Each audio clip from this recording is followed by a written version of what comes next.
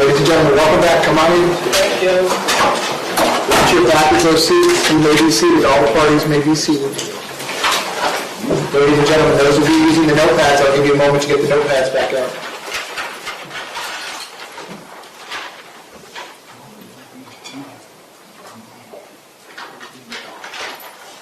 Okay, ladies and gentlemen, I hope you had a nice evening last night when we pressed pause on the trial yesterday in the middle of the state's presentation. We're going to resume it at that point.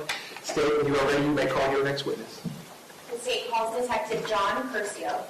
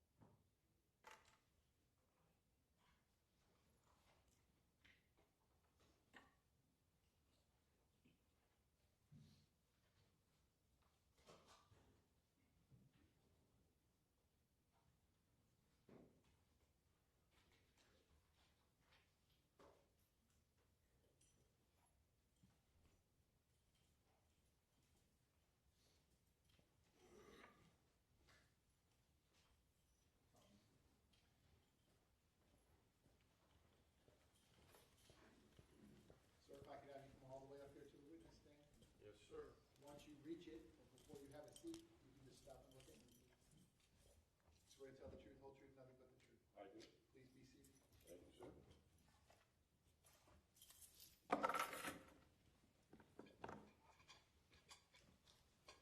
Sir, once you are seated, if I can get you to scoot that chair up as far forward as it will go.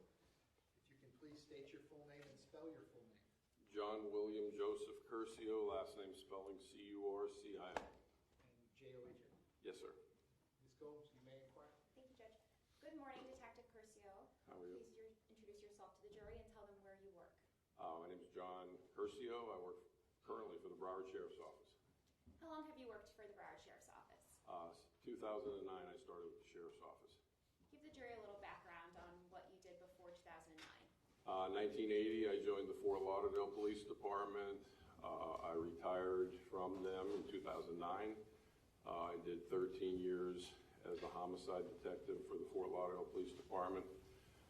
10 days after I retired, I joined the Sheriff's Office, where I've been a homicide detective with them. Other than the original, I think, 10 or 11 months, they wanted to see me in uniform, so I did uniform, and then I went back to working homicides for the Sheriff's Office.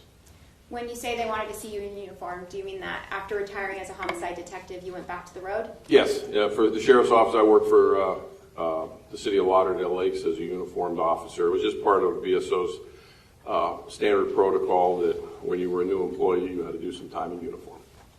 Once you completed your time on the road, did you go straight into, I don't know if you refer to it as a detective bureau? Yes, I went straight to becoming a homicide detective for the Sheriff's Office. Now, over your time as a detective handling homicides, if you know approximately how many homicides have you handled?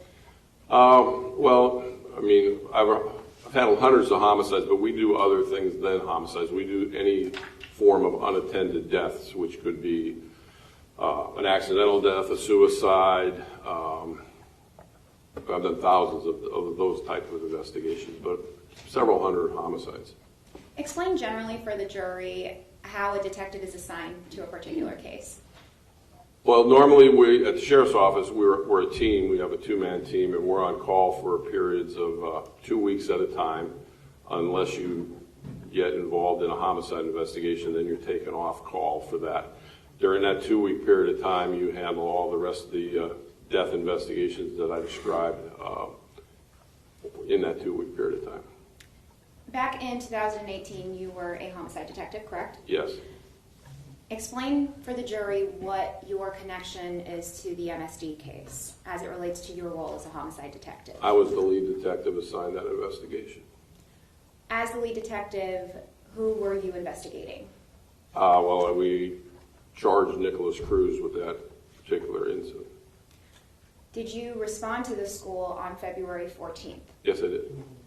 Explain for the jury what you were doing that day when you first received the call. Myself and about 5 or 6 homicide detectives were in our homicide squad room, which is at 2601 West Broward. One of our lieutenant colonels kind of came running into the squad room and said there was a shooting up at the school, and we all the homicide detectives that were in the squad room ran down to our cars, jumped in our cars, put on our lights and sirens, and responded up the turnpike to Stoneman Douglas. Do you recall approximately what time you arrived on campus? Not without looking at the actual timeline. I know we got to the scene right around the same time that the Broward Sheriff's Office SWAT team was starting to make entry into the west side of the 1200 building. So I'd have to look at the timeline. We got up there relatively quickly because we were able to park right alongside of the 1200 building on the east roadway. And after a few minutes, there were so many cars up there, you couldn't park within miles of the school. And the reason I ask, when you're responding to the scene, what's your understanding as to whether it's an active scene or? Well, again, all we knew was that when the lieutenant colonel kind of told us what was going on, that there was a shooting, somebody had been shot, and we didn't know much more of that. When we were, I was in my car separately as we're going up the turnpike, as fast as we could. So there wasn't a lot of information that we knew other than what the lieutenant colonel had told us. When you arrived on campus, what is the approach you took as far as responding to the scene? Was there a specific approach because of the term active shooter? Well, again, when we got to the scene, we were able to park the group of homicide detectives I'm describing on the east side, and there were hundreds of students self-evacuating the school when we got there. They were coming off every exit point they could. And as we were coming out of our cars, we were trying to gather intelligence or information as to what was going on campus from them as they were running by us. We were making them drop their backpacks, and we were trying to get some intelligence information as to what actually was going on. Explain for us why in that moment when you're arriving to the scene of a shooting, you would stop and talk to the children. Well, again, I didn't have any idea really what was going on at the school at that point, so you're trying to gain information so you know what to do as a police officer.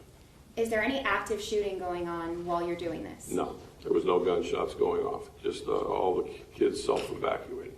Did the lack of gunshots impact your response at all?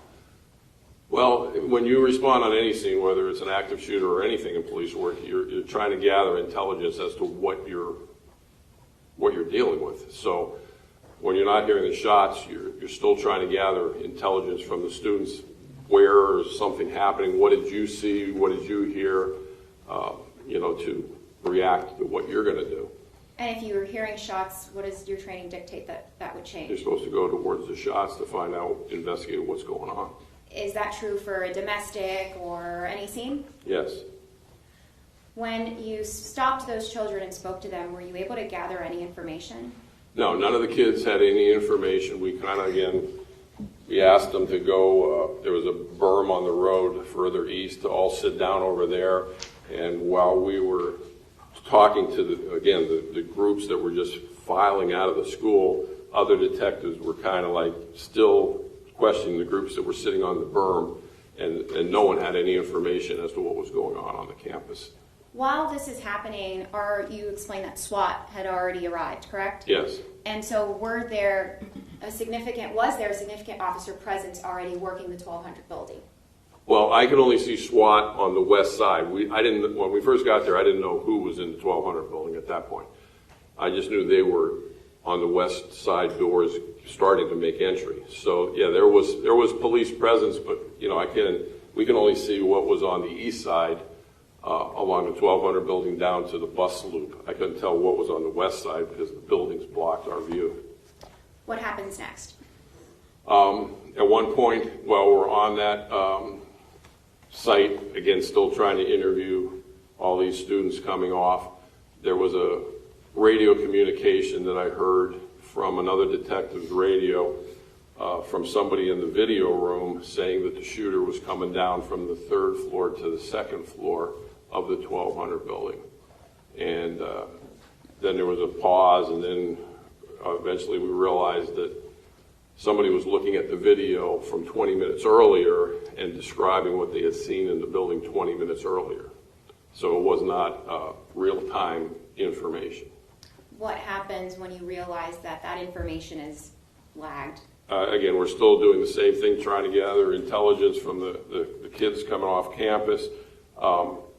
Shortly thereafter, somebody came up with the name of the suspect and put it over the radio. So now we're actually re-engaging with the students who came off the campus who are sitting on the berm or coming off. Anybody know what Nicholas Cruz looks like? Because we had no idea. He could have been in the group we had separated on the berm. So at some point, it does become known to the officers on scene that the shooter has left the building. They knew that the video feed was 20 minutes earlier. He had left the 1200 building, but they didn't know he had left the campus, I don't think. But they knew he left the 1200 building because you could see that. When you realize that the shooter has left the building, as a detective that's going to be handling homicide, this specific homicide, what is your role in that moment? Well, again, my moment, we're still doing all the things we've been doing since the moment we stepped up there. But now I'm talking to students, I'm on my phone trying to get on social media, trying to come up with a picture of Nicholas Cruz. I'm trying to get any of the students who know him to provide me a picture so we know what this guy looks like. And then one of the assistant principals who's kind of in this, this mass of students hears the name and says, I know what I know what Nicholas Cruz looks like because I had done a threat assessment with him at the school. And that was Denise Reed. Was Denise Reed able to provide you with a photograph? She was trying to get it through ROTC, I believe, again, through the school radio communication system. And then we heard over the radio that he had been stopped. So Denise Reed got in a car with homicide detective Zach Scott, and myself and Zach Scott in separate vehicles started heading down to the location where Nicholas Cruz had been detained. How far from the school was Nicholas Cruz detained? Several miles. He was down in Coral Springs in a residential area. Was the route that he took when he left the campus learned? Eventually, as the investigation proceeded, he went westbound through the school grounds. He blended in with the other students, self-evacuating, ended up in the Walmart, which is just west of the school.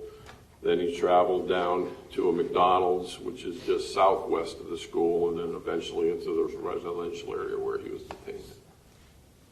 Was it learned which side of the 1200 building he exited? Yeah, he exited the west side, with the west doors. Once the shooter was detained, did you respond to the area that he was being held? I attempted to, but again, by the time all this is occurring, the traffic was incredible because you had every law enforcement, paramedic, fire department, family members all heading to the school, plus you had normal rush hour traffic. I never got down there before they ended up transferring him up to Broward Medical North to be medically cleared. So I kind of diverted halfway down to where he was detained to get to the hospital, which was where he was being brought to. All right. I know this investigation was very vast, so I'm going to streamline it a bit, but did you ultimately interview the shooter? Yes, I did. Explain for the members of the jury, just generally, approximately how long you spoke with the shooter, not what the contents of that conversation. I spoke to him for several hours, but I was with him probably for, and again, I'd have to look at my notes, anywhere between 10 and 12 hours before I ended up actually formally booking him on a probable cause charge. As the lead detective on this case, explain what your role would be as far as walking the crime scene. Is that something you ever did in this case? Yes. After we formally booked him and he was brought to the jail, I ended up going up to the crime scene where the other homicide detectives had remained from the time that myself and Zach Scott left to go where he had been originally stopped. Did you familiarize yourself with the campus and with the 1200 building? Yes. Approximately how many hours or days initially in this investigation did you spend on that campus, having walked the campus? Well, I mean, we did the walkthrough over the course of the years that this investigation took against Nicholas Cruz several times. more so was the video that we watched and ended up reviewing more times than we did walkthroughs, at least myself. Are you familiar then with the surveillance system at the school? Yes. You're familiar with where certain cameras are placed and located? Yes. And you familiarized yourself with the location of the particular in the 1200 building as to where the camera angle is looking at? Yes. Now, as part of your investigation, did you learn the names of the victims that were located on each individual floor? Yes, I did. Explain for the members of the jury how that happened in those first hours or days. All right, when I was actually at the public safety building with the suspect, again, a team of homicide detectives remained on the scene. And they were the ones who physically were able to identify each of the victims, which took a period of time because, again, some of the students didn't have identification on them, and it took several hours for us to get their true names. And I don't mean to be crass when I say this, but by the time you walked the first floor and the third floor, had the deceased been removed? Yes, all the victims had been removed by the time I got up there. Was it part of your job as understanding the crime scene to know, nevertheless, where each victim had died? Yeah, I walked through with the detectives who were on the scene. The video itself actually showed a clearer portrayal of where they were when they passed, because once the entry teams began to come in to try to rescue the kids in the classrooms, the living kids, some of the victims' deceased bodies had to be moved away from doorways so that entry could be made. So not only did I speak to the detectives who were on the scene who saw and found where the victims had been moved to, we watched the video where you could tell where they actually fell before they were moved. And after watching that video, you yourself walked and were able to physically stand in the location where those individuals had been shot or killed, correct? Yes, several times. I'd like to focus on the first floor. If you could describe to the members of the jury just briefly the names of the individuals that were killed on the first floor. All right, the deceased on the first floor. I'm going to object this to relevance since my client was on the scene at that point. The relevance is? Well, Judge, the relevance is just the order of operations, the timeline that took place. Where his client was at what time is pretty relevant. Okay. Over the defense objection. Go ahead, sir. That's overruled. You can answer the question. All right, the first floor, coming in through the east side of the 1200 building, first floor, you had Gina Maltalto, Martin Duque, Luke Hoyer. A little further into the first floor was Alex Schachter, Alyssa Alt-Tadef, Helena Ramsey, Nicholas Dorette, Carmen Shentra, Christopher Hickson, which was a staff member, and Aaron Feiss, who was a staff member. And did you, if I didn't hear you say Elena Petty? Yeah, I'm sorry. Yeah, Elena Petty. Now, I apologize for that. and as far as processing the crime scene, was there a crime scene tech that was assigned to collect the shell casings and ensure that the scene was properly processed? Yeah, there was numerous crime scene people at the school. Each one, as if I recall correctly, there was teams on each floor assigned to each floor. And as the lead detective, are you involved in making sure that that happens in the investigation? Yeah, I mean they're all they all have their own supervisors, but ultimately the homicide lead detective is responsible to make sure everything's done properly. Were you responsible for also, and we won't go through each individual's name, but were you responsible for also learning the names of those who were wounded but not deceased? Yes. And were there several on the first floor? There was numerous on the first floor, yes. As part of your investigation, did you learn whether any rounds had been shot on the second floor? Yes, when we were able to not only do the physical examination of the second floor, but watching the video as well. On the second floor, there were several classrooms that were shot into. And let me back up. Who was the last person to be shot on the first floor? Coach Aaron Feiss. And Coach Aaron Feiss,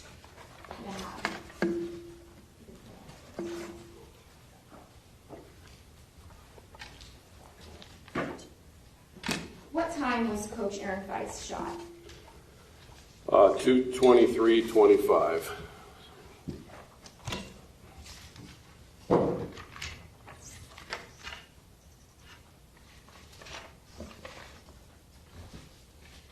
And at 2:23:25, how many times was Aaron Feist shot?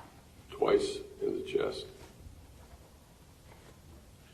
Ms. Gomes, is this an item that's already in evidence? It is, I apologize, Judge. We're now showing the screen door remain off, so I'm going to turn my screen as well. What's in evidence as states 5. This is the full 6 hours of surveillance. Court deputy unit, call the TVs are off.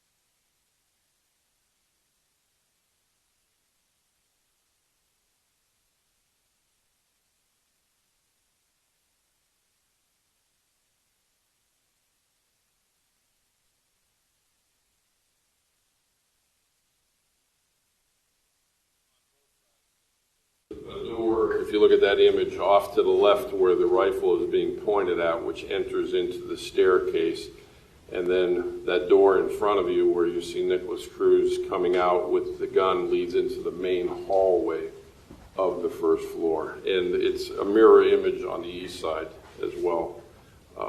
So if you're standing on the west side of the building, is there a set of doors that will lead you into the hallway and a set of doors that will lead you into the stairwell? Yes.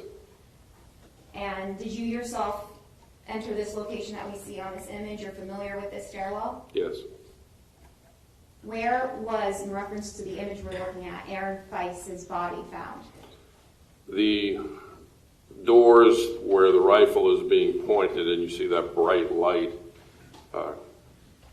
he was found right on the concrete patio area where those doors would have opened up into, as if he was coming into those doors when he was shot.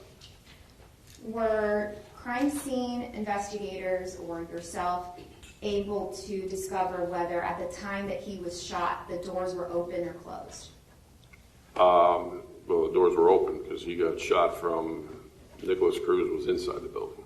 He was just making, it appeared consistent with him just making entry into the building when he was killed. And at 2:23:26, was this the last killing that takes place on the first floor? Yes. So all of the other deaths that take place happen after 2:23:26. That is correct.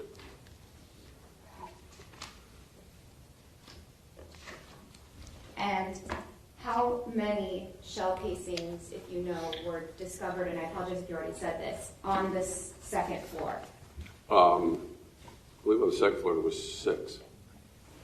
Were any students shot on the second floor? No. Turning your attention to the third floor. Yes.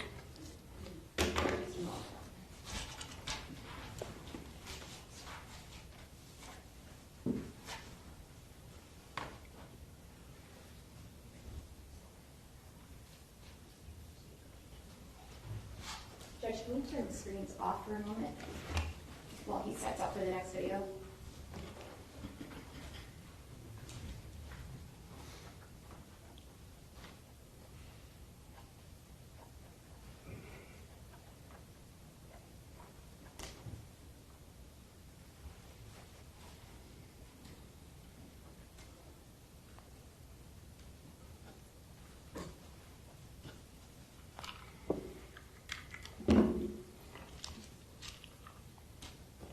So, You ready? Okay.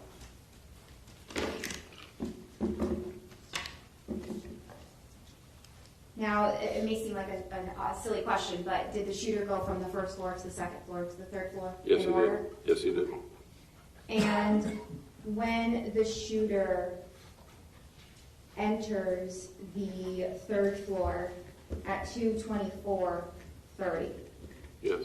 Is that correct? Yes.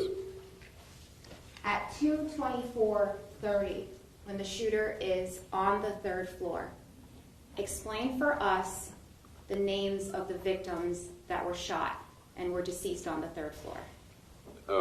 From the east side of the 3rd floor going to the west, teacher Scott Beagle was killed. Carol Longren, Meadow Pollock, Joaquim Oliver, Jamie Guttenberg, and Peter Wang. In addition to those that were killed, were there other victims that were wounded? Yes, it was. And what are their names? We had a teacher by the name of Stacy Lapel, was on the 3rd floor, Kyle Lyman, Marion Kabachenko, and Anthony Borges. While the shooter is working his way, killing people on the 3rd floor, Yes. approximately how many rounds were recovered from the 3rd floor? I believe there was over 61 rounds on the 3rd floor. And those 61 rounds, they were all fired while he spent his 3 minutes or so, or however long, on the 3rd floor, Yes, before exiting the building. yes. Do you recall what time the shooter ended up blending in with the rest of the students? I'm going to refresh my memory and see if I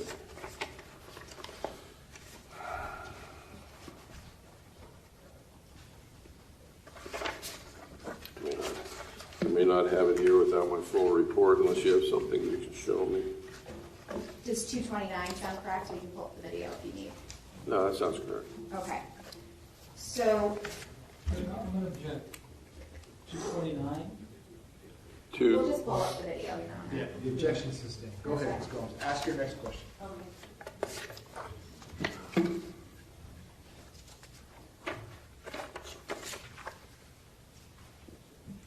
If we can turn the screen on.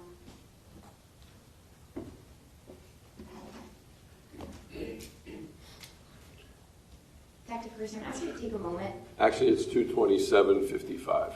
Is when the shooter leaves the building or places his gun down? Oh, yeah, places gun on the staircase. Okay, And then, and after placing his gun on the staircase, he then goes down the 3 flights of stairs, yeah, I correct? found it in my notes, so, Okay. yes. All right, and so do you, if you don't know, that's fine, the time that he actually blends in with the students? He runs for a period of time before he catches up to the hundreds who are fleeing westbound. Okay. So, I mean, he takes a few seconds to get there. Okay, so turning your attention to the screen, do you see the 3 images on your screen? Yes. Describe for the members of the jury where these cameras are located, starting with the camera on the left. Are you familiar with this stairwell? Yes. Did you personally walk this stairwell? Many times. Where is this stairwell in reference to the 1200 building or inside the 1200 building? The picture on the left is coming down from the 2nd floor of the east stairwell down to the 1st floor. That door that's open on the bottom is where Nicholas Cruz first entered into the hallway after loading his gun. And the image in the middle, what are we looking at?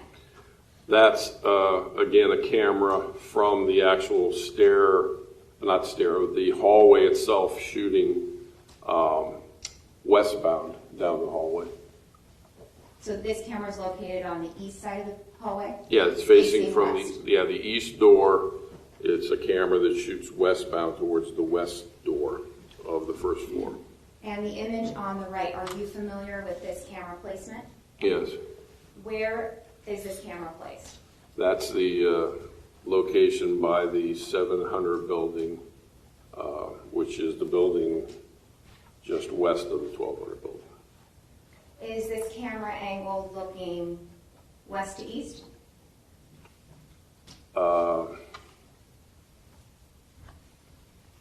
I believe it's the opposite. I think it's east to west, but I'd have to actually watch it. Okay, well, we're going to hit play. Yeah, it looks to me. It looks like it's east to west, but I may be wrong.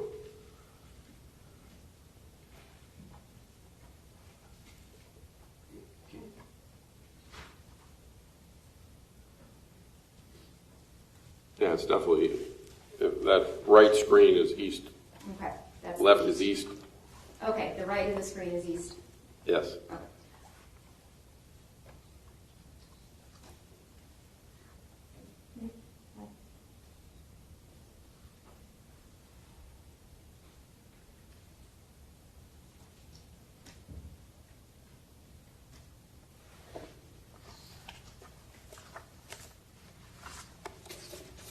Detective, can you read for us on the top of the screen what time it is?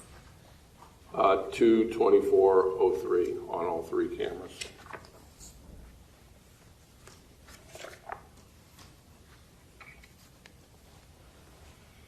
Now, the image on the left of the screen, the east stairwell, is that stairwell. Let me show you a map.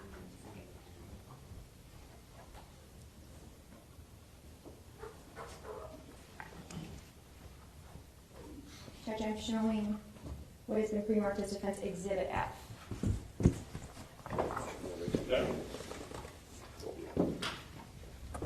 The east stairwell that we just saw on that screen, can you please point to where that is on this map?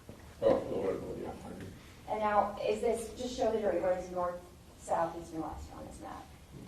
Well, north is that way, east is that way. This is where we were at with all the self-evacuating students, and this is west going towards where Nicholas Cruz pointed in. So that stairwell that we just saw, show us one more time. Right here. If you know, how far, what is the distance between this east side of the 1200 building and building 7, the 700 building? I think it was 75 feet in that range.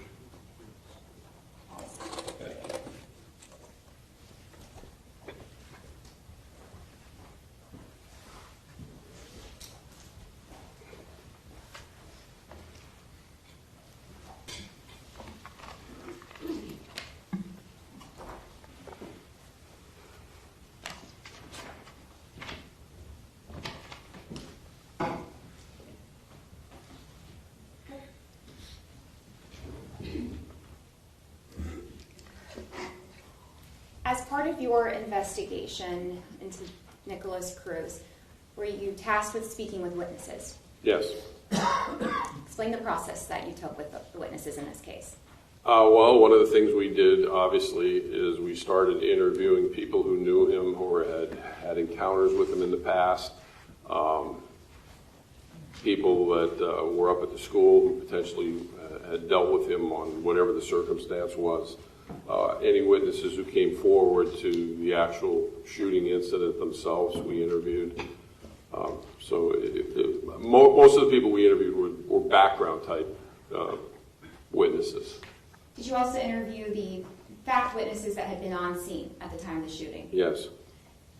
As part of your investigation, did you interview the school resource officer, Scot Peterson? Yes, I did.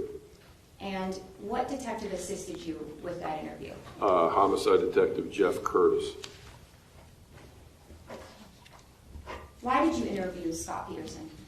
He had had dealings with Peterson in the past up at the school, or with Cruz earlier in his career up at the school, and we interviewed other BSO deputies who had had calls of service involving Nicholas Cruz as well. Please walk the jury through the process you took when interviewing Scot Peterson. We were in a conference room, basically took a sworn statement from him with a digital tape recorder, asked him about the day of the incident, and asked him about any past dealings he had ever had with Nicholas Cruz and what those entailed. When you're in the interview room, was it made clear that there was a recording device? Yeah, it was right on the table in front. In fact, I swore him in or either I did or Jeff Curtis swore him in under oath. When you say that you swore him in, what does that mean? Basically, it's the oath to swear to tell the truth, the whole truth, and nothing but the truth, so help you God. It's just a formality of, this is what you need to do, tell the truth, and if not, it's, perjury. Did Scot Peterson indicate that he understood he was giving a sworn statement? Yes. Why do you say that? Because, again, we had the interview, and the tape recorder was right in front of him, and I asked questions, he answered them. When you were interviewing him, was it for matters material to your investigation of the shooter. Yes, And it was under oath, you already said, correct? yes. Okay. Why put a police officer under oath if you're taking a statement from him? Aren't you all, You guys make me swear to my police reports too. We do everything under oath. so even though he was a police officer, you still swore him in like you did the civilian witnesses? Yes, just like you did when I took the stand here. Now, did you ask Deputy Peterson if he understood what perjury meant when you swore him in? I'm going to refresh my memory exactly what the wording was. Yeah, I did in his response. Again, I don't know if that's me or Jeff talking, but his response was, I do. Okay. How did Scot Peterson become aware of the fact that something was happening on campus? He had heard, according to his statement, a faculty member named Drew Medina come over the school radio, not the police radio, but the school radio, saying something about hearing some sounds, possibly firecrackers or something to that effect at the 1200 building. Did you confirm with Scot Peterson that he heard that the sounds were coming from the 1200 building? Again, I'd have to look at his statement for exact terminology. And I'll refer you to page 7. Okay. Yeah, I mean, Scot Peterson's own words were that Andrew Medina said that he heard firecrackers in the 1200 building. Did the defendant tell you how close he got to the 1200 building? Yes. And what were his words? He got very close. I think he said within 10 feet, but again, I'd have to look at the exact. So that's what I recall. Yes, he got within a few feet. Did he tell you that he heard gunfire? Yes. Did he tell you that he looked inside the building? No, he did not. Did he look in any of the windows? No. Did he tell you that he ever interacted with any students? As I recall, he said he didn't see anybody coming out of the building.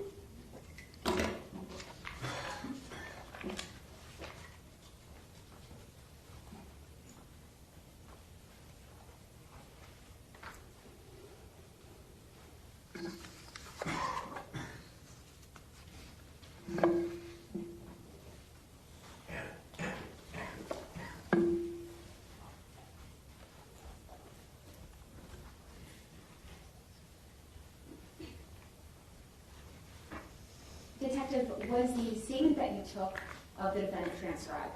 Yes, it was. Your Honor, may I approach the witness? You may. Detective, I'm showing you what has been pre-marked as States 3A. Can you take a look at this, please?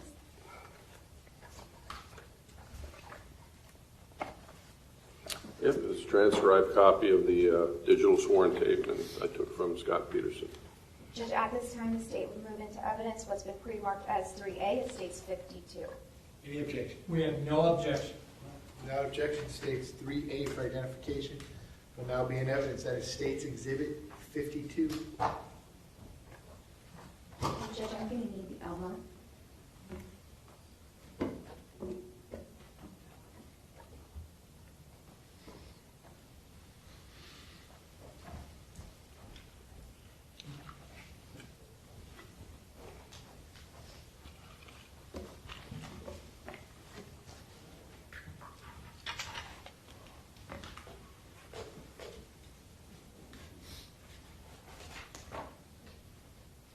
All right, Detective, can you explain for the jury, when it says 13:02 hours, is that military time? Yeah, it's 1:02, 1 p.m. So what date and time did you take this statement? February 16th, 2016.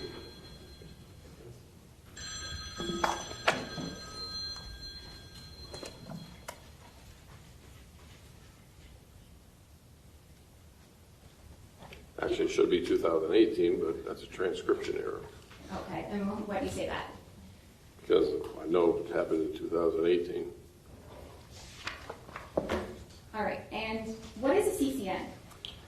That's it's kind of like your badge number, but it's not. It's your ID number that everything, you do work-related, they identify you by your number. Now, this entire transcript is in evidence now, but I'm going to direct your attention to certain pages. Give me just a moment. No problem.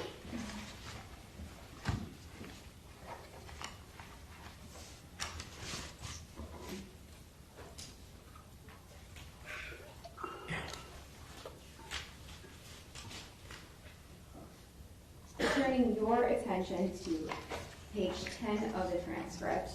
Yes. Would you please, I'll just read for the members of the jury the question and answer on page 10. Starting at the highlighted section, the question was, okay, now, as you're approaching the building and you're that close and you're doing what you're talking about with both radios, are you in a position to cover or you're still standing? And Mr. Peterson, answer was no. That's where I then realized I'm out in the open in the middle. So I then go back towards the right at the corner of the 700 and 800 building, and I go back. I bring Greenleaf. I bring back over here, and then I obviously whip my gun out. I'm taking a position on the east side of the doorway, and I can also see down the sidewalk looking out west. I get a good two-dimensional of the whole building at that point. Continue, Want me to please. continue? Yes, please. Okay, then my question is, okay. I say okay.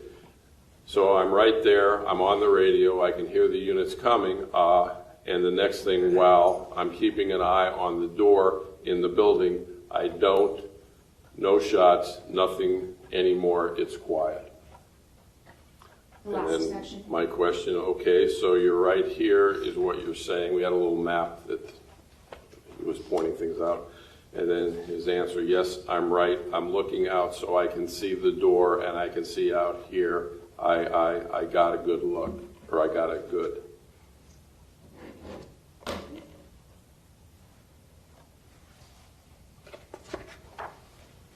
Direct you to the top of the page.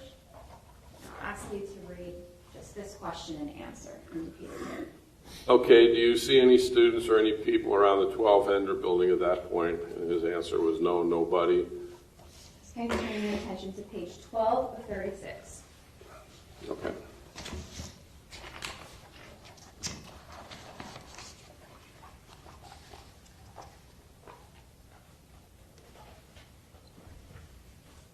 Okay, and I'll ask you to read, starting with the highlighted portion. All right, we're discussing Coral Springs Officer Burton in this section, and the question is, all right, what happens from there? Scot Peterson's answer was, and he runs up by the tree, and I'm just telling him, I heard a couple of shots, haven't heard anything since, and he's just taking cover by, behind the tree, and I'm taking cover here, and units are now starting, no more gunshots, and units are starting to come in. And then my question is, okay, as the units start to come in, what do you see and what do you do? And then the answer by Scot Peterson was, well, as the units start coming in, the first units are coming in saying, hey, there's someone shot over by the football field. I know where the football field is. It's quite a distance from this building.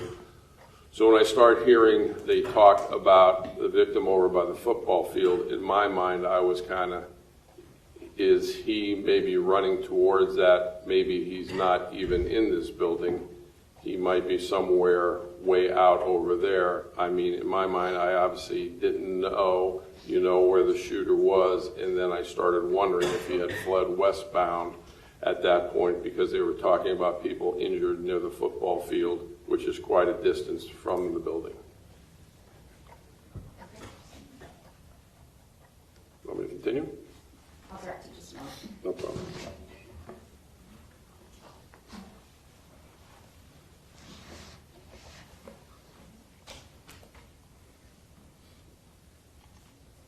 directing you to page 14. Okay.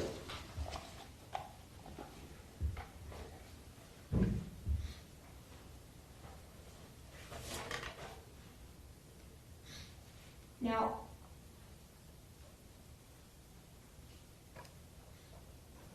why did you ask him? What's in your thought process? What's the importance of asking him if he saw any children leave the building? Well, again, we use the word active intelligence to try to figure out what's going on. Active intelligence goes beyond hearing gunshots. It's everything from seeing casings to a blood trail to getting information from people as to what's going on. Those are all the term active intelligence. So, just like I was trying to do, interviewing all those students, I was asking him if he got any active intelligence by talking to anybody. Okay, and the highlighted question and answer, please. Actually, if you could start right above it. Did you go in the 12 at all? No, because no. Question, okay, now did you ever see, while everybody is starting to arrive, did you ever see any of the students leaving building 12 at all? Yes. Question, which were they, all the doors, or no, they were evacuating, they were telling them they were taking them out, and the kids were going out towards the parking lot. Okay, that's when the officers arrived, But you didn't see any kids? No, when I was on the scene, there were no individuals running out, none. Did you confirm, keep going. Okay, so the question is, so there was no kids that ran out to say to you guys, hey, there's a guy up there or anything like that, and his answer was no. Okay. Now, did you confirm, when you're taking this statement, have you already reviewed the surveillance cameras? The only video we had reviewed at that point was the interior of the 1200 building. The exterior we had not viewed yet because it had been taken to another site. So when I was taking this statement, I had not seen any of the exterior videos at all. So is the point of this statement just to gather whatever information he may have had from the scene that day? Not only from the scene, but background about his interactions with Nicholas Cruz in the past.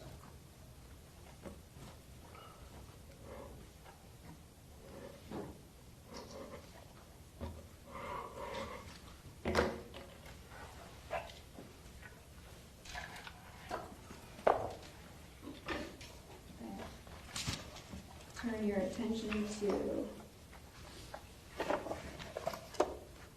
page, just a moment.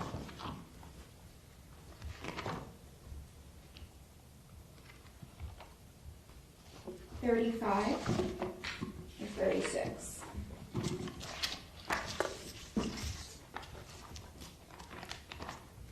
Now, how many gunshots did the defendant tell you that he heard? 2 or 3. Explain for the members of the jury what the purpose is of asking this final question here towards the end of the interview that we see that's highlighted on page 35.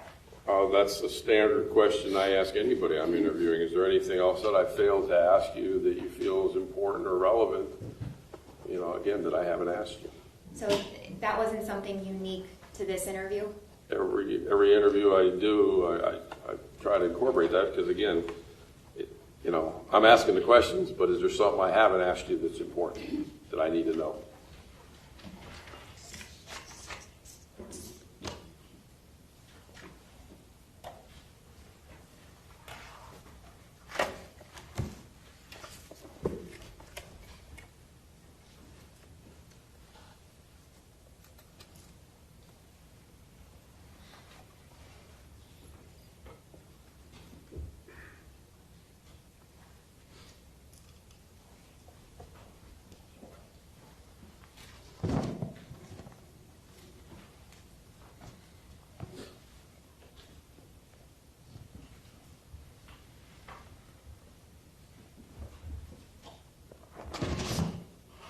I apologize, I asked you about it, but I didn't show you. I'm going to refer you to the bottom of page 9.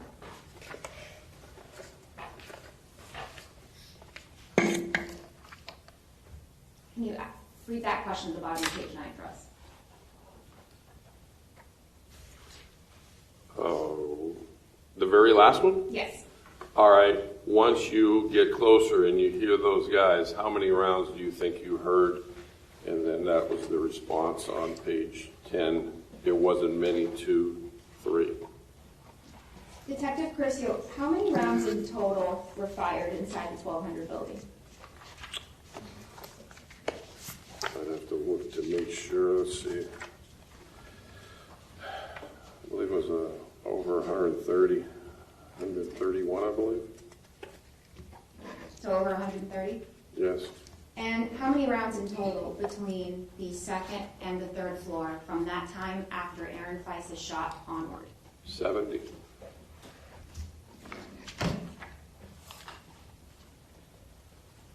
Now, I asked you the names, well, you did, you provided us with the names of the wounded as well on the third floor. Okay, just a moment to confer, Your Honor.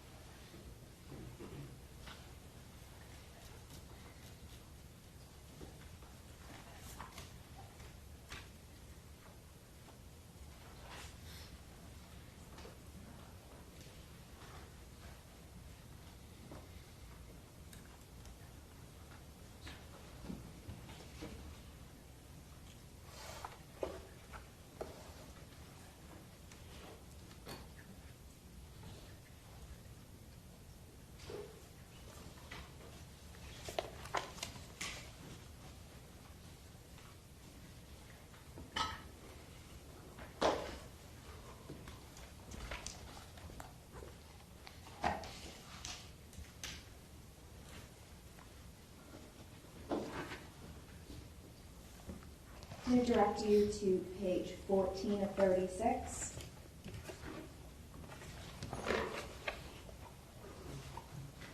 You have it copied, that's fine. I'm going to ask you to read for us the question that begins with, okay, so there was, towards the bottom of the page.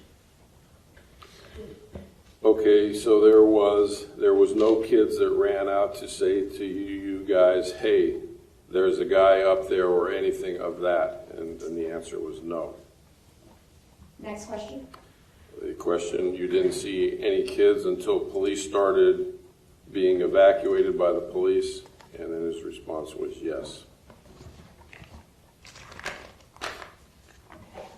Judge, I have nothing else. Cross-examination, Corey? Thank you, Your Honor.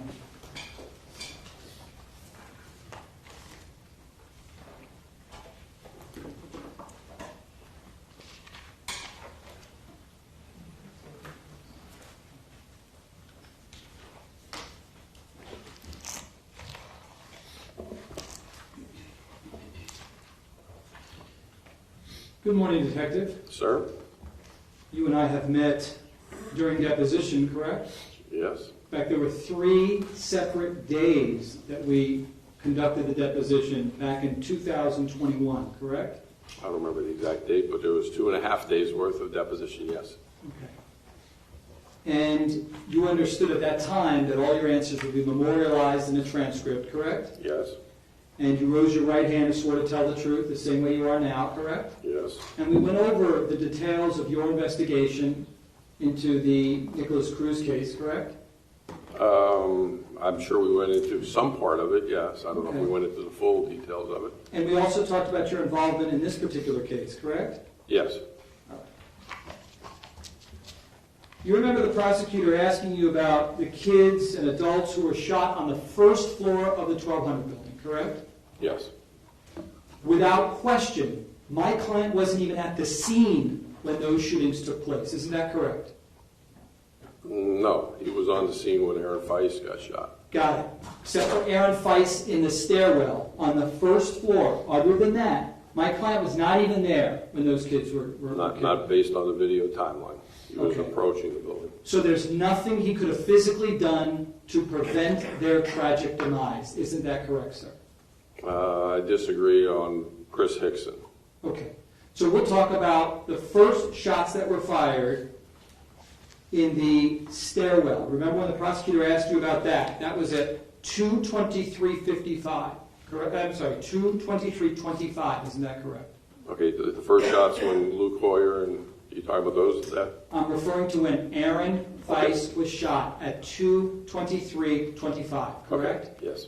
And 1 second after that, you are aware that that's when my client announces shots fired, possible firecrackers, possible shots fired. Remember that? I don't remember the exact terminology. That sounds accurate based on the timeline. Yes. And that was 1 second after Aaron Weiss was shot at 2:23:25. Isn't that correct, sir?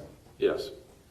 And when Aaron Weiss was shot, the door was open. The door to the stairwell was open. Isn't that correct? That's what it appeared to be. And Aaron Weiss was on the opposite side of the door, correct?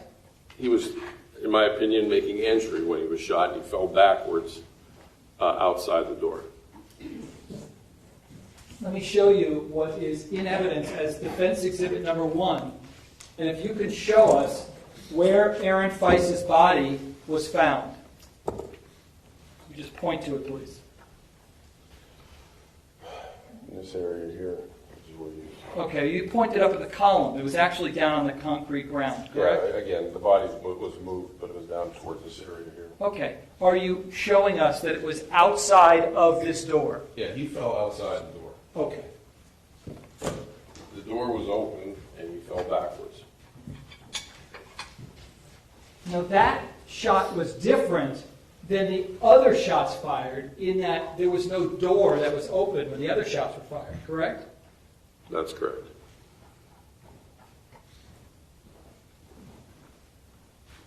And then after Aaron Weiss was shot, there are no additional shots for another 26 seconds. Isn't that correct? I didn't have to look at the timeline. That sounds accurate. Because the next round of shots into 12:31 was at 2:23:51. Isn't that correct? Council's testifying. No, that's what You can answer. Again, I'd have to look at the timeline for the exact times. He goes up to the second floor and he shoots the 6 rounds into the building. I don't remember the exact seconds, but it's all on a timeline. Okay. And that would have been north. The shooter would be pointing his weapon north into room 1231. Isn't that correct? Well, again, the building's kind of oriented, so he was been firing westbound, kind of into those second floor building classrooms where no one was hit, because the rounds impacted the window on the west side of the 1200 building. We're talking about the second floor, right? We're talking about the second floor. The round of gunfire into 1234, for example, would have been in the direction of my client, correct? Yes. And would But have... that's kind of westbound. Well, It's I'll go northwest with you, but it's west. Cruz would have been firing westbound.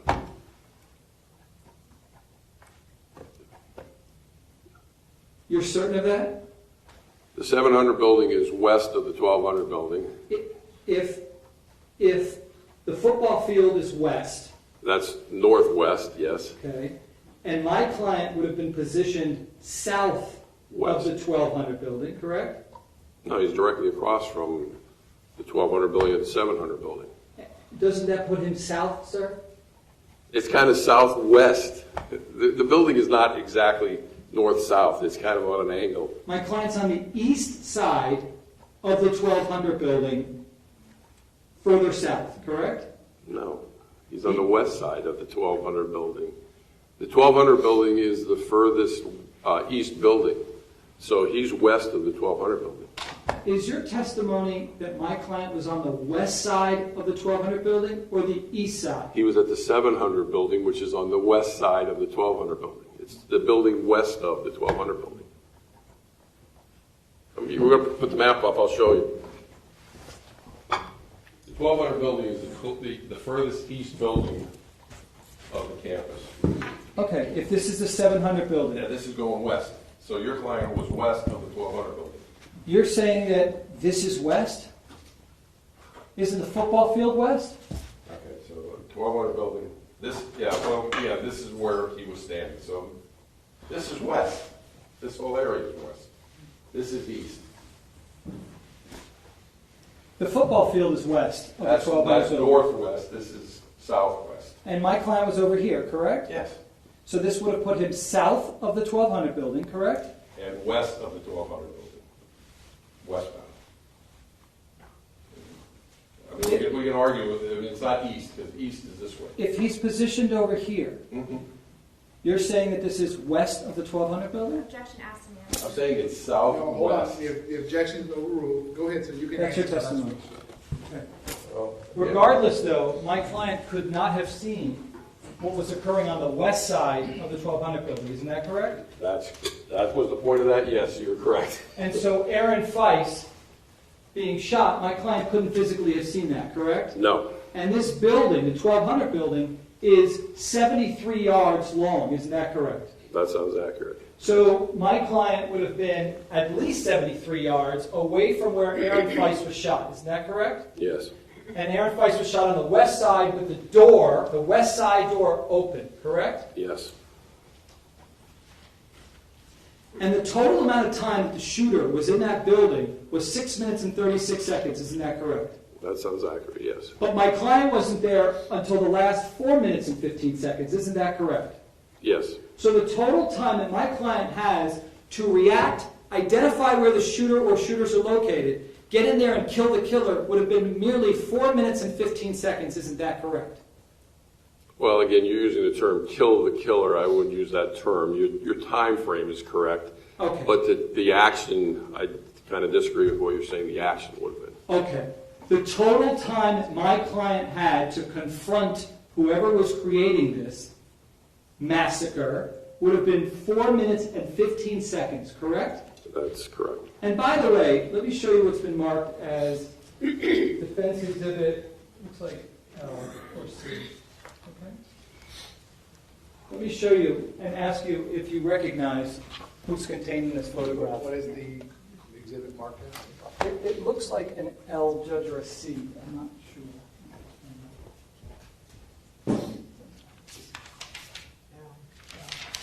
I'm showing what's been marked as defense exhibit L. Do you recognize who's contained in that photo? Yep.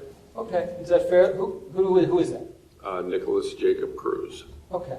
Does this fairly and accurately identify Nicholas Jacob Cruz? Yes. Okay, Judge, we'd move this into evidence.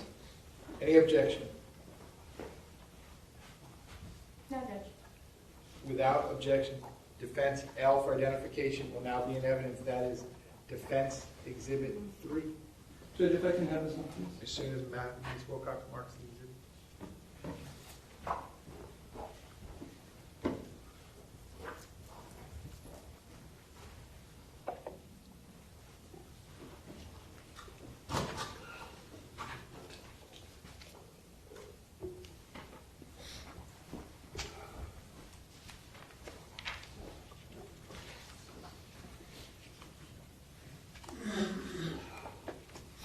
Judge, I'd like to publish this. Yeah, you want another piece? Yeah, please. So the judge can see.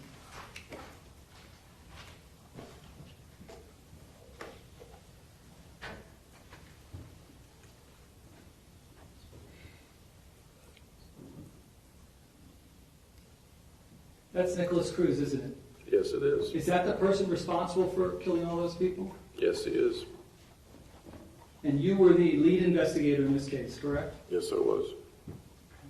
He had nobody else with him, correct? No, he did not. But at the time, you didn't know it, correct, when you arrived on scene? No. In fact, none of the officers that worked for BSO would have known that there was just one shooter on campus, correct? That's correct.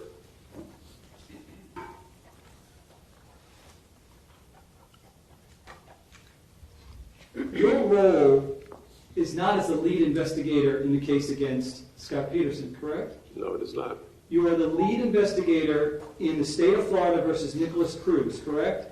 I was, yes. That case is over with, correct? Yes. And The way that it worked in that case is that you conducted a very professional and thorough investigation, did you not? I don't know if that's a statement or a question. I would like to believe I did, but Yeah, no, it is. It's a statement. Do you agree with that? I did an investigation that culminated in him pleading guilty to 17 counts of murder and 17 counts of attempted murder. And the investigation was extensive over many, many years even, correct? That is correct. And during that time, you interview numerous witnesses, correct? Yes. You take sworn statements from hundreds and hundreds and hundreds of witnesses, correct? Not so much hundreds on this case, but in my career, yes, hundreds of witnesses. Okay. And you have pages of reports, correct? On this case, yes. And when we say on this case, we're referring to Nicholas Cruz, correct? Yes. Okay, that's what we're talking about right now. Okay? Just want to know what your role was in Nicholas Cruz and what a lead investigator does in a case, right? Yes. And you don't determine what charges get filed, correct? No, well, in this case, we charged him with a probable cause affidavit. You keep saying in this case. We're referring to Nicholas Cruz, Okay. correct? So I'm just asking you, ultimately, a prosecutor in the Nicholas Cruz case makes the determination what charges should be filed, correct? Objection relevance. Yeah, that's sustained. The prosecutor doesn't investigate the case. That's your job, correct? Objection relevance. No, that's overruled. Go ahead, sir, you can answer that question. Yes, but in that case, it was presented to a grand jury, and then the state attorney, obviously, from there took over. In cases where there's no grand jury, you do an investigation, Yes. correct? Yes. You present your reports to the prosecutor, correct? Yes. And it's important that those reports are very accurate and detailed, correct? Yes. For two primary purposes. Number one, you have to rely upon the accuracy of those reports years later when you testify, correct? Yes. And you often refresh your recollection utilizing those reports, correct? Yes. But also because you're submitting reports to a prosecutor for them to determine what the facts are, correct? Well, the report is based on statements, so they have both the statements and the report to rely on. And then based upon what's submitted to the prosecutor decides what might the appropriate charges be, correct? Objection Yes. relevance. Yeah, that's sustained. Oh, I'm sorry. Sorry, Your Honor. And you were not the lead investigator in this case. That was Keith Riddick. Is that correct? That is correct.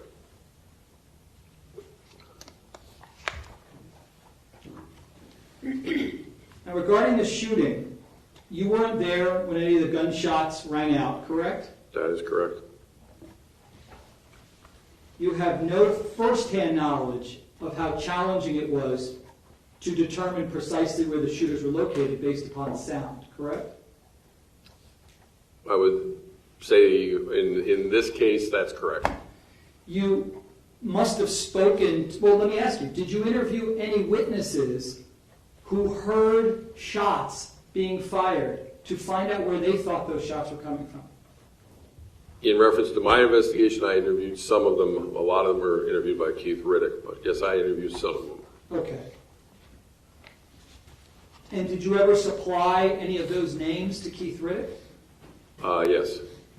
And in those statements, you would have identified where they were positioned, correct? Yes. And where they thought the shots might have been coming from, correct? Yes. And you thought that was being of service to Keith Riddick, so he can include that as part of the case against Scot Peterson, correct? Again, when I would come upon somebody, on my case that I was interviewing, if it crossed over into what Keith Riddick was investigating, I would say, in particular, this is a guy, have you interviewed him yet? If not, you need to. Did you, through your investigation, ever compile a list of all of the hundreds of students who were coming out of the building to determine where they were when the shots rang out and where they thought the shots were coming from? What we did, and this is going to be somewhat of a long answer, since we evacuated the entire school, we had to get in contact with everybody who was on campus that day to find out if they heard shots or what they saw. And it wasn't just me doing it, it was hundreds of detectives from every agency. If they heard or saw something of relevance, it was then funneled back to us. If they didn't, if they were like in whatever, 800 building and they didn't see or hear anything, then they were not provided, I didn't get their names, they were just documented by the... Is it your testimony that you spoke or had someone speak to every one of the, let's say, 1,000 of kids that were both in the 700 building and the neighboring buildings that came out during the fire alarm? We split up the school roster of not only staff members but students, and when I say we, I'm talking about the sheriff's office, and detectives contacted, they had like 25 on a sheet, and they were supposed to contact every one of them to find out if they had any relevant information towards the investigation. Where are those sheets? They're in the case file. But anybody who had significant information then was funneled back to a detective to be formally interviewed. If they just hid in the auditorium and they didn't see or hear anything, then they were not funneled back to us. I'm referring to kids who came out of these buildings and heard shots fired. Where are those? Those notes are in the case file? No, again, what I'm telling you is everybody who was on campus was recontacted because we had sent everybody potentially running off campus. The investigation that you're talking about is Keith Riddick's files. Right, okay. I mean, if I had a crossover witness... Fair enough, I understand that you're not the lead on this case. But, So it's Keith Riddick who would have been responsible for what you're talking about, correct? if I can I give you a very short example of I just want to know if the answer is yes or no. It would have been Keith Riddick responsible for that, not you, correct? Keith Riddick was responsible for the investigation about the police response, not just Scot Peterson, but any police response. Mine was Nicholas Cruz. I understand, but Keith Riddick is the sole lead investigator in the case against Scot Peterson. Yes or no? Yes. Okay. Now, when you arrived on scene, did you know that Coral Springs had a separate 911 call center? No, I did not. You learned that after the fact, right? Yes. Did you think when you arrived that when people were calling in to 911 saying there's a shooter in the 1200 building and kids are being killed, that somehow that information was being disseminated to BSO? Again, when I'm on scene, I didn't know that even existed. Obviously, afterwards, I learned about that issue. Also, in terms of patching, did you think that Coral Springs Radio would have been patched with BSO so that they could be working in concert together? That's a normal protocol when you have agencies that are not a part of the BSO radio system. It's normal protocol, but it was protocol that you learned was not followed in this case, correct? I think it was attempted, but because of the radio problems that day, on both ends, they weren't able to accomplish it. I think they tried to patch, but the BSO radio system was failing based on how many radios were trying to key up at the same time, where you would I don't even know what the term is anymore. It would go into fail soft mode, where you couldn't transmit and you couldn't hear. How fair is that to officers who are on the scene? I was one of the officers on the scene. I mean, I don't know how fair it is. That's just what happened. It's just the way, unfortunately, the way it happened that day. When you say unfortunate, why is it unfortunate? Because, again, you're trying to gather real-time intelligence, and as police officers in the modern era, we rely on our radios. Right. And to get communications from people who have the best real-time intelligence. And in this case, because the radios failed, it was a difficult task. Impossible for some who would try to get on their radios and it would throttle, correct? Yes. Explain for the jurors what would happen if someone had some important real-time intelligence to convey to my client or other officers on the scene. Tell us what would happen. Again, the technology is well beyond my expertise, but if you try to transmit, it would make this alarming boinking sound, which meant it wasn't coming over because there were just too many people trying to either transmit or they were flooding. There's only so many slots that you can get on the radio system, and once that overfills, it goes into fail-safe or fail-soft mode. And so first responders, you would agree, were grossly hindered by the fact that the radios were not working properly, correct? I would say that's accurate. The fact that the radios with Coral Springs were not patched, correct? Yes. And that nobody from Coral Springs called BSO dispatch to say, hey, here's some information you might want to convey to your officers, correct? I know they tried to transfer some 911 calls, and in some cases that failed as well. Because Coral Springs was getting the 911 calls from, in some cases, inside the building, and when they would try to transfer them to BSO, the transfers weren't going through. And so all that information was never conveyed to BSO officers like my client. Isn't that correct? No, it wasn't given over the radio at all that I can recall. And there's no question through your investigation you learned that there were numerous children calling in from the 1200 building indicating exactly where the shooter was located, correct? Children and teachers. And that went to Coral Springs, not BSO. Isn't that correct? That is absolutely correct. You agree that that is unacceptable, correct? Objection, Judge. Yeah, but that's his name. His opinion, he's a fact witness, not an expert witness. His opinion is not relevant. Go ahead, sir. That is not how you guys were trained, correct? I would say it's not optimum because it's not the way we're trained. It's just the fact that if you're responding to an incident, again, you're trying to get real-time intelligence by whatever means you can, and a 911 call from inside the building is real-time intelligence. When you arrived on scene, I think you testified earlier that a lieutenant colonel told you that someone was shot, correct? No, that was while I was at the public safety building. Okay. That information never came out over your BSO radio, correct? I think that may have been one of the guys on Holmberg actually saying he had a guy shot at the football field, which was Mr. Lamont. That is correct. Football field. Did you hear that announcement saying that somebody was on the football field being shot? Well, when a lieutenant colonel came running in, he didn't say football field. He just said there was a student shot and there was a shooting up at the school. My question is, did you hear Deputy Kratz announce in real time that the shots were coming from the football field? I didn't the day of the incident. I heard it afterwards while I was doing my investigation. And just so we're clear, that when Deputy Kratz makes that announcement during the shooter was in the middle of the 3rd floor, correct? Did you match that up? I don't know if he was in the middle. I think he was in the teacher's planning room, I believe. He had not gotten to the teaching planning room, isn't that correct? I'd have to look at the timeline. I just know he was on the 3rd floor. That's correct.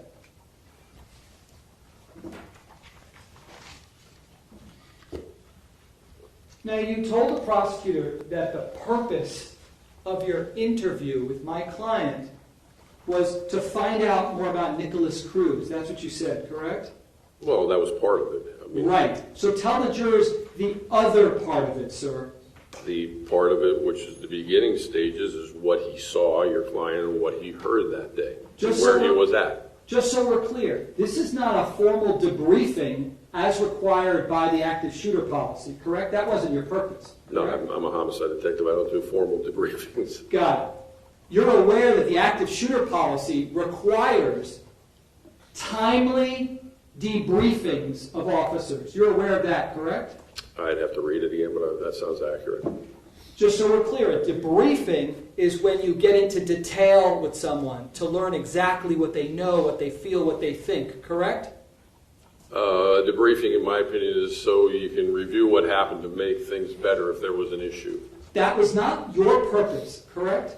No, I was a homicide investigator in charge of the investigation of the killings. And isn't it a fact that this interview actually happened because, first of all, Brian Tutler and Zach Scott were liaisons to the families, correct? That's correct. And family members started asking where Peterson was during the shooting, correct? Yes. Yeah. Relevance. Well, pause on And the objection, hearsay. because we're over for a restroom break anyway. So ladies and gentlemen, we're going to pause on the cross-examination. I'm going to give you a real quick restroom break. Same admonition as always. Please don't discuss the facts of the case, the evidence, the witnesses, or the testimony.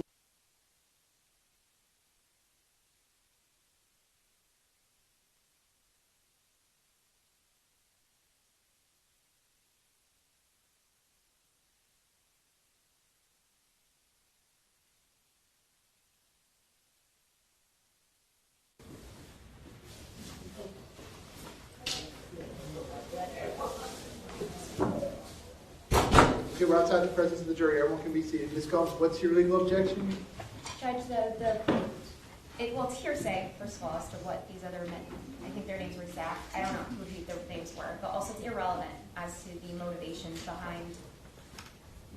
So the question to the witness was, isn't it true that parents made certain statements out of court that are not to this witness? So why is that not hearsay? Judge, first of all, it's impeachment. His answer was the only reason why I conducted this interview was to, quote, find out about Nicholas Cruz. To impeach him, first and foremost, his testimony and deposition is that they were there to find out what occurred because the family members started asking where Peterson was during the shooting, and that then his sergeant said, we then need to interview Peterson, and that's when they went to the public safety building for the sworn statement. Okay, so then what, again, we've had this discussion before, what is the relevance for this jury as to why? At a minimum, it's impeachment, Judge. He said that the purpose was for one thing, but they're actually a sworn testimony, and he began to concede that there was another purpose as to why it was.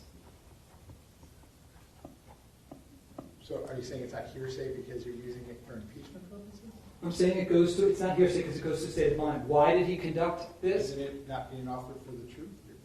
You're asserting that that actually happened, right? So No. it's an out-of-court statement being asserted for the truth of the matter. It goes to his state of mind. Whose state of mind? This witness's Why state is of the mind state of mind as to relevant why. as to what this jury has to decide? Again, I'm going to let you do a proffer outside of the presence of the jury when we're done with all this, but this inures to the discussion that we've had several times before. This jury isn't going to be asked to decide why charges were filed or what the reason charges were filed. The only decision they have to make is, has the state proven beyond a reasonable doubt each element of the crimes charged? The reason that the charges were filed is not in the purview of the jury, and I'm going to sustain the state's objection. I'm not going to let you. Your Honor, it's impeachment. The officer testified. The sole reason was to find out about Nicholas Cruz. I can't bring up... That's not what he said. No, He it's said- not. Hold on, sir. Hold on, sir. Sorry. You want me to leave, Your Honor? If you would like to step down and use the Yeah, I restroom, you would, just can't please. talk to anyone about your testimony. He left off the other. He left off the other portion, Judge, that he was asked by family members. I disagree with you, sir. He said, you asked him that last question, and he said it was two reasons. Number one, I was the homicide detective for Nicholas Cruz. Number two, I wanted to find out what Mr. Peterson. Right. He said. left out the other reason. That doesn't matter, Mr. Adcock. Okay. I know you don't agree with my Right. ruling, sir, but it doesn't matter. Then note my objection for the record, okay? And if you're sustaining the objection, again, I'm No, I'm gonna, when we're done with redirect examination, if there is any, with recross if there is any, I'll send the jury out again, and you may make your record and ask the detective whatever you would like to ask to, as a proffer. Yeah, and Similarly Judge, as I've let you do with the the others. state was the one who asked him what his reasons were for doing, and he left out the primary reason why he did this, which is what he tells us in deposition. In deposition, he said the primary reason was because the families wanted to know where Peterson was at. And I'm not allowed to bring that out in front of the jury? Okay, so note my objection. State, anything else you need me to address? No, Judge. All right, real quick 5-minute restroom break, we'll be in recess for 5 minutes.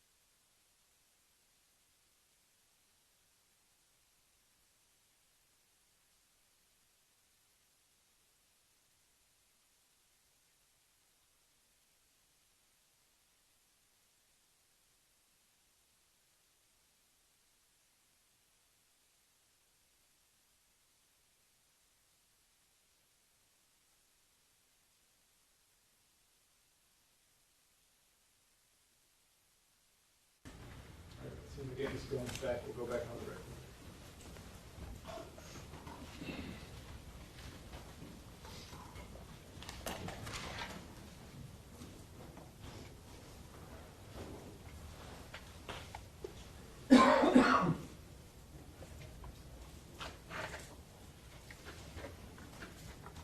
Big old fancy courtroom, don't even have a clock.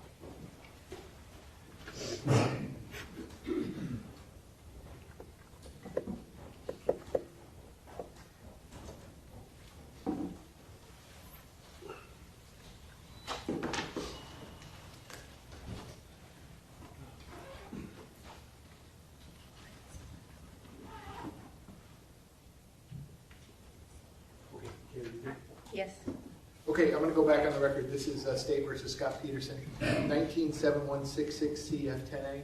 I continue to have Ms. Gomes, Mr. Tillman, Mr. Klinger present for the state. I continue to have Mr. Iglarsh present with Mr. Peterson, who likewise is present. We are outside the presence of the jury. The witness remains on the witness stand. State, anything you need me to address before we bring the jury back in? No, Judge. Defense, anything you need me to address before we bring the jury back in? No, Your Honor. Okay, please bring the jury back.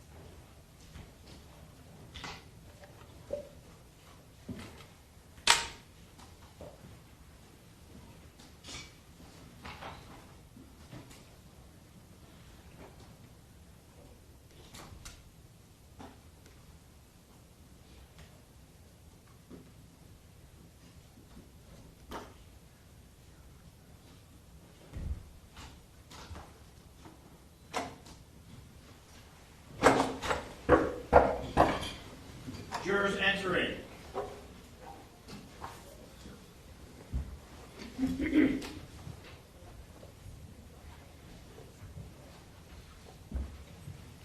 Welcome back, ladies and gentlemen. Come on in. Ladies and gentlemen, welcome back. Come on in. Ladies and gentlemen, once you're back at those seats, you may be seated. All the parties may be seated. Ladies and gentlemen, those of you using the notepads, I'll give you a moment to get those notepads back out.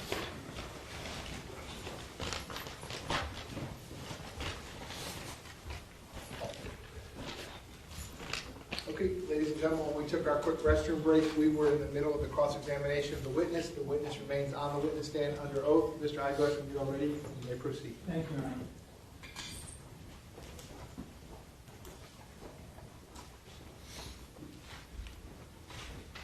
When you conducted the interview of my client, there was no pending criminal investigation, correct? Against your client? Yeah. No. There wasn't even an internal affairs investigation, correct? No, there was not. Relevance. What's the motive? Yeah, no, that's sustained. Go ahead, sir. Ask your next question.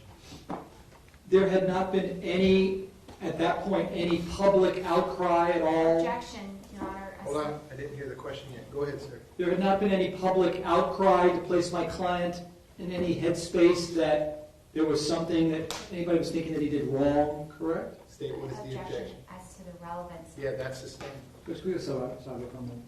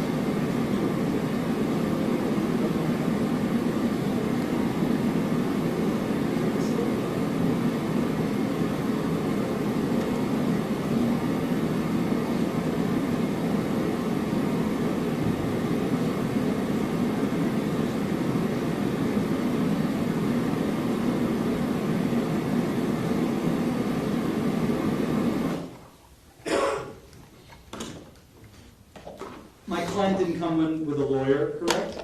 That's correct. He didn't have the benefit of reviewing any reports before he gave this statement, correct? The only thing he brought was some paperwork that he had on Nicholas Cruz from the school. That's it. But nothing regarding, anything else, correct? Well, I think one of them was an official report that he had been involved in with Nicholas Cruz, but that's the only report I remember. Okay. But not my investigation. None of my reports were offered yet. Correct. So he had no reports yet regarding what happened on the day in question, correct? No. Not that I'm aware of. Nor was he given the opportunity to review any videos, correct? No. So he comes in there and he answered every single one of your questions, correct? I believe so. Yeah, I'd have to go back and look. I don't remember any he couldn't answer. In other words, he didn't refuse to answer any questions, Oh, no. correct? No, he did not. And you've been in law enforcement for decades. You've become a pretty good judge of character as to whether you're seeing somebody who outright looks like they're lying to you, Objection. correct? Judge, Well, what's the legal objection? the relevance as to his judge of character when somebody is Well, lying. that wasn't the specific question. As to that question, it's overruled. Go ahead, sir. You can answer. Could you ask it again so I get specifics? For decades, you've been interviewing people, right? 43 You years. generally can get a sense when somebody is lying to you, correct? What I end up doing is I listen to what people say, and then I evaluate through an investigation whether or not I try not to be so open-minded that, I believe I'm clairvoyant and I can tell if somebody's telling the truth. At no point, while you're speaking with my client for the time that he was with you, did you think right then and there, gosh, this guy's lying to me the way that he's speaking to me, correct? Objection, Your Honor. Yeah, that's sustained. You tell my client that you're conducting this interview in a chronological order, correct? Yes. And that means you go from the beginning and then you say, and then what happened after that, correct? Well, it's got a reverse chronological from the day of the shooting, then backwards with Nicholas Cruz's background. That's correct. The interview that you conducted of Nicholas Cruz, which lasted for hours, how long was that transcript? How many pages? I have no idea. I mean, hundreds, correct? Again, I have no idea. This was merely 36 pages, correct? Yes. And up to page 16 is all that you discuss about what happened that day, correct?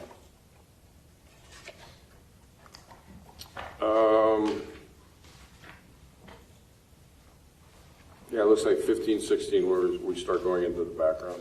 Right. So from page 17 on, all the way to the end, there's no discussion at all about what happened on the day of the shooting, correct? Towards the end, when I make that comment, is there anything else about the day of the shooting or? Other than that one question, there's nothing from page 17 to 36 where you discuss any further details about what occurred on the day of the shooting. Isn't that correct, sir?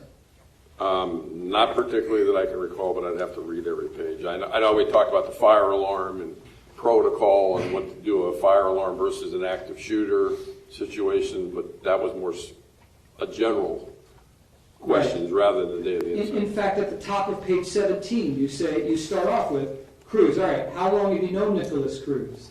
Yes. You shift your discussion to him, correct? Yes. Okay, so let's focus on the first 16 pages, okay? Okay. And one of the first things that he tells you is that prior to hearing the fire alarm, Scott was in his office researching a statute concerning a student who had a fake driver's license. Isn't that correct? What page are you at, just so I can refresh my memory? I know he said he was doing some fraudulent driver's license investigation. Okay, you remember that, correct? Yeah. In your research, did you find that that was the truth or a lie? Objection, Your Honor. Yeah, that's sustained. Okay. Did he tell you that the student's father was coming to the campus and he was going to meet with him? Do you remember him telling you that? I'd have to look at the page. That sounds accurate, but if you have the page number, I can refresh my memory as we go. Okay. My question is, do you remember him telling you that? Somewhat, yes. Okay. I think he said something. He may have contacted him on the phone, is the way I remember it. But Uh-huh. That's And he tells you that he was in building 1 prior to the fire alarm going off, correct?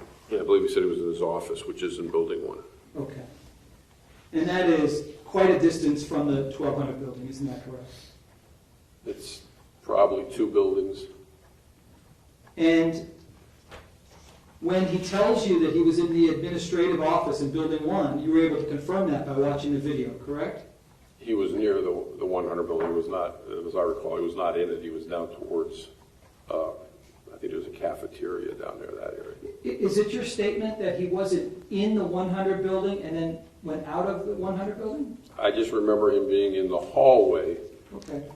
and as he approached going to the 1200 building, there's a golf cart which would have been in front of where his offices were, but he was not in that office. And when he tells you that that Andrew Medina drove him and Greenleaf to the 1200 building, you confirm that on the video, correct? Again, if you have the page number, I know that's what happened based on the video. Okay. I don't recall him actually saying that. Someone could I know be... he said he didn't see the golf cart originally that he normally gets on. That's correct. Somebody could be inaccurate, but not necessarily be a liar, correct? Sure. In other words, if he tells you that he didn't see someone leaving the 1200 building during the shooting, that doesn't necessarily mean that he's lying about it, correct? Objection, speculation, and opinion. Yeah, that's sustained as to both. Are you familiar with something called tunnel vision? Yes. Tell the jurors what tunnel vision is. Tunnel vision, and again, this is my interpretation of it, is usually when you're involved in an encounter where you're personally under stress, as in a policeman, where you're being fired upon, where your vision becomes tunneled, where you don't see outside that, quote, tunnel. Okay. And so, in other words, things could be blocked in the periphery because you're focused, laser focused on something right ahead of you, correct? That's the term tunnel vision, yes. And you're familiar with the fact that a number of officers were going through tunnel vision while they're at the scene because this was very stressful, correct? Objection, speculation. Well, no, that's overruled. I don't want you to guess, or if you have personal knowledge, you can answer the question. Unless you can show me a statement that says that, I don't recall anybody saying that to me personally. Okay. And what about auditory exclusion? Are you familiar with that? Yeah, I've heard the term as well. Okay, tell the jurors what auditory exclusion is. That you, again, my terminology is you're the officer being fired upon. Sometimes you may not hear certain things that are occurring. There are a lot of people who didn't hear all of the shots fired, correct? Objection, relevance, hearsay. It's sustained as to hearsay. Did you interview people to determine how many shots they heard? Yes. Did anybody say they heard all 140 some odd shots? Objection, hearsay. Well, yeah, that is hearsay. That's from an out-of-court statement. That's sustained. You are familiar with the fact that the students on the 3rd floor didn't even hear the shots on the 1st floor, correct? Objection calls for hearsay. Yeah, that's sustained. Did you watch the video of the students coming out into the 3rd floor? Yes. Did you note what their demeanor appeared like? Yes. That demeanor changed from calm, did it not? Well, there's so many different students. Some of them went from calm to panic, yes. Okay. And that panic occurred because the shooter went on to the 3rd floor and began shooting, correct? Objection, lack of personal knowledge. Yeah, that's sustained. Now, when you ask my client about how many shots he heard, there's one question that deals with that, isn't that correct? There's one question, but multiple answers during the statement. He talks about how many shots he heard after I asked that question. Well, it's in evidence, so let's talk about it. Judge, if I can get this on, please. Page 9. You agree on page 9, at the very bottom, this is the first time you ask him, the question all the way at the bottom, this is the first time that you ask him about how many shots he hears. Isn't that correct?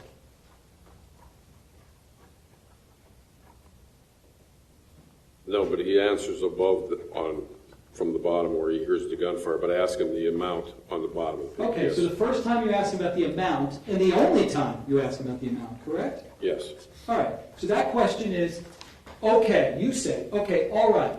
Once you get closer and you hear those guys, what guys were you referring to?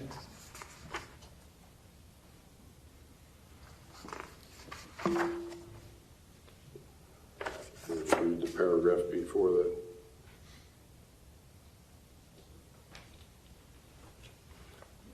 Again, I don't know what the guys refers to. I'd have to make sure it's an accurate transcription, which I believe it is, but I don't recall what guys.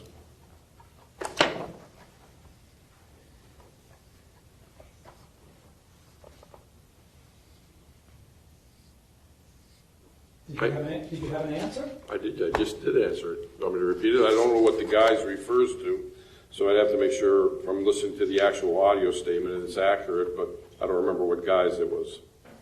Those are your words, correct? That's the transcription of what I asked, but the best evidence is the actual audio recording.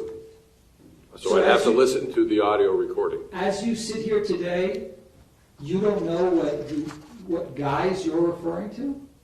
That's what I just answered, yeah. I'd have to listen to the audio recording. You do say, all right, okay, you get closer and you hear those guys. Mm-hmm. How many rounds do you think you heard? Yes. And his answer is, it wasn't many, 2 or 3. That was his response, correct? Yes. And isn't it a fact that 2 or 3 is the exact number of shots that went into Aaron Feist? Isn't that correct? 2 went into Aaron Feist, yes. Okay, so that was accurate. If he's referring to when he arrives at the building and he hears the shots fired, 2 would have been accurate, correct? Objection, counsel testifying as to what is accurate and what is inaccurate. Yeah, that's the thing. So this is the only time in this deposition, strike that, this is the only time in this statement that you ask him how many shots that he heard, correct? So the time I asked how many shots, yes.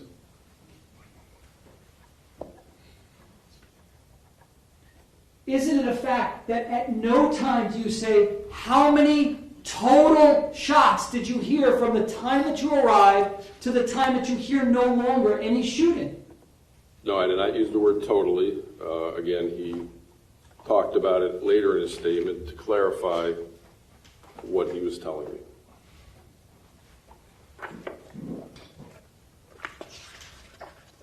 Is it your testimony that at no time do you ever think to say how many total shots did you hear? It was very clear from my question to him and his answers to me what we were talking about is he only heard 2 to 3 shots. But then the very thing that he said, that you say after he says it wasn't many, 2 to 3, the next question you say is, okay, all right, what happens from there? Right? Yes. You weren't asking total number of shots. You were saying at that point when you're by the building. Isn't that what you were referring to? Absolutely not. We're talking about shots being fired, what he heard. Because a little further down, he actually clarifies it again.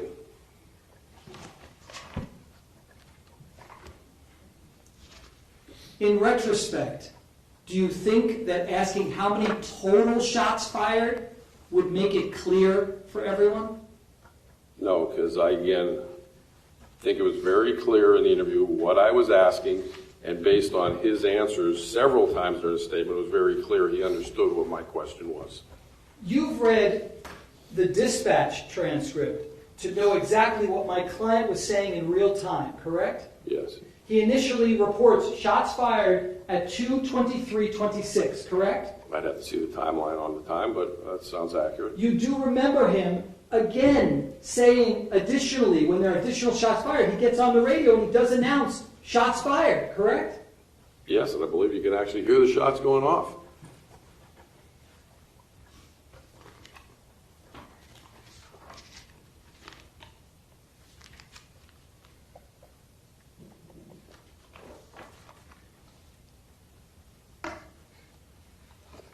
Did you ever, as part of your investigation, ever speak to Anna Ramos, His name sounds familiar. I'd have to look at my reports. I believe so. Jeffrey Morford, Yes. to confirm that they heard my client order a code red? The police response part of the investigation was not conducted by me, but whether I asked them that, I'd have to look at the statements. It may have been in a statement somebody else took as part of the secondary investigation of your client and the other responding deputies.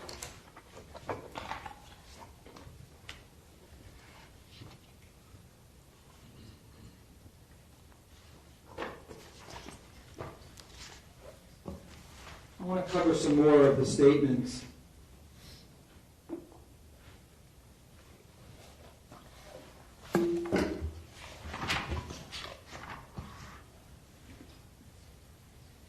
My client is doing a diagram for you, correct?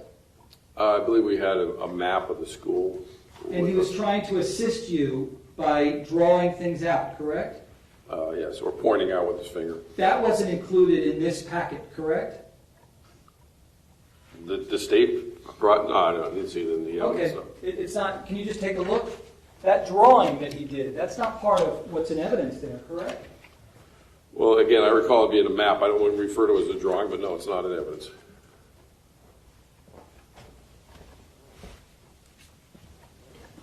Do you believe that he was assisting you as he was drawing for you?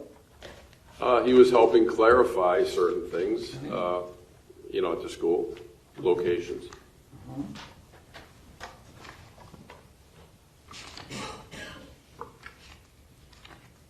My client gave you the name of the student that he was investigating who possessed the counterfeit license, correct? Yes. Did you investigate to determine whether that was accurate? Again, that would have been part of the other response investigation by Inspector Riddick. Once I took this statement and the outside video came back from Quantico, I had no further follow-up on that type of investigation. He does give you her name, Marisol West, correct? Yes. Now, 2 days after the shooting, my client is telling you that he thought the shots were outside of the 1200 building, correct? I think he made some, and I had to look at the page, he said it was really close. Right. That those shots seemed like they were outside. Okay. And that was the 2 to 3 he was referring to.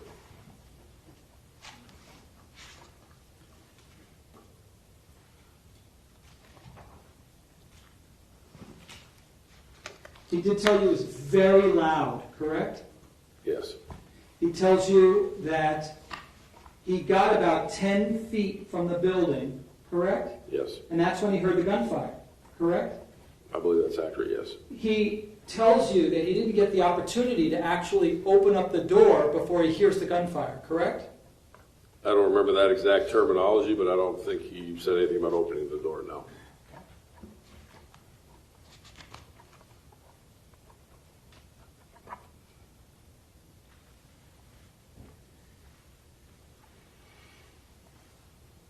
You ask him specifically if he saw any muzzle flashes, correct?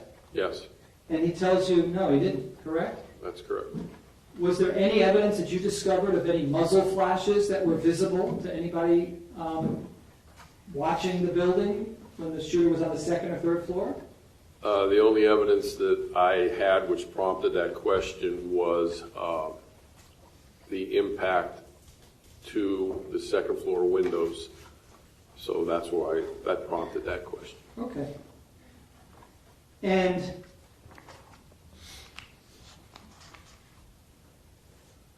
He tells you that he locked down the campus. He didn't want anybody coming onto the campus, correct? Yes, that's what he did. Did he indicate to you it's because he felt that it would be unsafe for people to traverse in that area? I'd have to look at exactly why he did that, but that's what he did.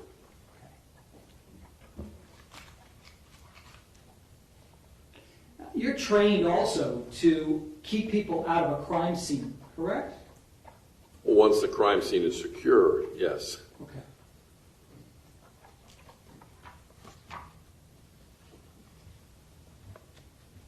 He tells you that he's speaking on both of his radios, the school and the police radio, correct? Yes. And he indicates to you that after he announces the code red and that the shots are fired, he realizes that he is vulnerable. He's out in the open, correct? If you can tell me what page it is, I'll get the exact terminology. Page 10. Middle of page 10.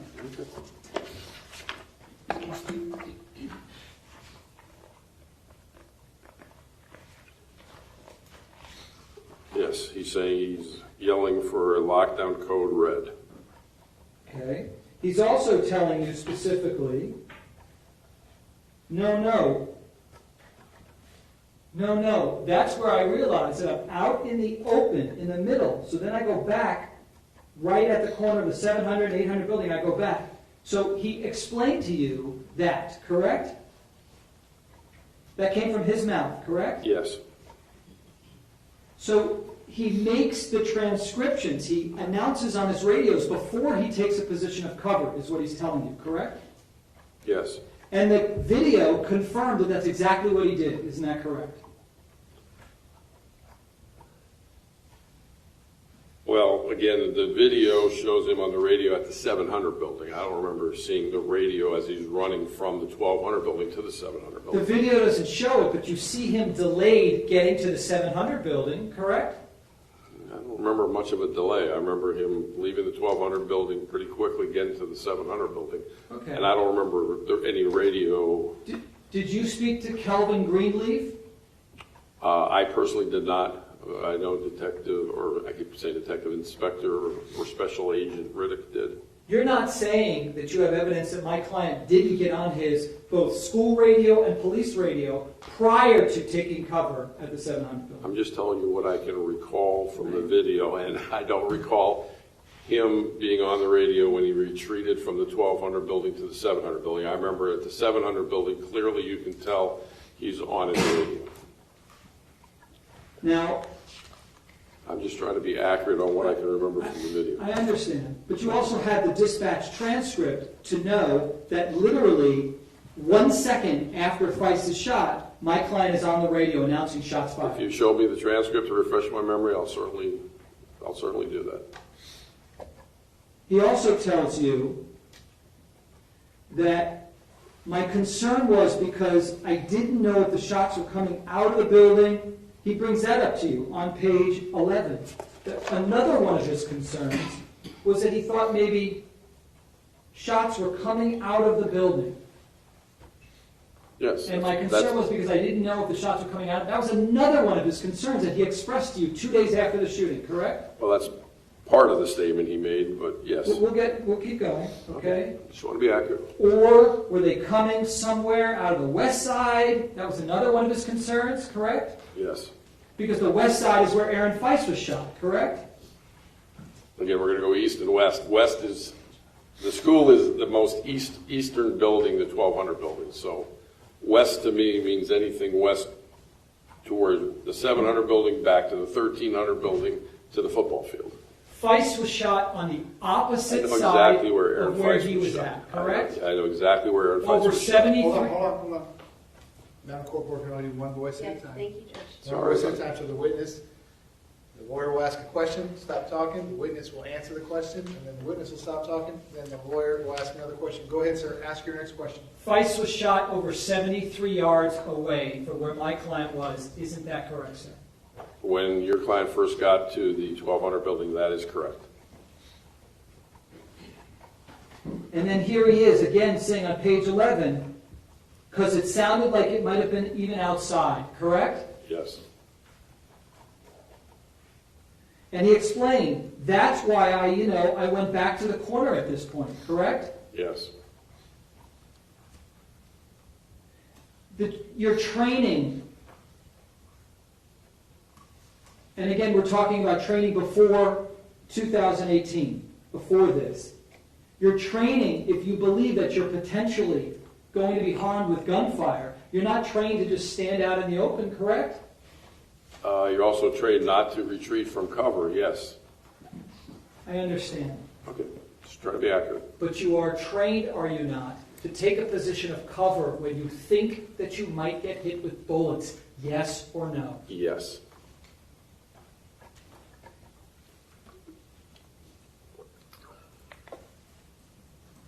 He tells you that I'm keeping cover on the east side of the building to keep them covered with my firearm directed towards the doors, possible with an anticipation if the shooter or whoever it was, which someone maybe was going to come out of this door. Another one of his concerns was there might be a shooter or shooters coming out of the doors of the 1200 building, correct?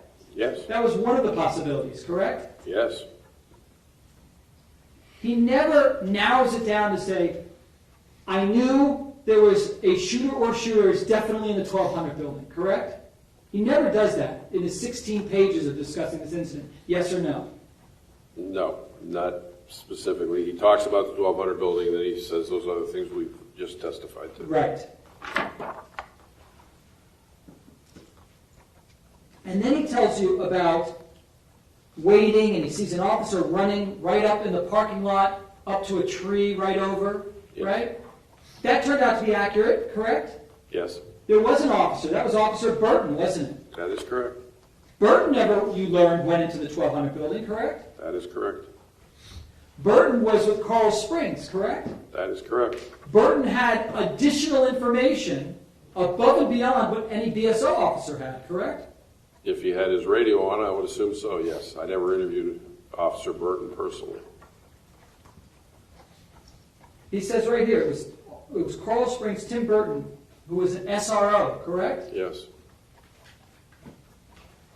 And Tim had a long gun on him, he tells you, correct? that's correct.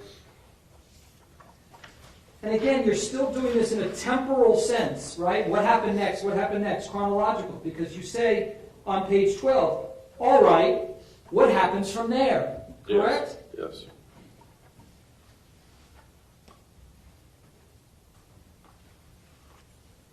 And he tells you that he's telling him, he's referring to Burton, correct?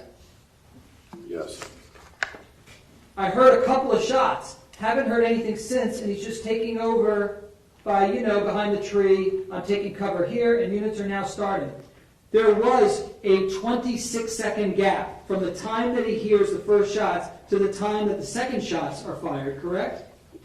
Again, that sounds accurate. I have to look at the timeline. And you don't know when it is that my client hears the next round of gunfire, correct? Not based on a statement, no. In fact, the last 2 minutes of the 4 minutes and 15 seconds of the shooting occurred when the shooter was on the west side of the 1200 building, correct? He comes up on the east side and he travels westbound. Yes. And then he abandons his weapon and goes down the west staircase. Correct. So the last shots fired were from room 1240, the teacher's lounge. Yes or no? Yes. That's on the opposite side of the building from where my client is, correct? Yes. Well, no, again, he's opposite side from the part of the building where your client first went. Your client went to the 700 building, which was like a third of the way down the building now.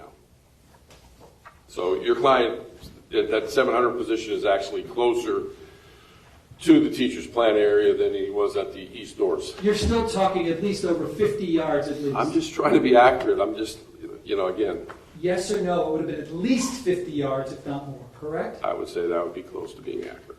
And the last 2 minutes of the shots fired by the shooter, Nicholas Cruz, came out of the teacher's lounge, room 1240. Yes or no, sir? Can you say that one more time?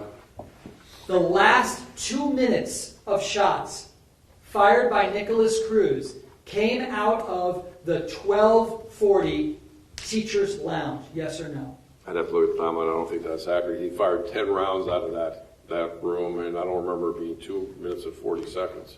Isn't it a fact that he began shooting at 2:25:34 and he stopped firing at 2:27:35 out of the Teachers Lounge? Yes or no, sir? Okay, I'd have to look at the timeline for the exact times, but you were accurate about the last 10 rounds came out of the Teachers Planning Lounge. Yes. And he's assuming a position of a sniper fire, is he not? Because he's shooting at kids and or cops out the window. Yes or no? I believe that's accurate. The last 10 rounds. And the active shooter policy states, does it not, that if you believe you're dealing with sniper fire, you are to isolate, contain, and wait for SWAT. Isn't that correct? Yes or no? Again, I'd have to look at the policy. I know the active shooter policy goes, you have to go to the gunfire, and it doesn't say specifically if you think it's a sniper that I recall, but if you show it to me, I'll read it. I will. Thank you. And if that's, usually it's if he's barricaded, you call for SWAT. Well, But if he's let me ask- actively killing people, no. I would say that's inaccurate. You don't believe that he's barricaded in the teacher's lounge? Barricaded and still shooting is a whole bit different ballgame from barricaded and not shooting. Barricaded with a guy in a gun, you call SWAT because he's no longer hurting or killing people. If he's in a room and he's acting as a sniper, you still have to go up there and get him and stop him. If you know where he's at, first of all, correct? Well, you got to find out where he's at. That's what we're supposed to do. That's right. The first units, he tells you, are saying there's someone over by the football field, correct? Yes. He hadn't been able to review the dispatch transcript to know that there were officers like Kratz who said shots fired by the football field, correct? Yes. That's So correct. that turned out to be completely accurate, correct? Yes.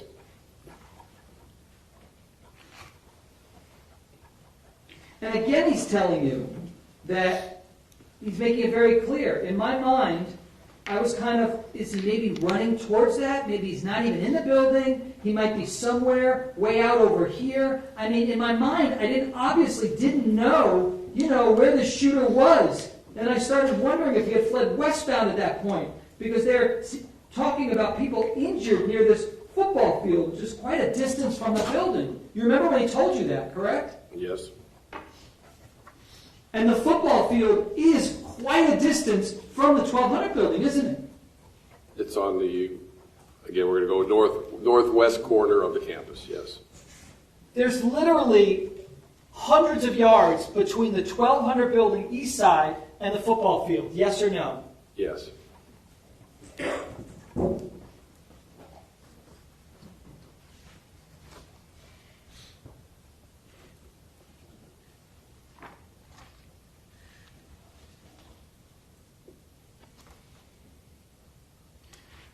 He does tell you that he assisted when someone came over and asked for keys, correct? Yes. And he didn't keep the keys from them. He immediately gave those keys to be of service, correct? It doesn't say time frame. He says he gave the guy the keys who asked for them. Okay. And you understood that to mean that he was being of service to somebody who was asking for the keys, correct? Yes, he gave the keys to the 1200 building doors to whoever the SWAT personnel wanted. And you determined that to be factually accurate, correct? I didn't personally take the statements from those people, but yeah, I read the statements where that was accurate.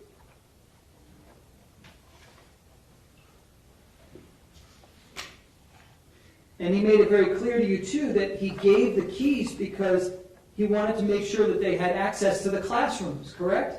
Yes. And that was to specifically help the people in the 1200 building, correct? Yes.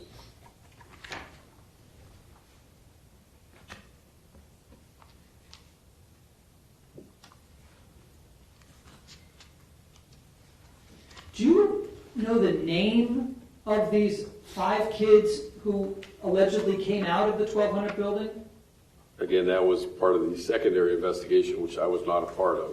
All the police response part of the investigation was done by the Florida Department of Law Enforcement. So I don't know. Keith Riddick, correct? Well, he's just one of them. He was the main agent. I don't know their names, no. I'd have to go back and look at these reports. There's no evidence that any of these kids came running towards my client and gave him any real-time intelligence, correct? I'd have to look at his investigation because I did not interview any of those people. So I can't answer that. I don't know what they said when they were interviewed. He tells you, does he not, that he ordered Assistant Principal Jeffrey Morford to go to the video room, did he not? Yes. And the purpose, he tells you, why he did that was to try to find out where the shooter or shooters were located, yes or no? Well, that's logically, I believe, why he did it. I don't remember him saying it, but yeah, that's logical. And that turned out to be true, correct? Yes. And you were able to confirm that when Jeffrey Morford and Greenleaf were reviewing the video, that was being relayed to my client by the school radio, correct? I believe so, yes. And you also confirmed that then my client was announcing what he was being told by Jeffrey Morford, correct?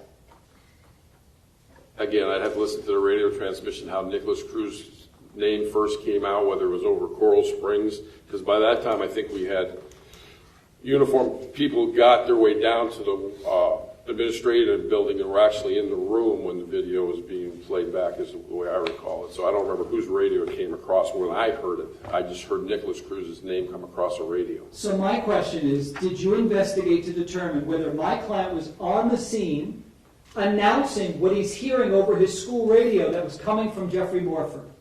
Do you have any first-hand knowledge of that? I'd have to look at the radio transmissions. I don't recall him actually saying Nicholas Cruz over the radio. Well, we're talking about over the school radio. We don't have a transcript of that. It was not recorded. So did you speak to the witnesses who were around my client to learn whether my client was conveying that information over the school radio that he was getting from Jeffrey Morford? Objection, calls for hearsay. No, that's a yes or no question. It's overruled. You can answer that question. Again, the police response investigation was not conducted by me, so I did not interview any of those people. I'd have to look at Keith Riddick's investigation to see if he did and what they said.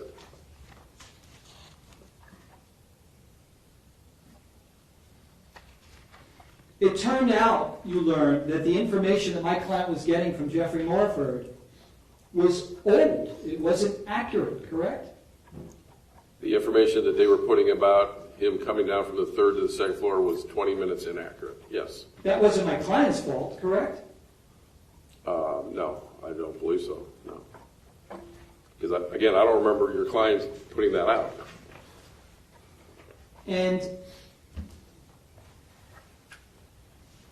at this point, there's no question that the BSO police radios were useless. Isn't that correct? Yes, but can I go back to that last question? Because now I remember how it came out. It came out through Sergeant Rich Rossman, who was standing aside of a Coral Springs guy and a Marjory Stoneman Douglas staff member who heard he's coming down from the third to the second floor. That's who put it out over the BSO radio. Right. You know Rich where Rossman. they got that information from? The control room? And who was the control room speaking to? Again, I don't know, because I didn't do those interviews. Gotcha. You're not saying it wasn't Scot Peterson who was speaking to Jeffrey Morford on the school radio. You just don't know, correct? No, because it's not recorded. And I didn't conduct those interviews because that was part of the investigation into the police response. That Keith Riddick did. That the Florida Department of Law Enforcement did, yes. Yeah. And he tells you that he was given a description by Jeffrey Morford, who was watching the video, and that description was of a subject who was wearing a male, wearing a burgundy shirt, black pants, and black hat, correct? Yeah, what page are you on, sir? I'm on page 16 of 36. Okay. You remember him telling you that, correct? Yes. And and you asked, and you got that description from a vice principal, and he tells you yes, right? Yes. And you say, watching the video, answer correct. Yes. You confirm that to be accurate, correct? Yes.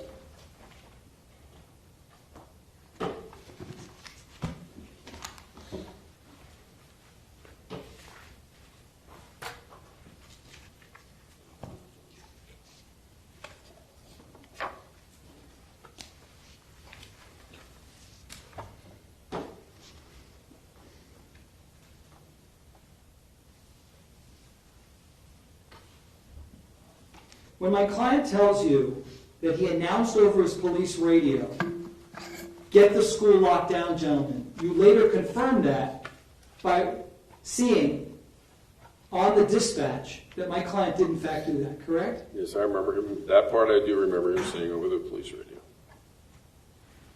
And you noticed that he asked for the lockdown or demanded the lockdown about 5 times over his police radio, correct? Again, without having to review it all, I don't remember how many times. I know he asked for the roadways to be blocked. He asked for the parking lot, keep people out of the parking lot. Yeah, because school was letting out, right? Again, the terminology of why he was doing it, I don't know. But you did know that this happened in the afternoon, Oh, right yeah, it before was right. school was letting out, correct? Exactly. Sure. And you do know that parents, kids would then be coming onto campus any moment, correct? I would assume so, yes.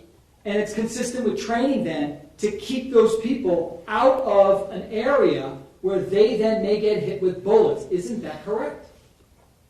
In this case, in my opinion, it was the absolute wrong thing to say to the responding deputies because it was an active shooting situation, still in progress. It turned out to be, in retrospect. Right. But when my client's there, not knowing where the shooter or shooters are located, and he feels that parents and kids may be harmed, training tells you to keep them away. Yes or no? No, that's inaccurate. He told the officers to block Holmberg Road. Some of those officers actually heard the shots being fired, and that direction was a complete contrast to what those officers should have done. Those officers hearing those shots should have rushed onto campus as well. Did you know whether those officers thought the shots were coming from the 1200 building or somewhere else? They had no idea. They didn't, correct? But they should not have been setting up a traffic post. They should have been coming on campus to find out where they were coming from. And that's what protocol and police work in general tells you to do. They were given the wrong direction. He doesn't lock down the school. Parents and teachers come, and then Cruz shoots and kills them. Objection, Judge. I haven't even heard a question, Mr. Agash, and quite candidly, I'm at the end of my patience with this type of examination. So if you have another question I do. that ends with a question mark, Yes. you may ask your question.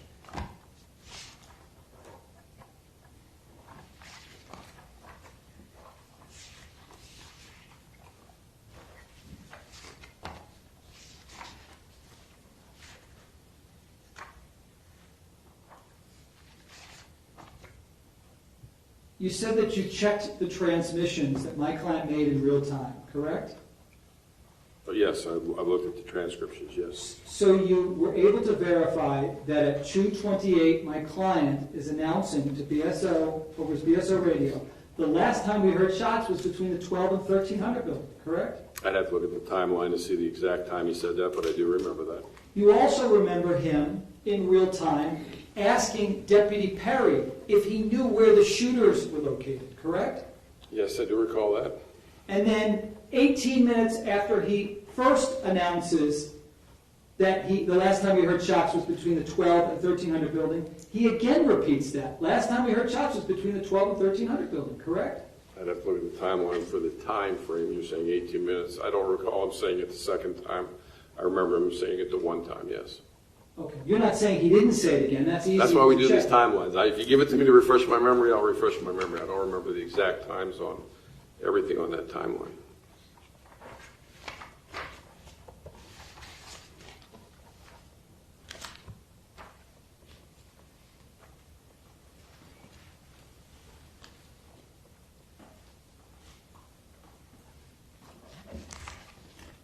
Just if I might have a moment.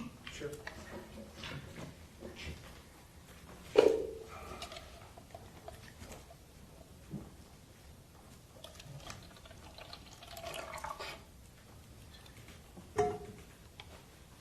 Nothing further, Your Honor. Thank you, When sir. you're ready. Yes, Judge. Go ahead.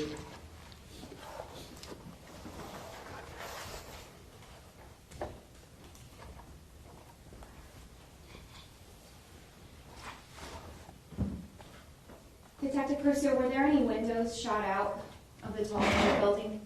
They were impacted. I wouldn't describe them as shot out, but they had been impacted by rounds on the second floor Did any of them? and on the teacher's planning area. And did any of them shatter?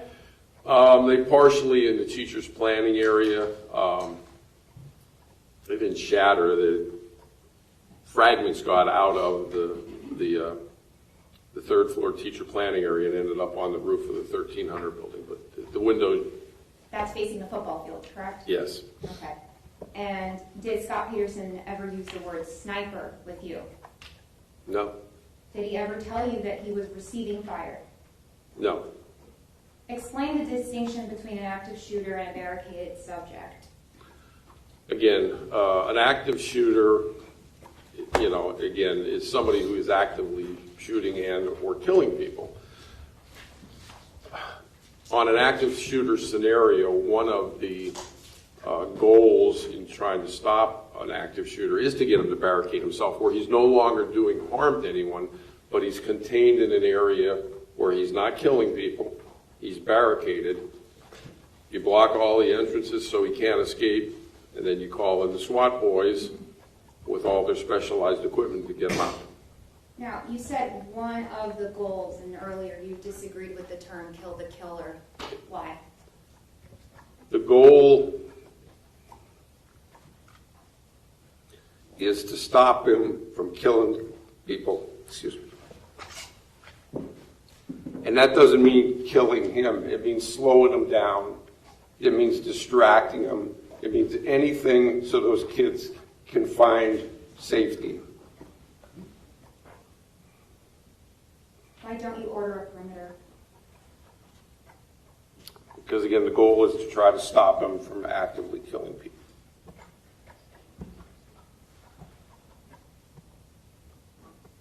You're also trained not to retreat from cover, was something that you said. Can you please explain what you meant by that?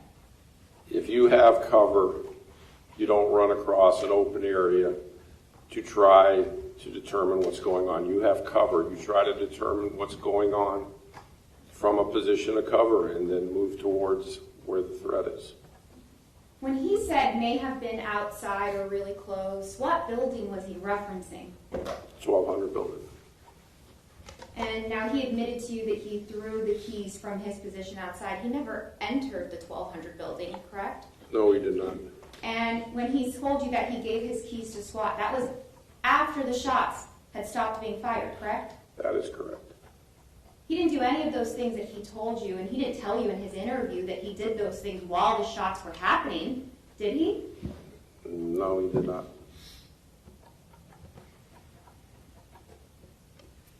Now, the problem with the radio was, as you put it, how many people were trying to key up. Is it fair to say that the radio issues occurred after the shooting had stopped, once the shooter had left the building? Yes, I would say that's accurate.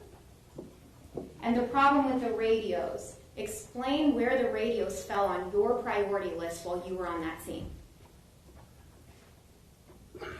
They were lower on my priority list because we were trying to get an active intelligence from anybody who was on the scene when the shooting was occurring and where the suspect or where the victims could be located. And that's because the person hearing gunfire is the source of active information, active intelligence, correct? Yes, he's one of the best sources. I'm sorry, say that again. He's one of the best sources.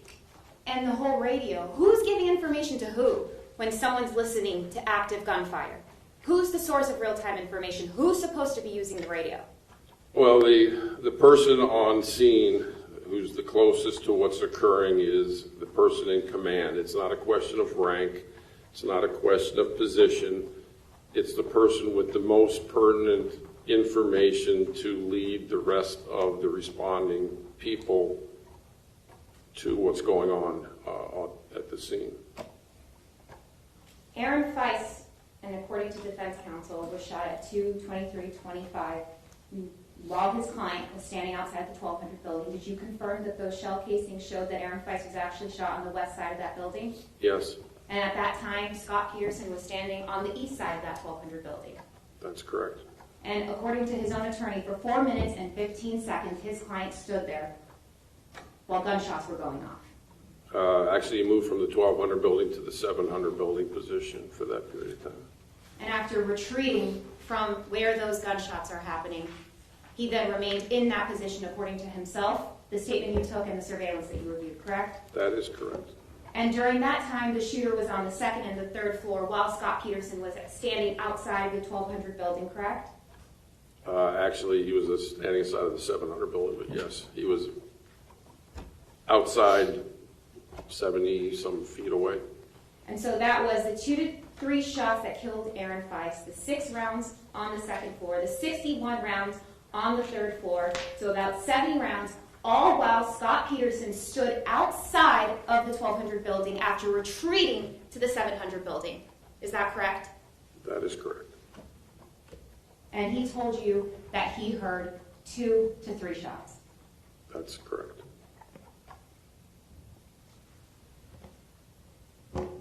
You said it was very clear to you that he meant that he heard only 2 to 3 shots. Why was that clear to you?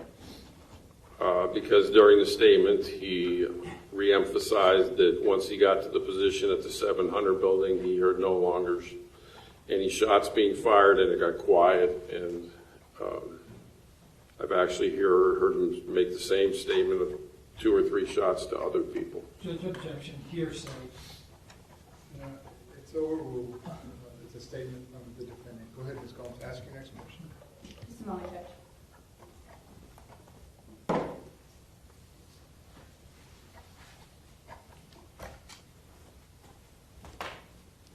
Just one final question. When else did you hear him say that he only heard 2 to 3 shots? In interviews. Judge, objection, if we can go sidebar.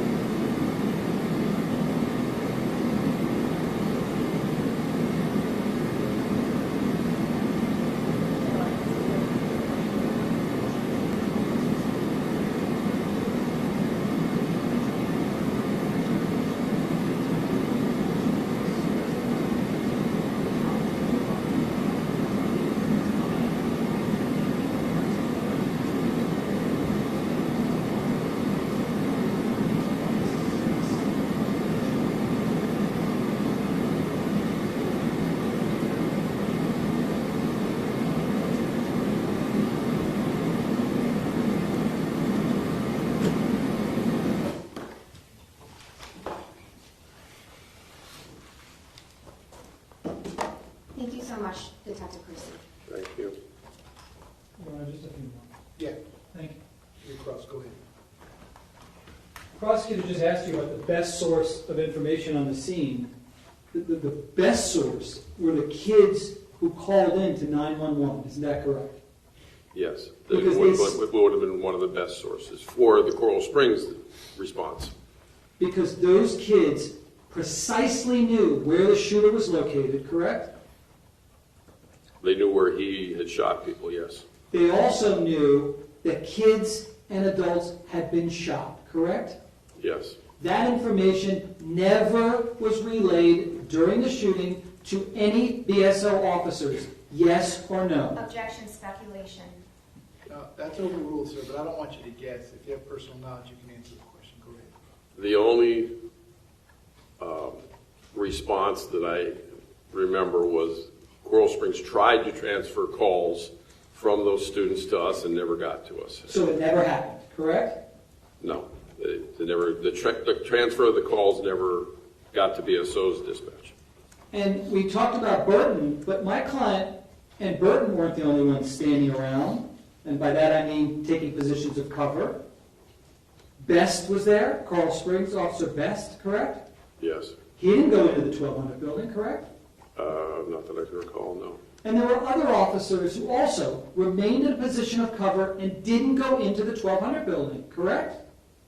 Many of those arrived afterwards, yes, but that's correct. And many of them heard shots as well and didn't go in, yes or no? The only ones that I recall heard shots were the BSO ones that were positioned on Holmberg Road blocking the roadway. People like Miller. I don't remember Miller's name, but there was 7 of them, I believe. And you, sir, you never went into the 1200 building, correct? Not until after I arrested Nicholas Cruz. Thank you. Okay. Second, if I could just have you remain 1 second. State, do we have time to start your next witness? All right, this time to stay rest. Okay, ladies and gentlemen, the state having rested their case, there's some matters that I need to handle with the lawyers, so I'm going to send you to lunch. It's going to be a slightly longer lunch. I'm going to have you back at the normal time, which is 1:45, because there's a few things that I have to handle with the attorney. So with the same admonition as always, please don't discuss the facts of the case, the evidence, the witnesses, or the testimony amongst yourselves or anyone else. If you'll leave the notepads in your chairs, they will be waiting for you when you come back. I hope you have a nice lunch. I will see you at the jury room 1:45 p.m. this afternoon. Thanks.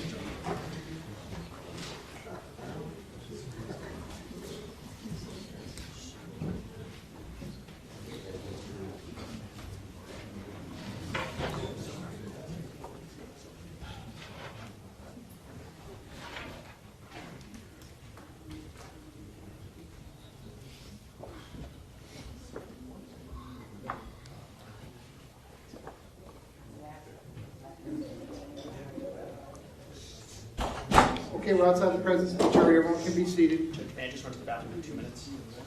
Well, yeah, but I'm going to let Ms. Gomes is here. Yes, you can go to the restroom.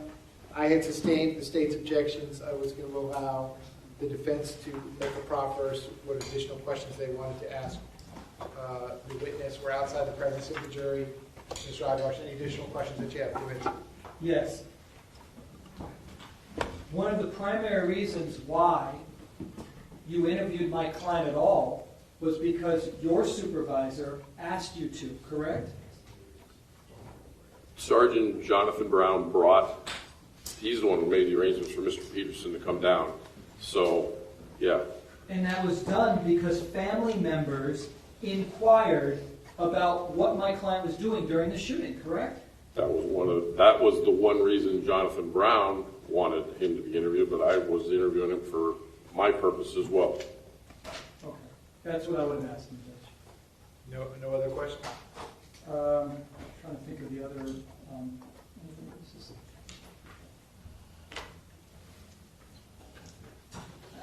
Honestly, I'm at a loss. I forget what else there was that had been sustained, Judge. So. Okay. State, based on that, any questions that you would like to ask outside the presence of the jury? No, Judge. Okay.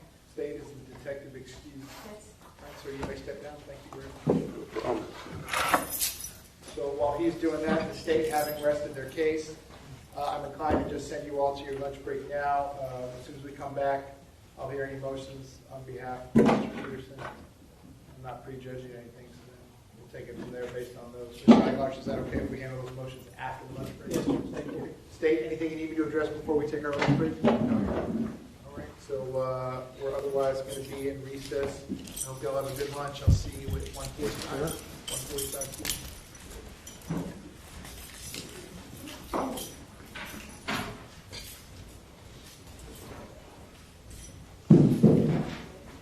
Okay, court's in recess. I'm going to ask everyone to please exit the courtroom. We'll see you all at 1:45.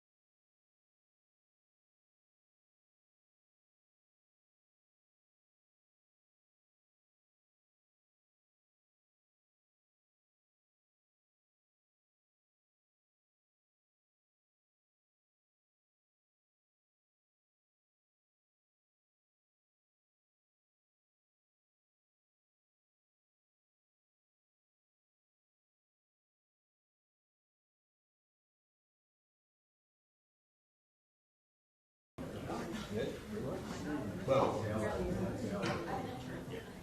I mean, yeah.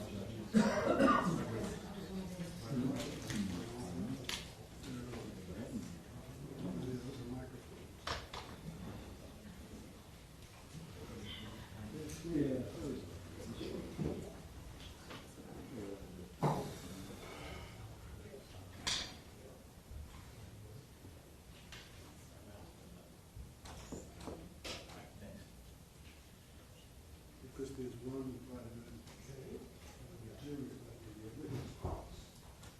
that's why you couldn't do it.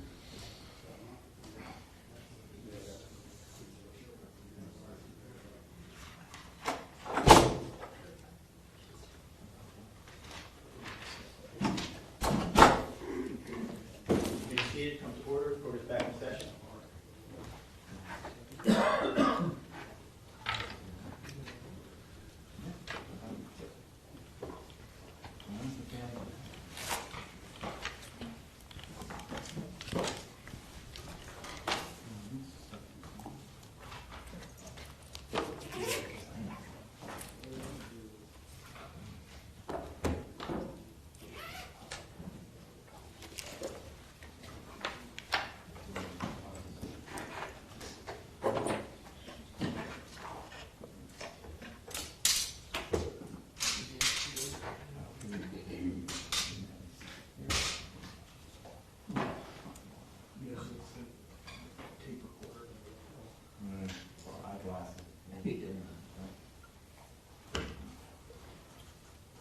You waiting for Ms. Gold?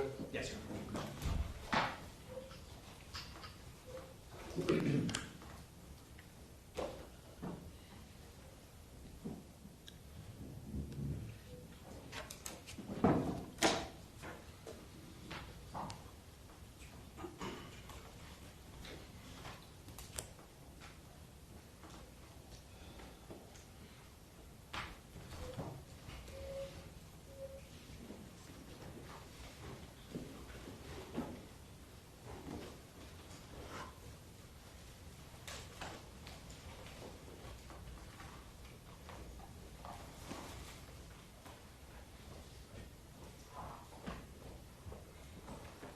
Here, you do.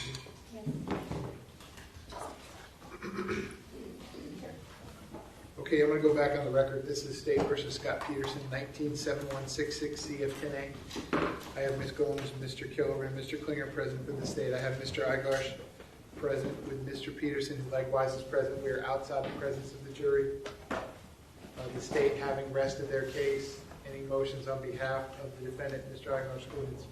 Yes, Your Honor. First, we would renew all motions made throughout this trial, including the ones made during jury selection and throughout the state's case.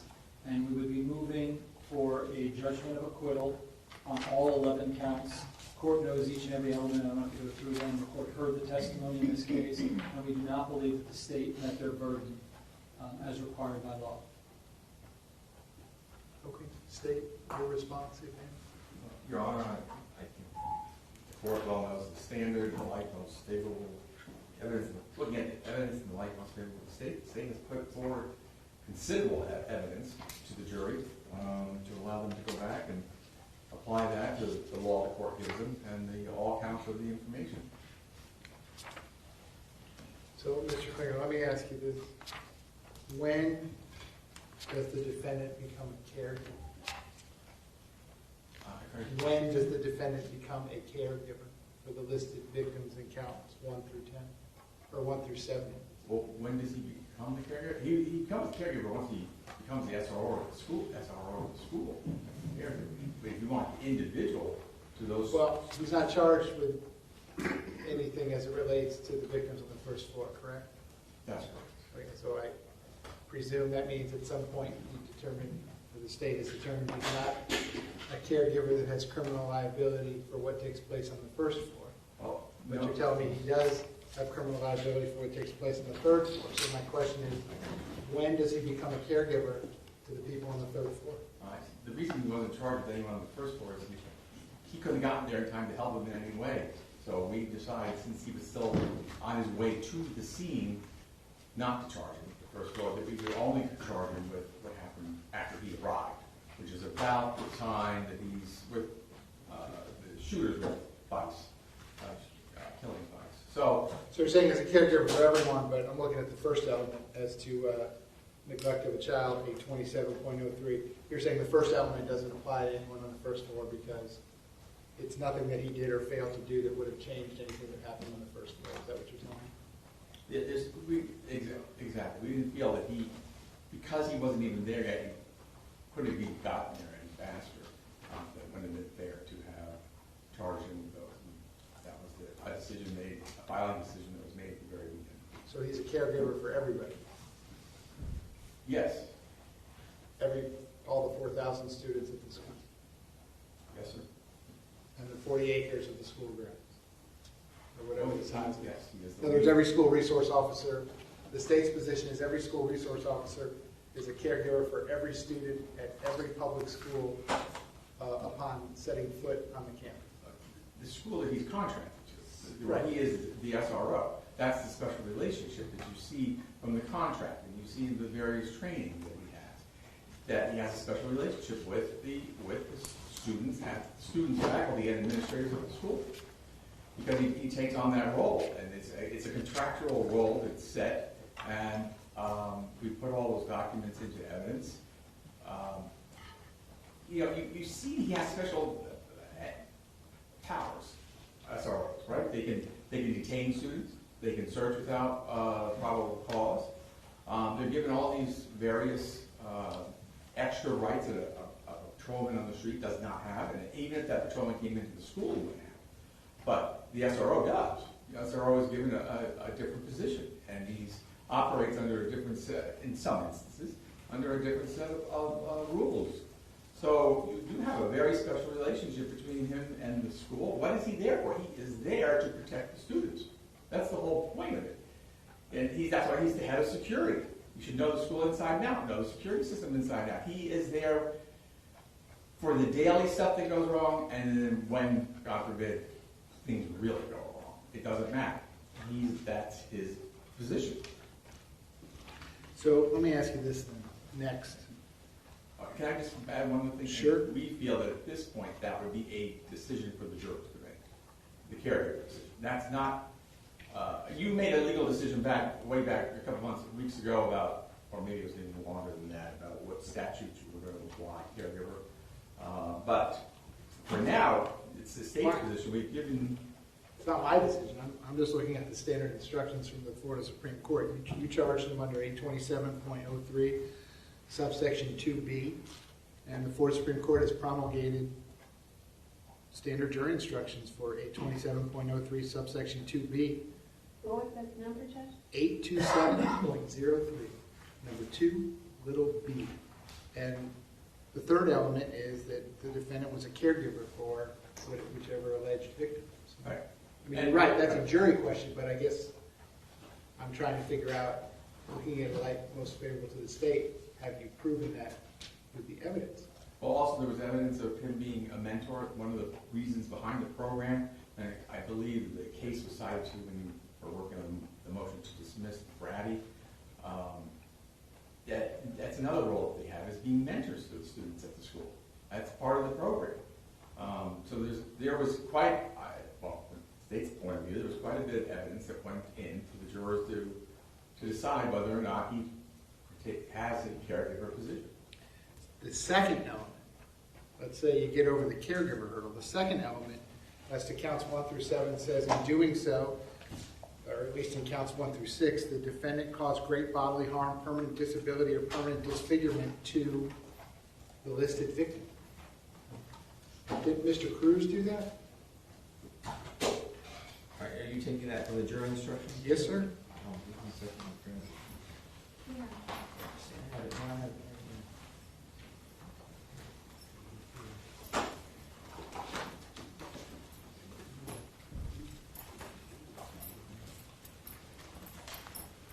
I'm sorry. All right, are you referring to the culpable?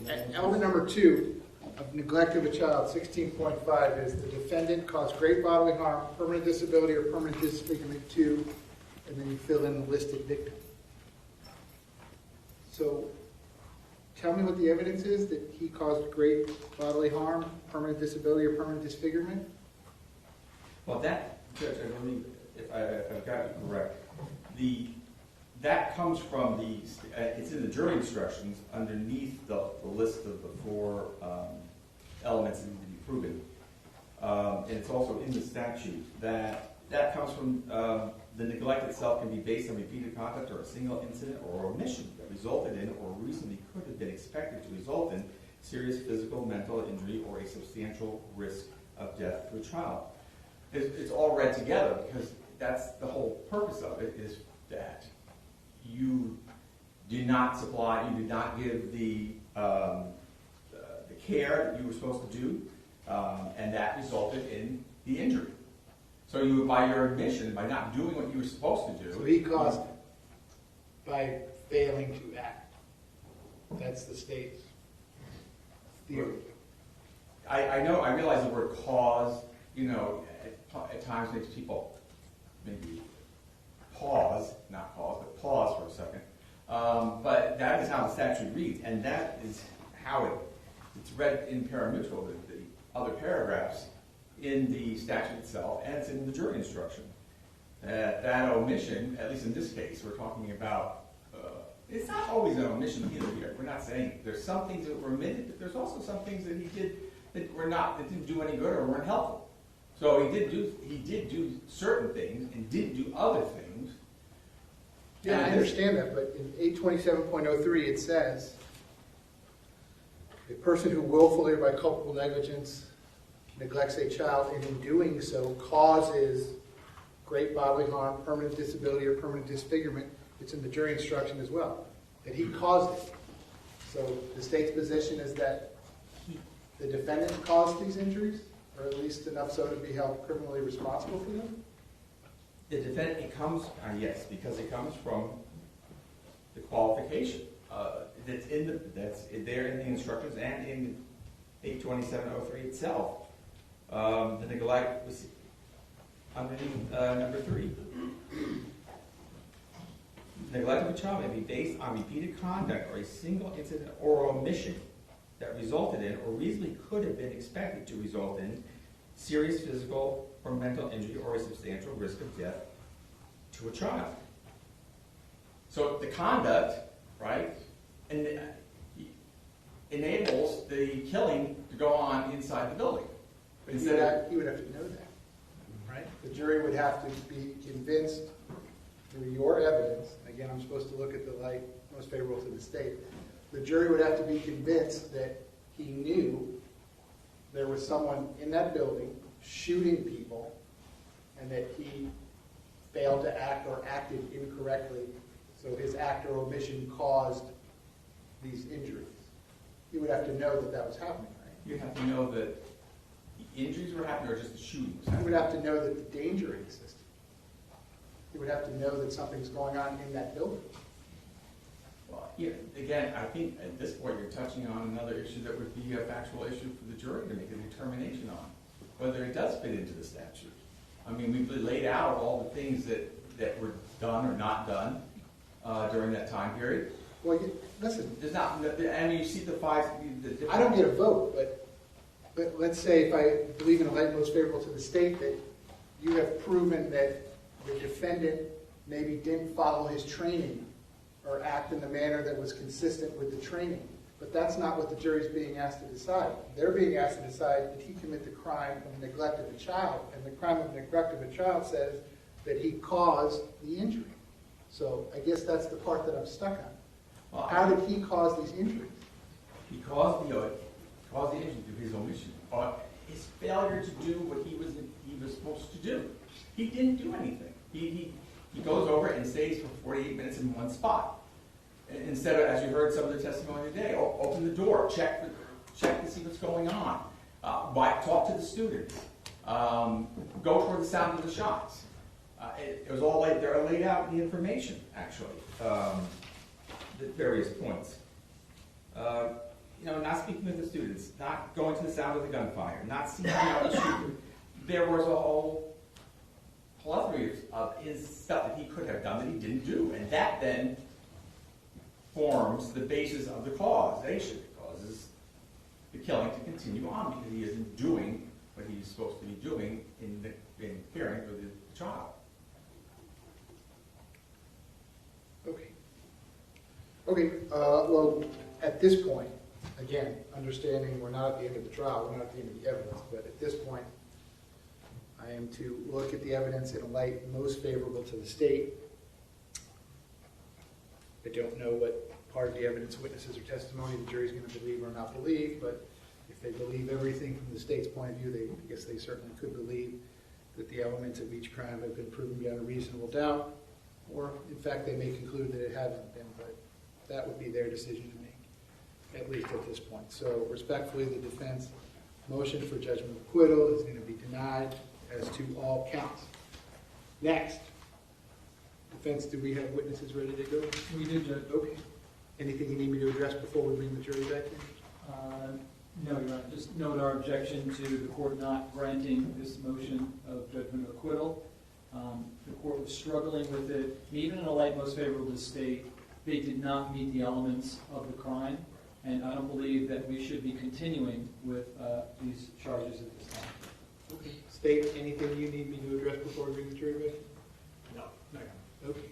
So, Mr. Agarshal, will please bring the jury back. We'll bring the jury back in. I'll welcome them back from the lunch break, explain to them that the state having rested their case, we're now going to turn to the defense presentation, and I'm going to ask you to call your next witness. Sounds great. Okay.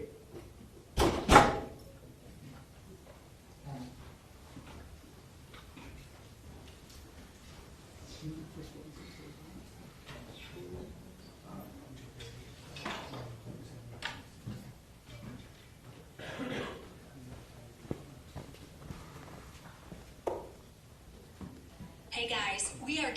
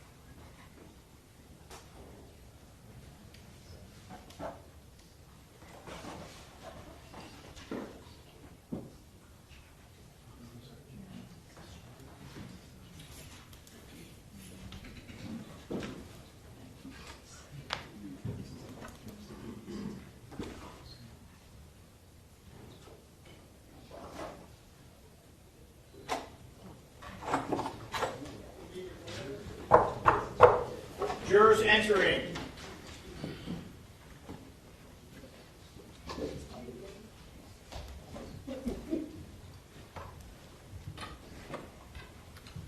Ladies and gentlemen, welcome back. Come on.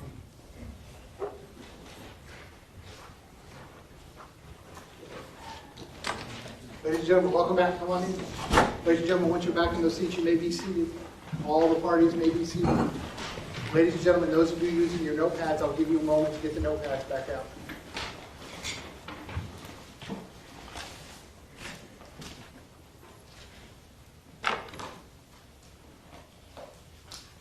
Okay, ladies and gentlemen, when we took our lunch break, the state had rested their case. So at this point, we're now going to turn to the defense presentation. Mr. Agarsh, when you are ready, you may call your next witness. Thank you, Your Honor. The defense calls Suzanne Camel. Suzanne Camel.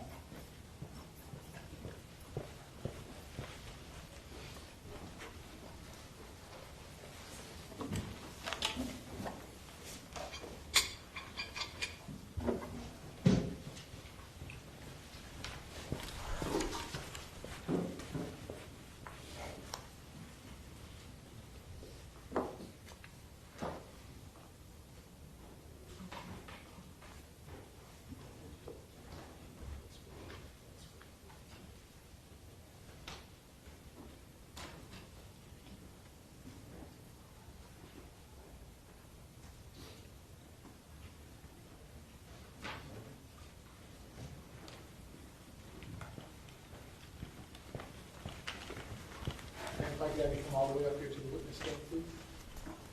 Once you reach it, but before you have a seat, you can just stop and look at it. Raise your right hand. You swear to tell the truth, whole truth, nothing but the truth.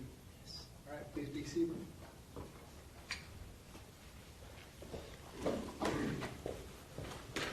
And once you are seated, if I can just scoot that chair all the way forward as far as it will go. Can you please state your full name and spell your full name?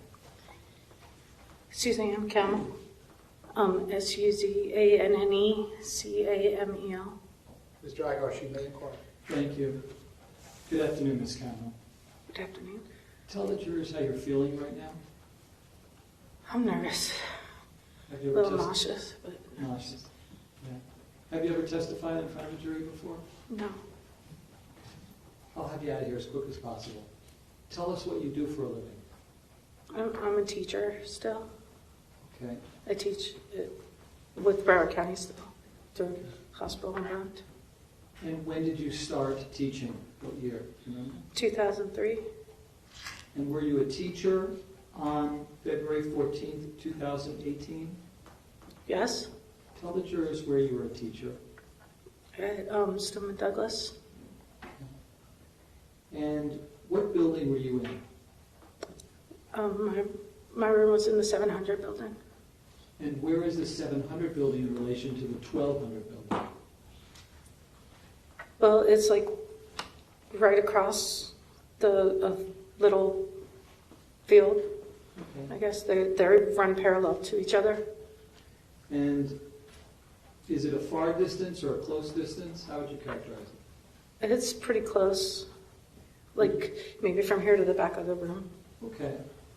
And when you walk out of your classroom, is that the building that you're staring at, the 1200 building? Yes. Yeah, it's right in front of you when you walk. And what do you teach? What's your expertise? Math. All layers of math? Yes. And I want to take you back to that day. And what were you doing prior to the fire alarm going off in the afternoon? Well, I mean, we were having normal classes, and I was giving a test that day. Okay, some type of math exam to your students? Like a little, yeah. And what happened while you were giving your math exam? One of my students was out going to the bathroom, and Which student was that?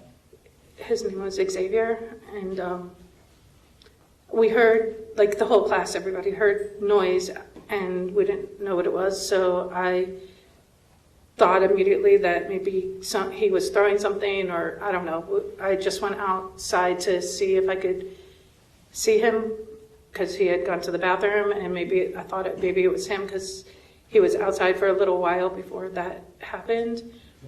And so then I walked outside, and I turned toward the bathroom area, because when you walk out, it's like an outdoor corridor, I guess.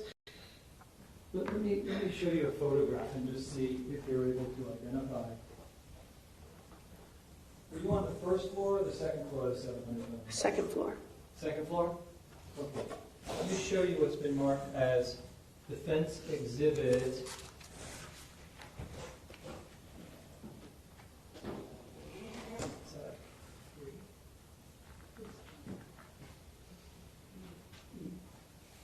Let me show you what's marked as a defense exhibit E. Do you recognize what's contained in this photograph?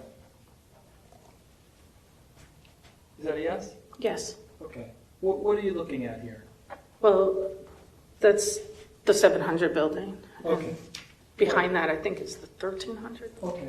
Are you able to see where your classroom is located? Over there, that's the theater. When you take a look at this photograph, I don't know if your classroom is contained. Like upstairs in the middle of, like by that tree. Okay, can you just put your finger as close to it? I mean, you can't see because of the trees, but it's like right there. It's Okay. in between those. All right.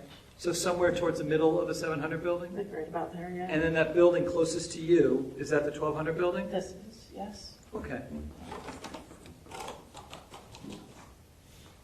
And so you think that Xavier is the source of the noise that you're hearing, correct? Well, at first, yeah, I didn't know what was going on, so I went out to try to see what was happening. What did those noises sounded like at first when you were inside your classroom? Loud bangs. None of us had any idea what was going on. It was just kind of got our attention. Did you, and again, we're talking about before you go outside, right? Because you can hear additional shots, or you hear noises when you go outside, correct? All right. So is that a yes? You have to answer. Yes. All right. We're just talking about what you hear inside your classroom before you go outside. What did you think that those noises were? You said loud? Well, it sounded a little bit like somebody lit firecrackers and threw them outside the door. That's what it sounded like at first. Did it sound like these were contained within a building or outside? No, it sounded like it was right outside. I thought it was right outside my room. That's why I thought it maybe it was my student. Okay. And so you go outside to investigate. What happens next? Well, it was pretty empty, actually. There was nobody there, so I turned toward the bathroom to see if I could see him where Xavier went. And Is this all from the second floor balcony where you showed us? Okay. Yes. And then what do you do? What happens next? We started hearing loud noises, pops again, and I didn't know what it was. I just started looking around everywhere, and then he came running around the corner. He is Xavier. Correct? Xavier, and we just kind of looked at each other, and I said, like, what are you doing? And he said, it's not me. And we had like a quick minute to try to figure out what it was, and like neither one of us could quite figure out what was going on. It sounded almost like something was being it sounded like fireworks being thrown at us is really what it sounded like. It almost sounded like something even hit the building where we were, but we didn't. No, I yelled at him to get in the room. That was all before the fire alarm, though. So. Could you tell whether the shots that you did there ever come a time where you thought that they were shots? Well, yes. We were in the room for hours. We knew. But you didn't know what they were when you were on the balcony, correct? No. And as best you thought, I think I heard you say you thought somebody was throwing fireworks at you, correct? Yeah, it was incredibly loud, and you just couldn't. We couldn't figure out what was going on. I want to freeze the moment when you're on the balcony and go back to your state of mind. Did you think that these firecracker noise? Did you think that they were inside a building or outside of a building? It was just so loud. Instinctively, we bent down. In that picture, you could see the wall. We bent down, but below the wall, just because we didn't know what it was. It just immediately kind of dropped down like that, and then tried to peek over to see what was going on. Tell the jurors why you bent down. Why did you think that might help? Well, just because it was so loud, it sounded like something was coming at us. Like we didn't know what it was. Neither one of us. And then he just ran into the room, and I kind of stayed by the wall for a little bit, and then... Did you ever think that these were shots coming from inside the 1200 building? When I was outside, I didn't know what it was.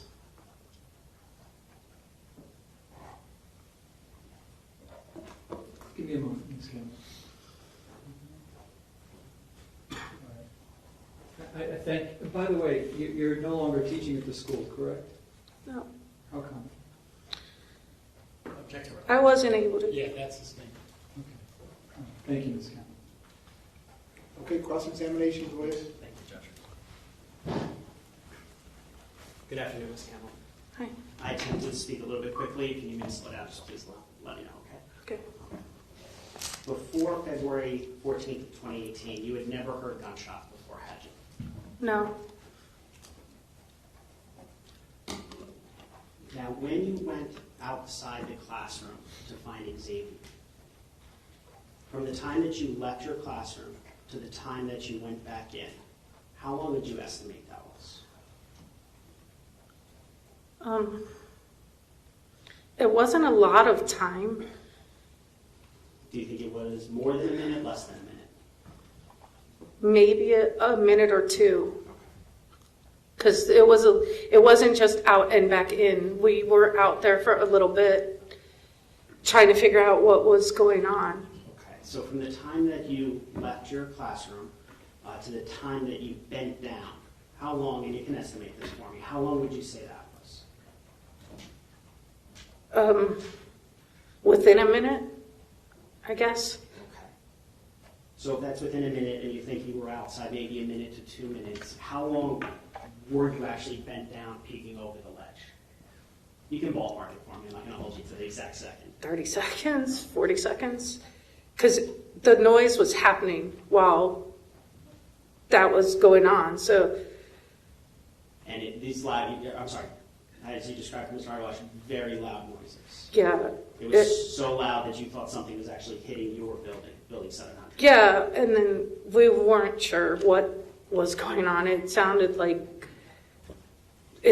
something was hitting it, or like a building was collapsing, or something huge. It was just dreadfully loud, and you could tell it was just not. Something was wrong. It was very wrong. And you could tell, even having never heard gunshots before, you knew something was wrong. Maybe that it wasn't gunshots, but something was wrong. Is that correct?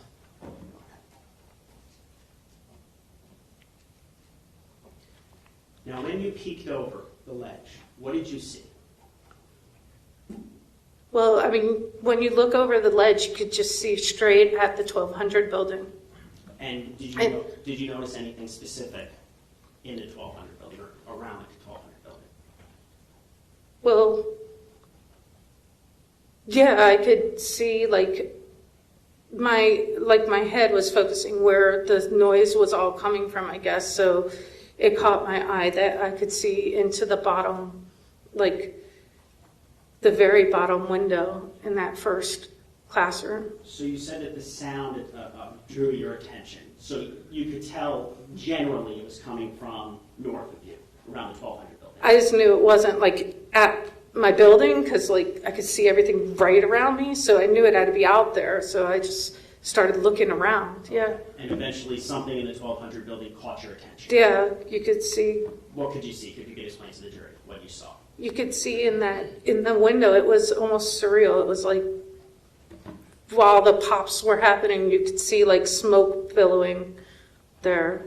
And what do you mean by smoke billowing? Just if you could explain what it looked like. I know it's a tough question, but just the best that you can if you can explain to the jury.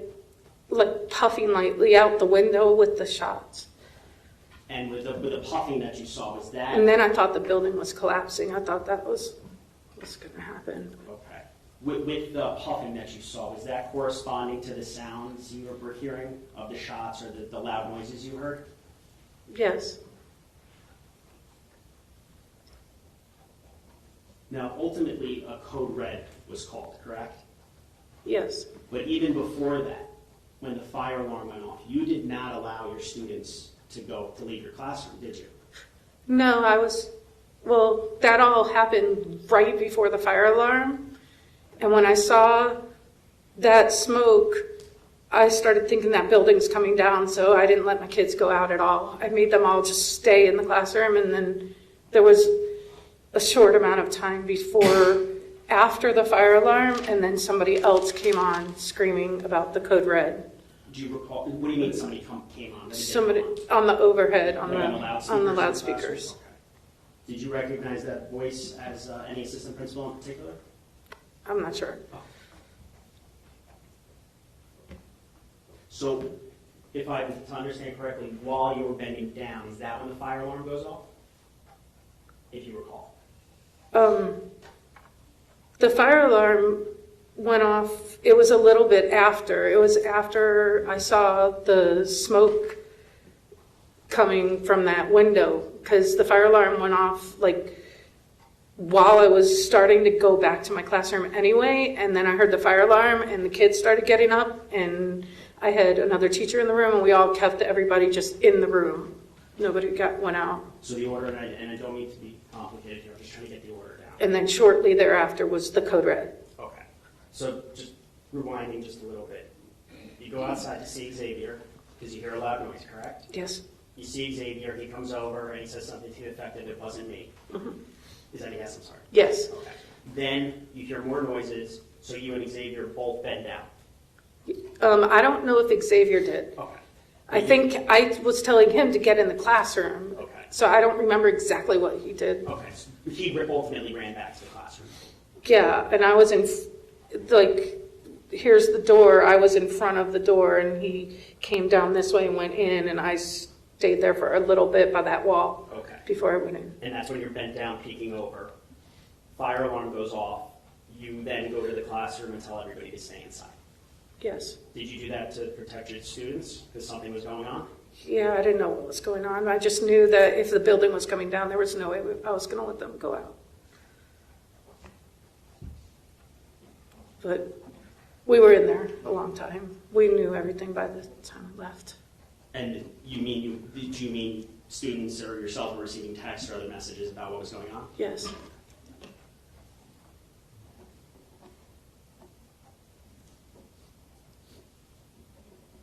When you were back in your classroom, after you got back in, you could still hear loud noises, correct? It was intermittent. Yeah, it would start and then stop, and then start and then stop. Could you tell it was the same type of sounds that you had heard when you were outside?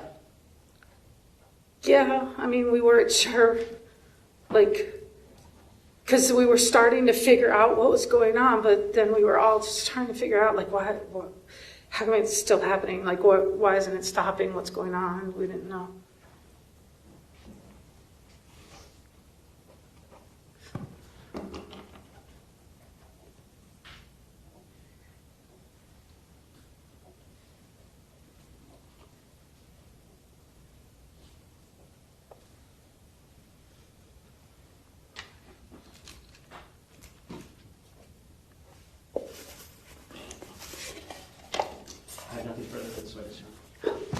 Based on that, I read your rep. Yes, sir. Go ahead, sir. Just very briefly, Ms. Campbell. The puff of smoke that you saw, that was before the fire alarm went off, correct? Yes. So you never saw my client on the scene, correct? No. And after the fire alarm went off, did you get a chance to go back out and look at anything, or you were in your classroom? Not until SWAT came to get us. Okay. And did you ever figure out, like, how it is that you couldn't wrap your head around the sound coming from inside the 1200 building? Did you ever think about that? It was just so loud and echoey, like everywhere. We just knew.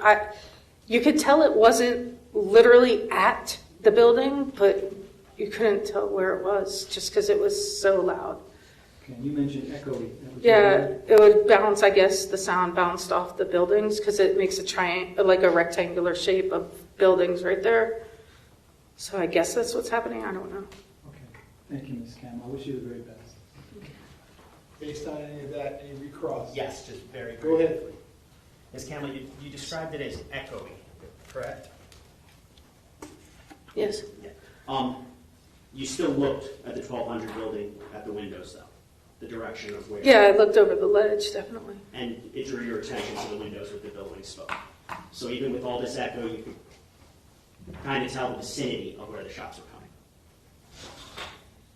Or the noise was coming from. Yeah, at that time I didn't know what it was, so I just looked over and then movement caught my eye, so. And that corresponded with what you heard. Yes. Nothing further on.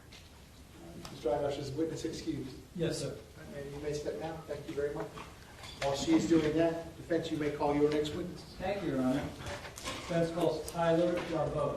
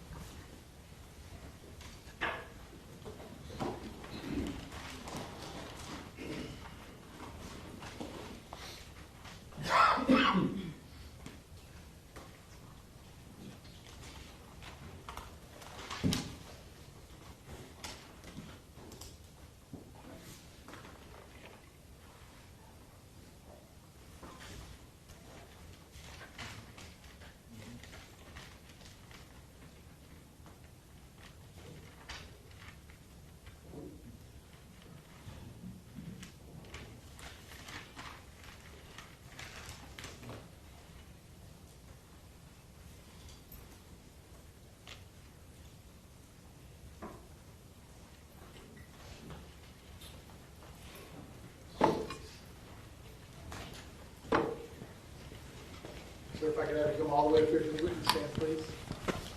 Once you reach it, before you have a seat, you can just stop and look at me. Raise your right hand. You swear to tell the truth, whole truth, nothing but the truth. I do. Please be seated. And once you're seated, if I could just keep that chair all the way up as far as it will go. Can you please state your full name and spell your full name? My name is Tyler Darboe, Tyler-Jarboe. Mr. Agarsh, you may inquire. Thank you. Mr. Jabot, would you prefer that I call you Tyler or Mr. Jabot? Tyler is fine. Tyler, okay, fair enough. Are you in school right now? I just graduated in May. And where'd you graduate from? Florida Polytechnic University. And what did you study? Computer science and AI. And were you a student at Marjory Stoneman Douglas ever? I was. Were you a student back on February 14th, 2018? Yes, I was a junior. And what class were you in when something unusual happened that day? I was in Mr. Sanders' pre-calculus class. And where is his class located? It is in the building across from the 1200 building. I believe that is the 700 building. Okay.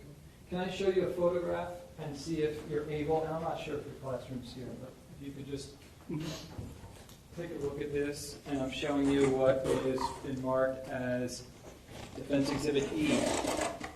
Are you able to see at least approximately where your classroom would be located?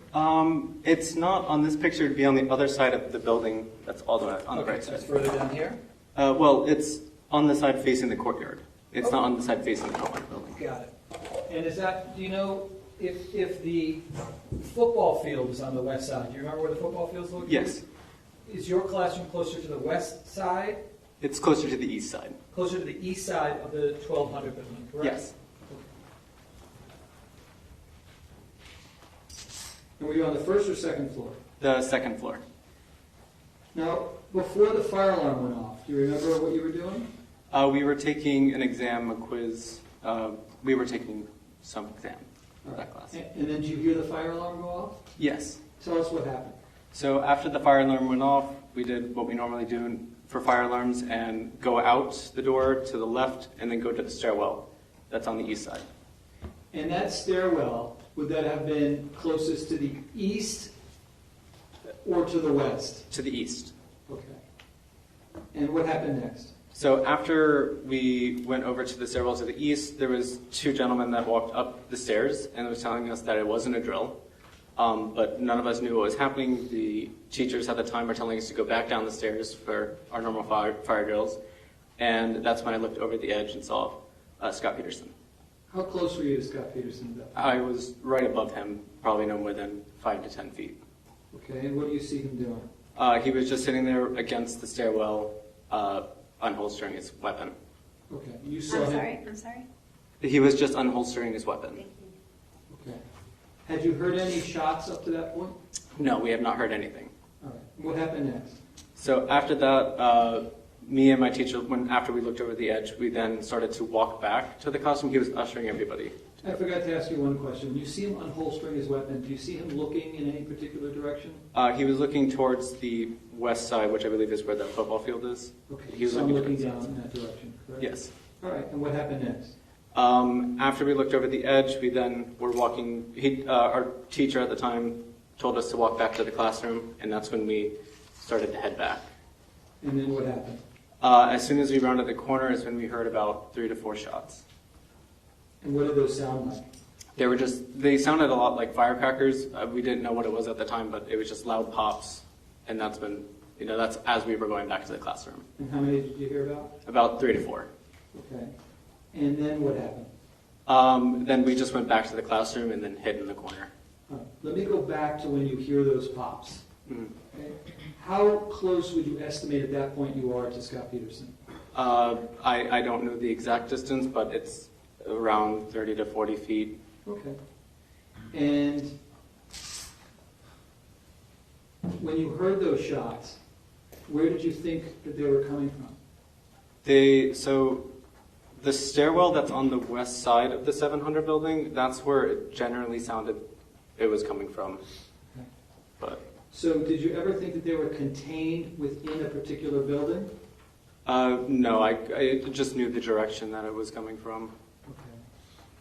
Did you ever say, gosh, there's shots being fired inside of the 1200 building? No, I just knew that it was coming from the west side stairwell. And you thought it was the west side stairwell of the 700 building, correct?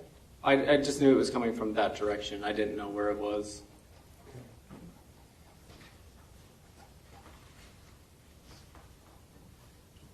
You've learned in retrospect that the shots were actually inside of the 1200 building, correct? Yes. Did you ever think back and wonder why it is that you thought that the shots were coming from west and outside? I have not just thought about why it was coming from that side. Have you ever had experience with echoes in that area? It does echo quite a bit. Explain for the jurors your experience about that. I mean, it is a hallway outside. There's a lot of concrete that's around buildings. The walls are flat. Someone can drop a textbook and it will echo throughout. You can hear it pretty clearly throughout the hallway. So before the shooting, you had experienced times where loud noise will take place and then you don't know where the noise is coming from, correct? You know the direction where it's coming from, but you can't pinpoint its exact location.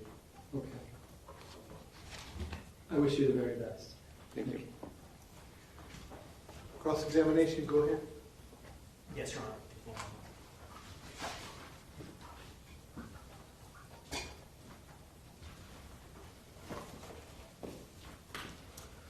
Tyler, how you doing? I'm doing good. How are you? Not too bad. As I tell every witness, I speak pretty quickly. If you need me to slow down, just let me know, okay? Okay. Now, I want to show you a picture of it. Sure.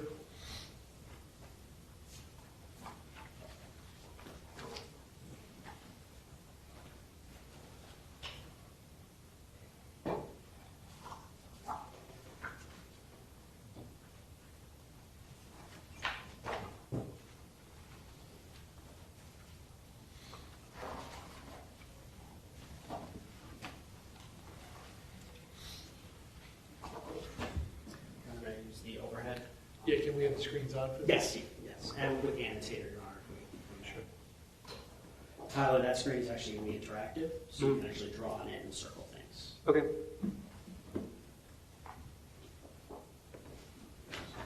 Sir, do you see 3 little bars at the bottom of your screen? Yes. Just touch those. Okay.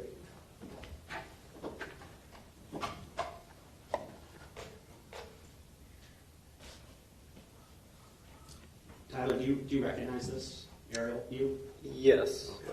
Can you just mark with a pencil just where the 700 building is? I think the pencil's on, right? So the 700 building would be this building right here. Now, your class was on the south side, so facing kind of the courtyard. Yes. With I changed it. Oh, can you just mark with a circle where the courtyard is? The courtyard is right here. Okay. Now, where approximately was your classroom? It was about right here-ish. So when you leave that classroom, and if you want to maybe change it to a green or purple, just for clarification, just make it easier. When you left the classroom on the fire drill, what route did you take? So as we came out the classroom, we walked up here into the stairwell that's right there. Now this stairwell right here, when you said that you looked over the edge, were you looking north over the ledge, or is it east or west? What direction were you looking over the edge? Just north over the ledge. Okay. So if you continue with that purple line up to kind of where that white part is, that's where the ledge is that you were looking over? Yes. Okay. And if you could, can you just mark with an X approximately where you saw Mr. Peterson? I saw him right around here-ish. Okay. And you said you saw him unholstering his gun? Yeah, he was on the wall. He was on the wall. Did you see him actually taking that out of the holster, or did he already have it in his hands? It was very quickly that I looked over. Okay, so that's actually my next question. For how long would you say you saw him? You can estimate this. Probably no more than a second to a couple seconds. Now, you said that he was facing, it looked like he was facing west towards the football field, right? Yes. Was his body facing west, or was it just his head? I don't really remember. Okay. And I know you just testified it was only a second, so if you don't know the answer to this, that's fine. But did it look like he was scanning, or did it look like he was focused on the west side? I just saw him looking to the west side. Okay, fair enough.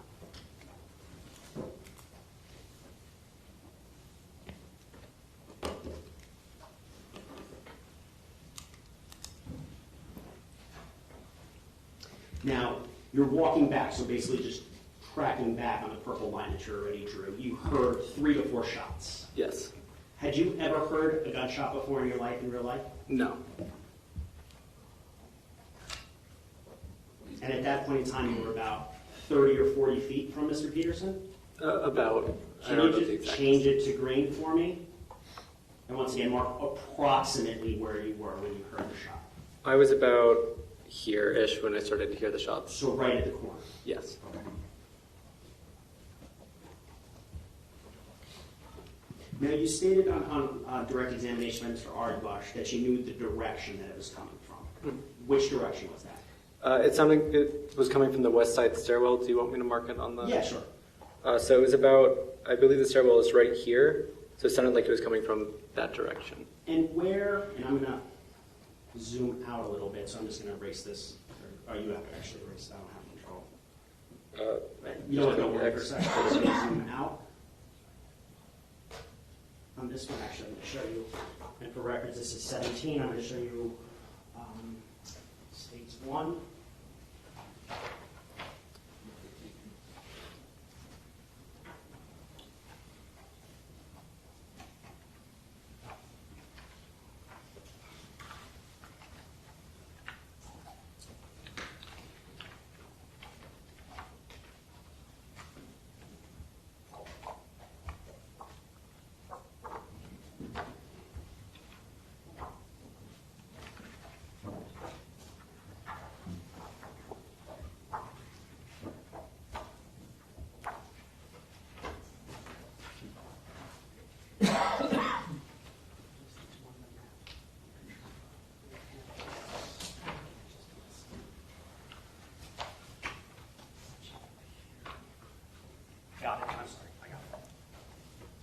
Todd, I'm telling you it's already added to states 1.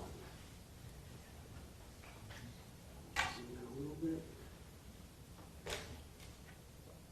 Looking at that photo, where's the senior lot? The senior lot is at the north side. You can mark it. Okay, so the senior lot is here. It's that entire parking lot. Did you at any time think the shots were coming from that direction, the senior lot? I just knew it was coming from that area. I didn't know where it was. So in that direction, yes, but not. I didn't know if it was in the senior lot or not. Okay. So earlier you marked, and you can just mark again if you will, the west stairwell on the 700 building. So the west stairwell is here. Okay. So it could have been from the west stairwell, but it also could have been from the senior lot. Yeah.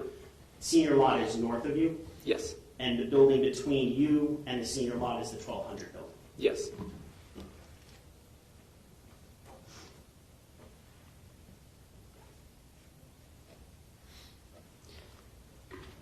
You mentioned on direct examination about the echoes in the hallway. And it was kind of like a known thing. And if someone dropped a textbook, you would kind of hear the echoes. Is that yes? I'm sorry, yes. Oh, sorry, yes. So it was widely known that hallways weren't necessarily the best place to stand if you're trying to determine where a sound came from, were they? Yeah. They would not be the best place. They wouldn't be the best place, yes.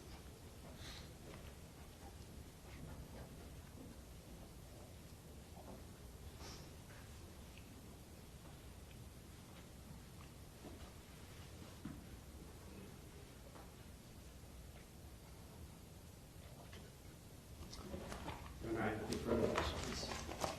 Any redirect? No, Your Honor. Is the witness excused? He is. All right, sir, you may step down. Thank you very much. Thank you. While he's doing that, defense, you may call your next witness. Thank you, Your Honor. We call Jeffrey Morford.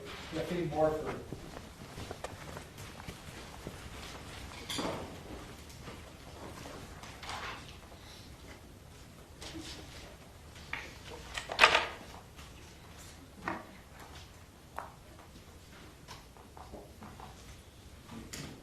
Your Honor, you want to continue now? Well, you have the TV's off. Yeah, I'm not going to use them.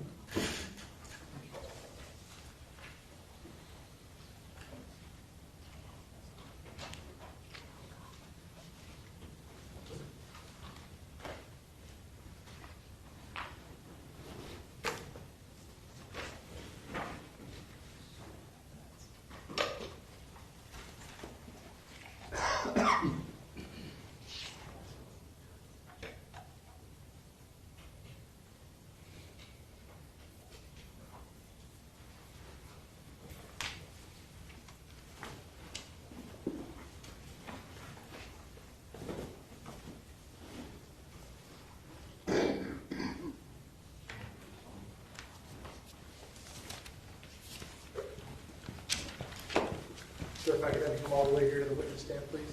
Once you reach it, before you have a seat, you can just stop and look at me. Raise your hand. You swear to tell the truth, whole truth, nothing but the truth. Please be seated.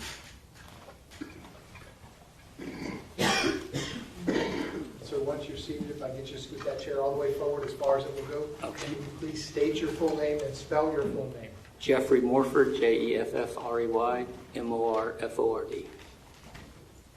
Mr. Agos, you may inquire. Thank you. Mr. Morford, are you currently working? No, sir, I'm retired. And what are you retired from? I was assistant principal at Stoneman Douglas. And how long were you in the school system? I was in Broward schools 21 years, I believe, overall 33 years in public school. And did you ever work for Marjory Stoneman Douglas? For 6 years. 6 years? And during that time, did you ever have contact with Scot Peterson? I did. Tell the jurors what type of interaction you had with him. I would interact with him daily. He would help me anytime I had issues with parents, students, anything in that nature. We even shared duties together, like lunchtime and things like that. So I spent a lot of time with him. Your title was assistant principal, correct? Yes, sir. And what was his relationship like with the kids? He had a good relationship. I felt like that we were able to stop some things from happening because kids had confidence to come and talk to him, to share things with him. and he had a good rapport with, I believe, administration, staff, and students. Were there times were there any fights on campus? We had a few. And did you ever see Scot Peterson get involved and try to stop those fights? He would always jump in and help, always. Were there times he would do that even without backup? Correct.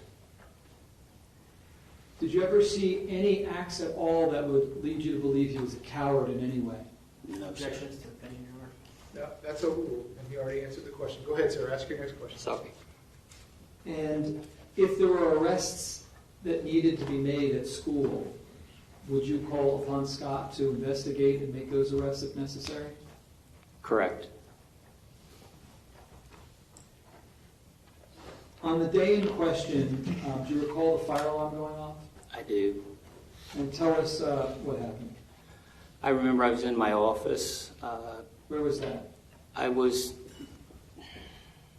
in the 100 building, Okay. and I went to Deputy Peterson's office. The fire alarm was in there, and someone was already in there working with it. So I remember I came back to my office, and eventually I went outside to start, helping with getting kids, with the fire alarm. When you went into his office, was he in his office at that point? I don't recall that. I don't recall that. Okay. And then what happened next? What did you do? Then I eventually went out to the hallway and started, getting kids. My area to take care of was right there by the main 100 building in the auditorium. So I went that way. I eventually ended up down toward the auditorium area, headed toward the 1200 building. I didn't get near that far down, but in that direction. And I eventually ran into Office Monitor Stobley, who informed me what was going on. And so I headed back to try to start, because kids were all coming down for the fire, thinking it was a fire drill. And so we were trying to get them in the auditorium and get them back up the stairs back to their classrooms. Were you equipped with a school radio? Yes, sir.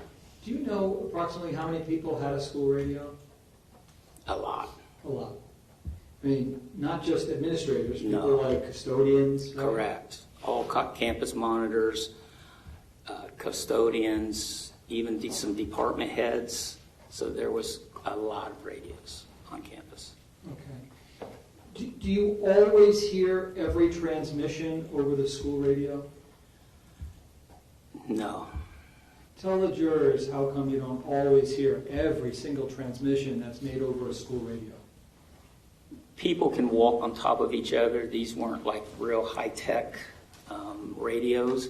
So for instance, maybe if I was talking and someone pushed a button, they wouldn't even have to be talking. They could just push the button and it would cancel out, what I was saying. It's just a lot of different things could keep them from being where you hear everything. Did you ever miss any transmissions during your 6 years, for example, at that school when you have divided attention, like you're talking to someone or you're researching on your computer, anything like Most that? definitely, and especially if I would have someone in my office, if I had a parent or a student, I would a lot of times turn my radio down. I would, not off, but down, and so you could definitely miss things. What is a code red? Immediate danger, lockdown, you need to get to safety. When someone orders a code red, whose benefit are they doing it for? Staff, students. And what are teachers instructed to do when a code red is ordered? They're to secure their room and secure their kids in the room. That's if they can get into their room. Correct. So let's talk about when there's a fire alarm going off. Are teachers supposed to bring their keys outside of their classrooms? They should secure their classroom when they're leaving for the fire drill. They should take their appropriate things with them and secure their door, and then be able to let the kids back in when they're finished. Did there come a time where you heard someone order a code red on February 14, 2018? Yes, I heard Deputy Peterson call code red. Okay. And are you familiar with his voice? I spoke with him daily. How often, just so that they're clear? In the 6 years you were there, did you speak to him every day? Daily. I'm sorry. Were there times when you speak to him more than once a day? Most definitely. Do you recognize his voice? Most definitely. When you heard him order a code red, was there any doubt in your mind he's the one who did so? No doubt in my mind. Now, as a result of him ordering a code red, did you do anything over the radio? That's where, and I apologize, some of my dealing with all this, I've had some issues, and memory's been one of them, but I don't specifically remembering calling code red, but I know another assistant principal in his statement said he heard me call code red. So I don't, in the chaos of what happening, I don't remember it myself, but another person did in his statement say that he heard me call it. But if you did order that code red, would it have been because my client ordered the code red? 100%, because I heard it from him first. Was there a time that you went to the video room to review surveillance video? Correct. After, like I said, I had met Coach Stabley, and we were going back, and Deputy Peterson got on the radio and asked me to go to the camera room to try to locate what was going on. Do you remember him telling you specifically to go to the camera room to try to locate the shooters? Correct. And would you have gone to the video room had he not told you that? No, I probably would not have thought of that. I would just been trying to get kids in to safety. And who did you go to the video room with? Mr. Greenleaf, our security specialist. And between you and him, who knows how to operate the equipment in the video room? He does. I did not know how to operate it. And while he was on the equipment, what were you doing? I was on the radio. I was sitting beside him. He was like in an area like this where the computer screen was, and I was sitting like beside him. And were you speaking with anyone on your school radio? Deputy Peterson. And how long did this go on, if you can give an estimate, just ballpark? It wasn't like very briefly. We had to rewind the film, and then when we first rewound the film, it was like just smoky, like we couldn't really see much, and so we started back, and then I was on as we saw things, we were reporting it to him. So it wasn't like 5 minutes, 10 minutes. At least at that. At least you can't give it a total ballpark. I can't. At least 5 to 10 minutes. Correct. I was on with him at least 5 to 10 minutes for sure. Okay, but that's not your ballpark, right? No, right. You're saying that would be the minimum. Correct. Are you able to give like a maximum time? I don't know. Everything was happening so fast. I don't know. Was there ever a time during that? Again, you called it a long process, right? Is that a yes? Yes. Was there ever a time that Deputy Peterson ever hang up or gave up on the process? No, never. Did it seem like he was trying to find out in real time where the shooter or shooters were located? Yes. That was your purpose with him? Correct. Did my client have any control over the video and where it was being rewound to? No.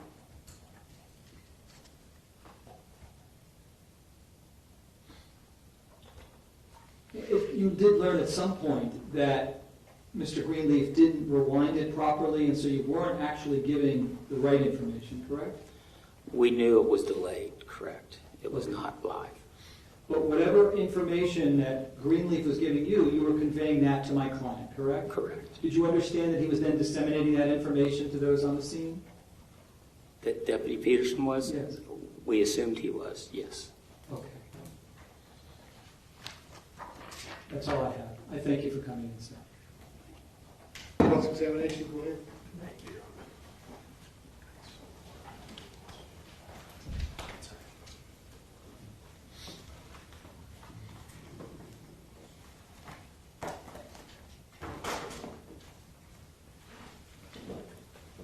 Hello, Ms. Morford, how are you doing?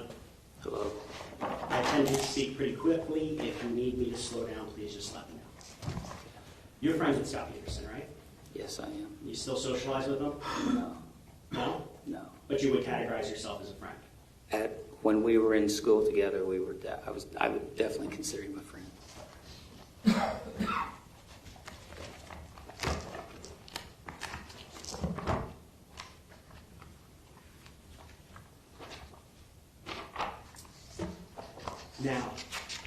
Deputy Peterson, your testimony has ordered or told you to go to the camera room, correct? Correct. And you're with Kelvin Greenlee. I wasn't with him at the time. I headed there, and I don't recall exactly where I ran into Kelvin, but somewhere we ran into each other, and we went into the main building. And you said on direct that you have some memory issues related to this incident, correct? Correct. Is that because of the trauma associated with it? Yes, sir. Okay, so you remember some things, you don't remember other things? Correct. Okay. And that's why I tried to go back and look at some of my statements so I can remember things, because Okay. I have a lot of depositions. Do you remember Mr. Peterson telling you when you're in the video room to look directly or to look at the 1200 building? I don't recall that. Is it possible he told you that? I don't recall it. Again, Mr. Greenleaf was the one that went in and got on the camera and got it going. I was there watching. You were there watching and then relaying the information? Correct.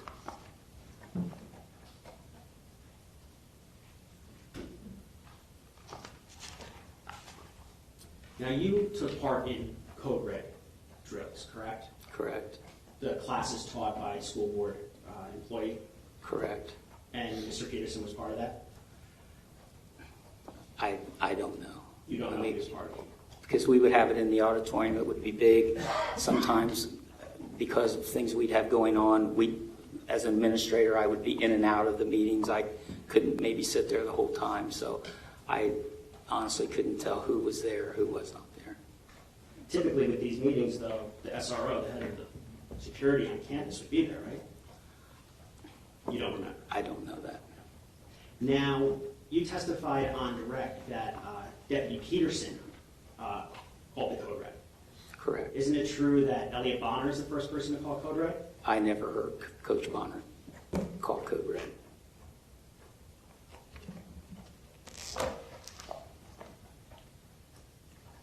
And today, you're stating that it was definitely Deputy Peterson that called the Code Red. Correct.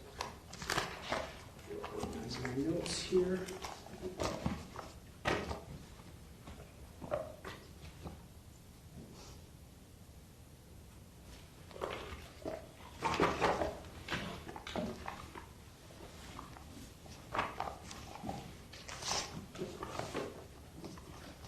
Have you ever testified differently to that?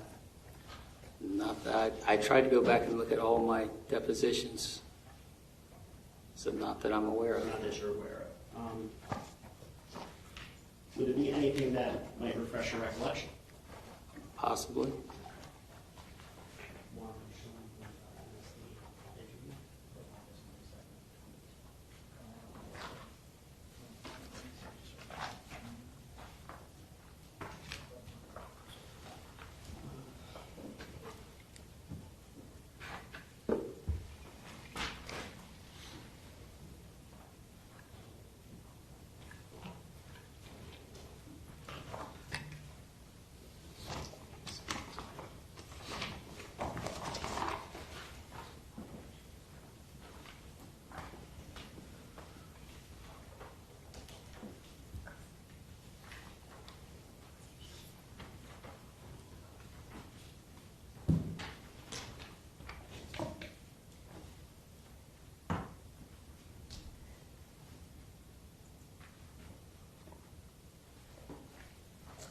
You remember giving a sworn statement on August 22nd of 2018 to a Detective Bonasaro?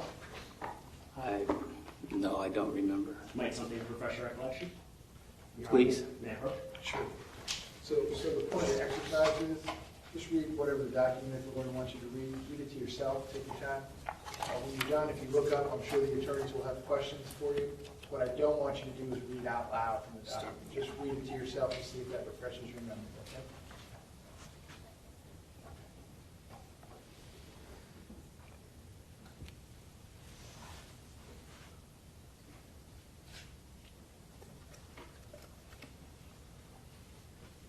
How far am I supposed to go?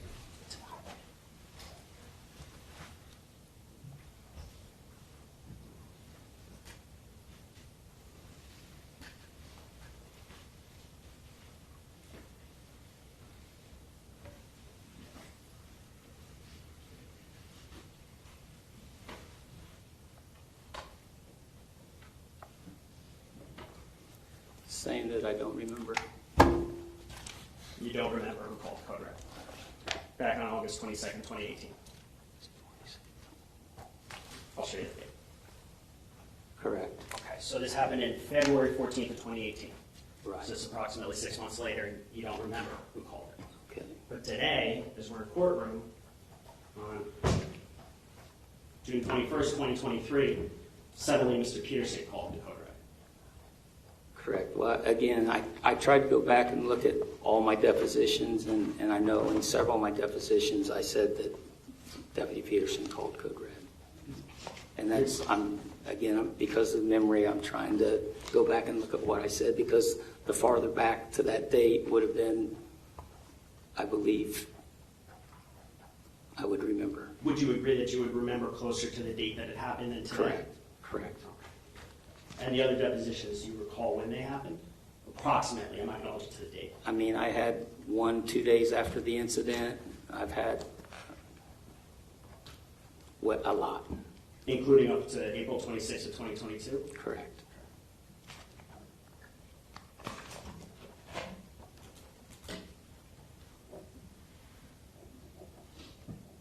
Now, you also called it Code Red, correct? I don't remember, but another assistant principal said he heard me call it. Now, with the school radio, as Mr. Eiglarch was asking, sometimes you heard transmissions, sometimes you would turn it down if you were in a parent meeting. Did you overhear Coach Weiss that day? No, I did not. Did you overhear campus monitor Medina that day? I don't remember that.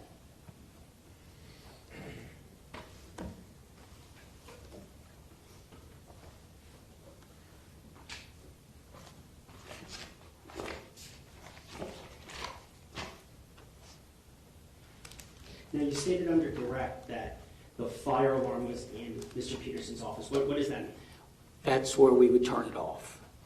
So, the master switchboard is... Yes, sir. Yes, sir. And that's because he's the SRO, the head of this security. I mean, I don't know why. It's just that's where it was. Now, you described on direct examination that he had a good relationship with kids. He was like a mentor to them? I think so. You saw it. It was a different relationship. It was almost like a relationship that a student may have with a teacher or an administrator. Correct. Now, you testified on direct that you headed towards the auditorium area. Why did you do that? That's where my duty is for fire drill. Okay. Now, as you headed towards the auditorium area from building 1, that's heading north, kind of towards the 1200. Correct. You ran into Brian Stobble, who was a campus monitor, and he told you what was going on. Correct. Did you hear any shots that day? Again, I don't recall that at all.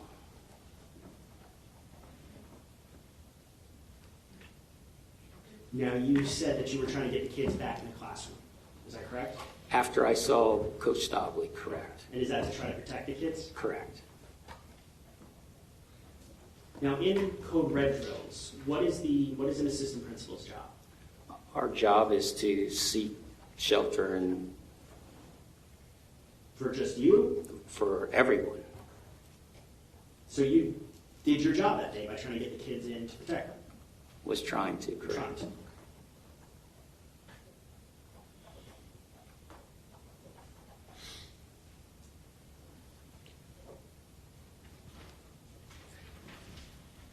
Now, on direct examination, the question was asked about Mr. Greenleaf in the video, and that Mr. Greenleaf incorrectly did the video.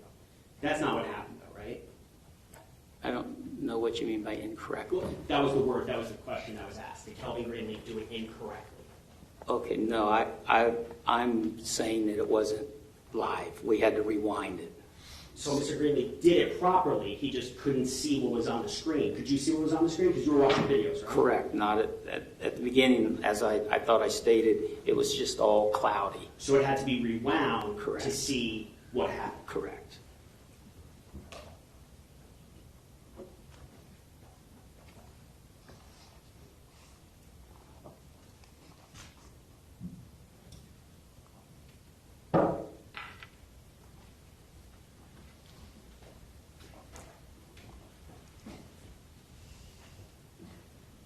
Do you recall telling Mr. Peterson that the video may be delayed? I don't recall that. You don't recall.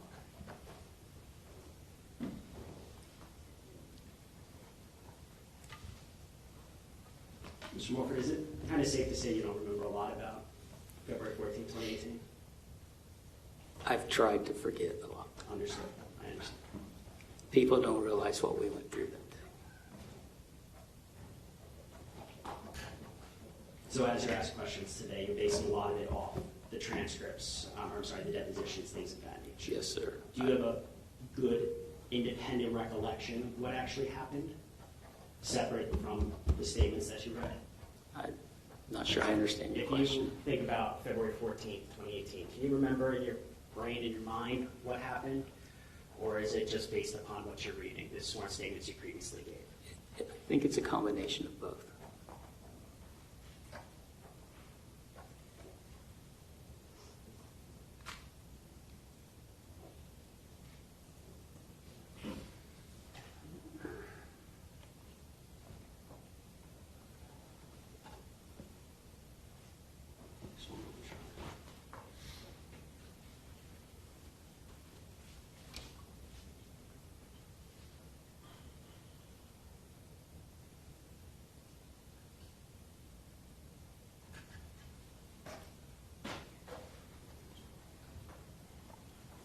Don't have nothing further for Mr. Walker. You can be direct. No, Your Honor. It's a witness excuse. He is. All right, sir, you may step down. Thank you very much. While he's doing that, ladies and gentlemen, a real quick restroom break, same admonition as always. Please do not discuss the facts of the case, the evidence, the witnesses, or the testimony until we reach the end of the case. I'll tell you when that is. If you leave the notepads in your chairs and step in the back one moment, I'll be right back with you. Thank you.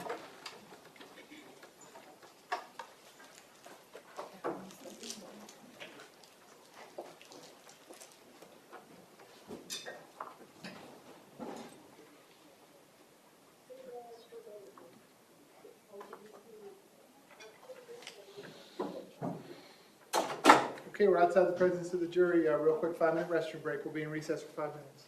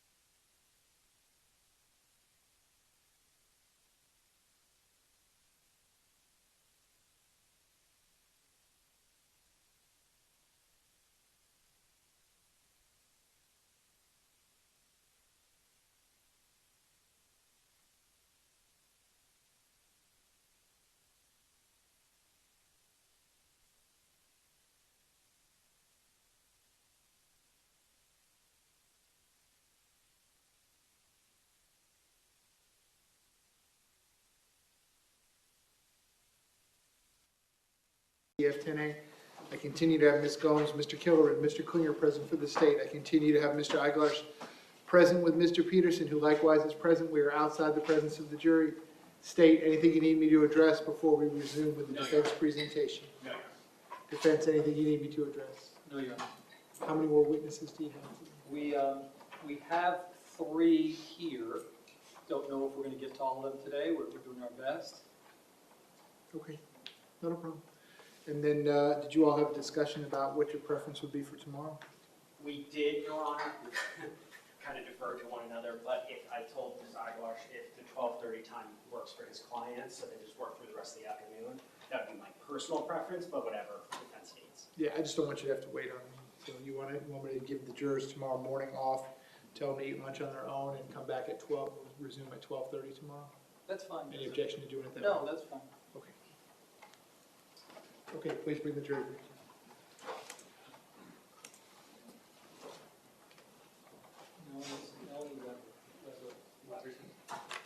When will you finish your document? We will finish tomorrow by 11:15. Oh. So we will have a normal 1 hour and 15-minute lunch break We get before we everybody resume in the there. trial at 12:30. Whoever's short. Hey, Judge. Nowhere in the rules. I don't know how long you're. No, I'm in trial. Try. I'm in, yeah. If you shave off, I'm going to talk, ask the whatever you say. There's so many. Oh, well, can I give you my office number? Or you not? I'm not available.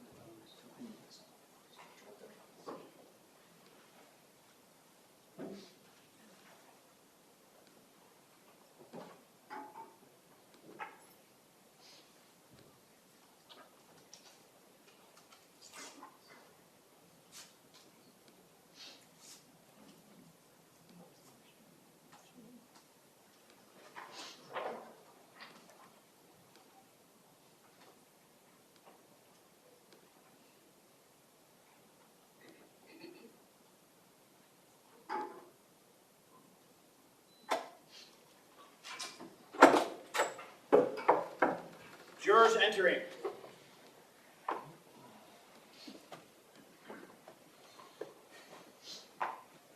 Ladies and gentlemen, welcome back. Come on in.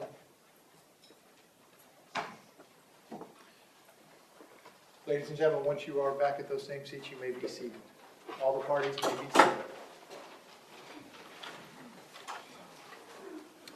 Ladies and gentlemen, those of you using the notepads, I will give you a moment to get the notepads back out.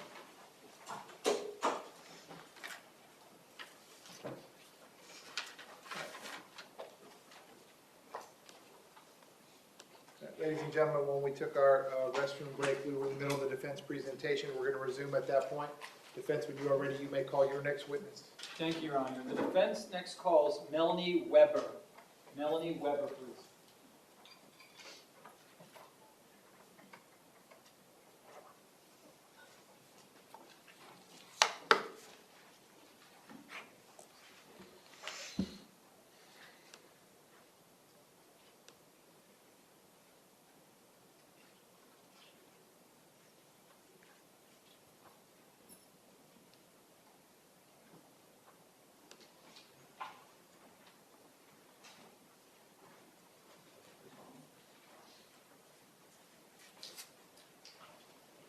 Ma'am, if I could have you come all the way up here to the witness stand, please.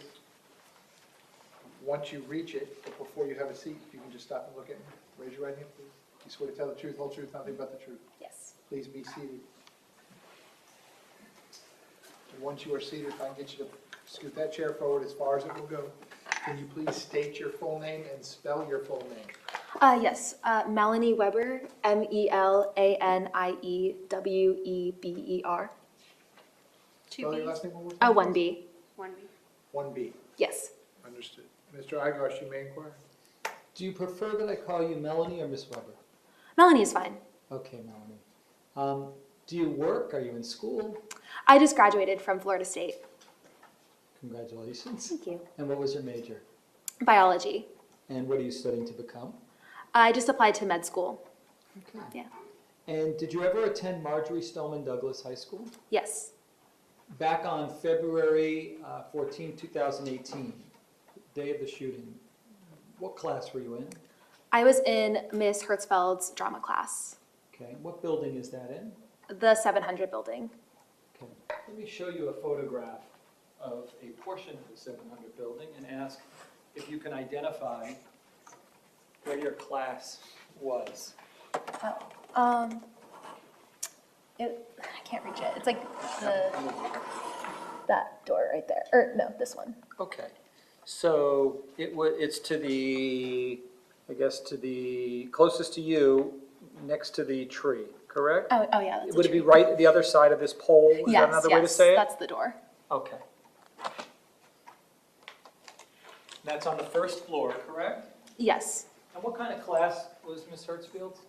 It was a drama class. And were you one of the ones participating in that musical they had going there? Yes. All right. And then what happens next? So we were rehearsing for our spring show, and then the fire alarm went off. And so me and a bunch of my friends in the drama room responded to it like we would any other fire alarm, and we walked outside in response to it going off. And if you can show us on that same photograph what your path was. Mm-hmm. Yeah, so we walked out the door and started crossing this patch of grass kind of diagonally over to the parking lot where we usually gather for fire drills. Show the jurors where the 1200 building is. Right here. Okay. So is your classroom facing the 1200 building? Yes. Are you right across from the 1200 building? Yes. And what happens next as you're walking? As we were walking, I want to say we were right in the middle of this grass patch. That's when we heard the gunshots. Okay. And how many did you hear? Around 7. Did you recognize them as gunshots right away? No. What did you think that they were? At first, I thought that they were firecrackers or some kind of explosive. And what did you do in response? We immediately turned around and ran back into our classroom. All right. And how were you feeling in that moment? Scared. Okay. And when you heard the shots, as you indicated, between the 12 and the 700 building where you identified, where did you think that they were coming from? Since it was so loud and the sound was echoing and like reverberating off of all the buildings, I initially thought that they were coming from the soccer field. Okay. Let me show you what is marked as Defense Exhibit F. Can you show the jurors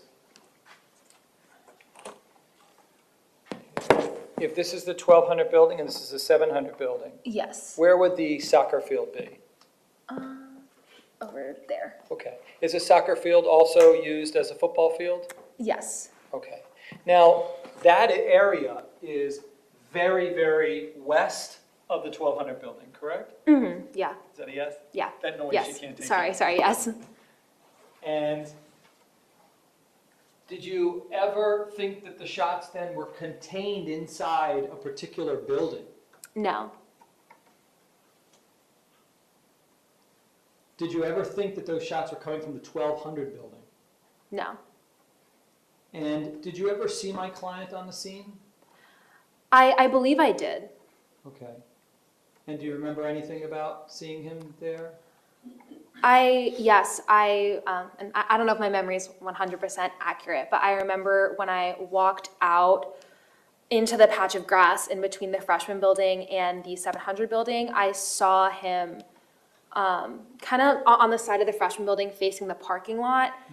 I believe there might have been a golf cart that he was getting out of, and it seemed like he was, I don't know, running towards it or something like that. All right. Anything else that you recall? I feel like I remember him, I don't know, maybe, I don't know, he had like a gun or reach for it or something like that. Okay. I don't know. My memory isn't, it was 5 years ago.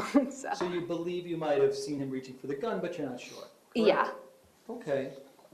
And you had mentioned the word echo or echoey. Is that what you said? Yes. Okay. Tell us what you mean by that. I don't know, it was echoing. Had you experienced that before the shooting ever, where you hear a loud sound in that area and you're not sure where the sound is coming from? No, I don't think so. Okay. So, but on the day in question, you described it as echoey, correct? Yes. And can you describe the configuration of the buildings which might cause that? All of the buildings at Stoneman Douglas are kind of, Stoneman Douglas, even though it's made up of multiple buildings, it is just kind of like a big square. So there are a lot of courtyards and a lot of, I don't know, walls that sounds could just bounce off of, because especially in the patch of grass where I was right in between two buildings, then there are more buildings over here. So it's just, an area where noise can bounce off. Got it. I thank you very much and good luck with that school. Yeah, thank you. Cross-examination, go ahead. Thank you, Your Honor. How you doing, Melanie? I'm good, how are you? Not too bad. I tend to speak pretty quickly. If you need me to slow down, just let me know. Okay. I'm going to show you a picture.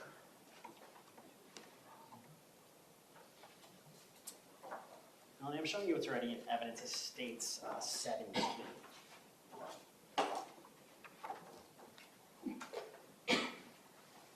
And your screen is actually interactive, Your Honor. Can we please put on the annotator?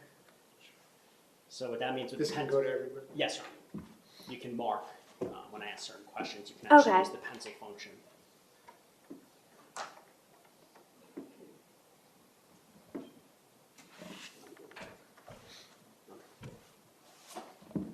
So I know that Mr. Eiglass showed you a picture of where your classroom was. Looking from the aerial, do you recognize where the 700 building is?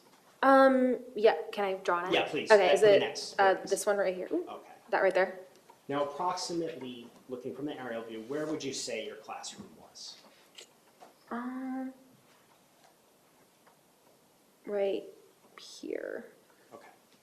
And when you came out of the classroom, if you could just maybe change colors, whatever color you want, see on the bottom? Okay.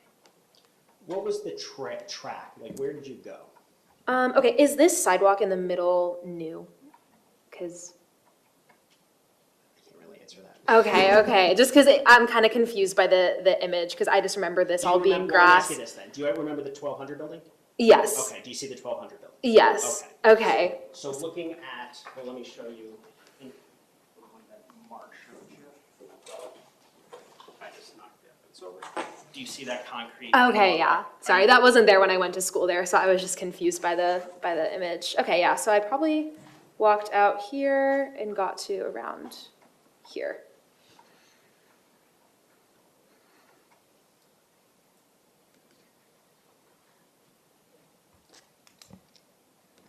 So you got to about there. Where, and if you could mark just with an X, approximately where was Mr. Peterson when you saw him? I want to say around here. Did you see him on the concrete area there? I can't remember if he was on the concrete or on the grass, but I definitely remember him being in this general vicinity. Okay. Going back to the concrete, you said it wasn't there when you were at MSD. Are you sure about that? Do you remember that? I don't know. It was 5 years ago. I mean, this sidewalk was definitely here, but this concrete cutting through the grass here, I don't know if I remember that. Okay, but it could possibly have been there. It's possible it could have been there. I'm asking, is it possible? Possible that I saw him. No, I'm just asking about the concrete, just the walkway. Is It's possible, yeah. I just don't 100% remember. Okay. Because you said earlier on direct examination from Mr. Eiglass, your memory is not exactly 100%. It happened a long time ago, correct? Yeah. Okay. So when you come out, you're following the line up there, and that's when you heard the noises, correct? Yes. How loud were They were very, very loud. I had never heard gunshots before, so That was my next question. yeah, it was very loud. At first, I thought that something was exploding. Okay. Soon as you heard those shots, did you immediately turn around and run back to Ms. Hertzfeld's class?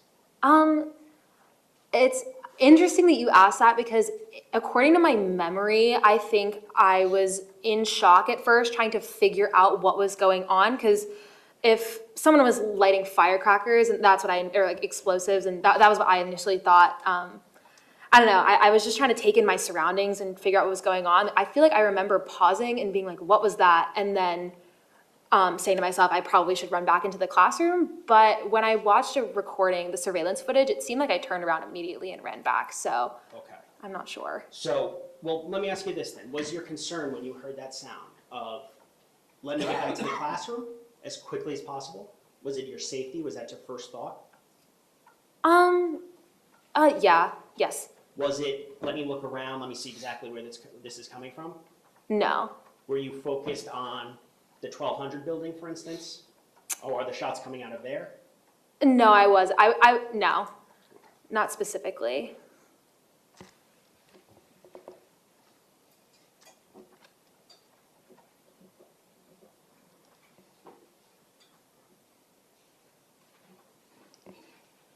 Now, at some point in time, did you see another person standing next to Mr. Peterson? Do you remember that? Yes, I did see another person. Do you remember his name? I think Mr. Greenleaf. Okay. Yeah. And did you at any point in time see Mr. Greenleaf waving the students back into the 700? Yes, I did.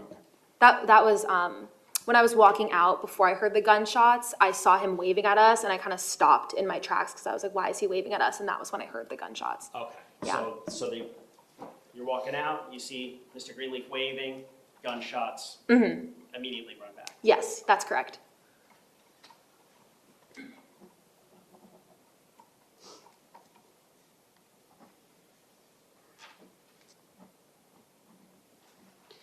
And you said you heard, would you remember to be 7 shots? Around that number. More than 2 or 3? Yeah.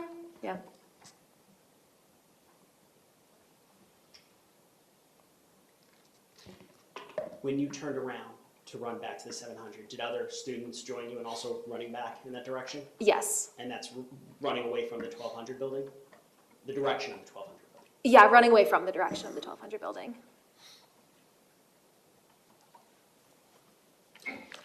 You testified on direct examination that you saw, you believe you saw Mr. Peterson kind of on the side of the building where you marked the X. Yes. Which way was he facing when you saw him? He was facing the freshman building. And you said he might have had his gun. Yes.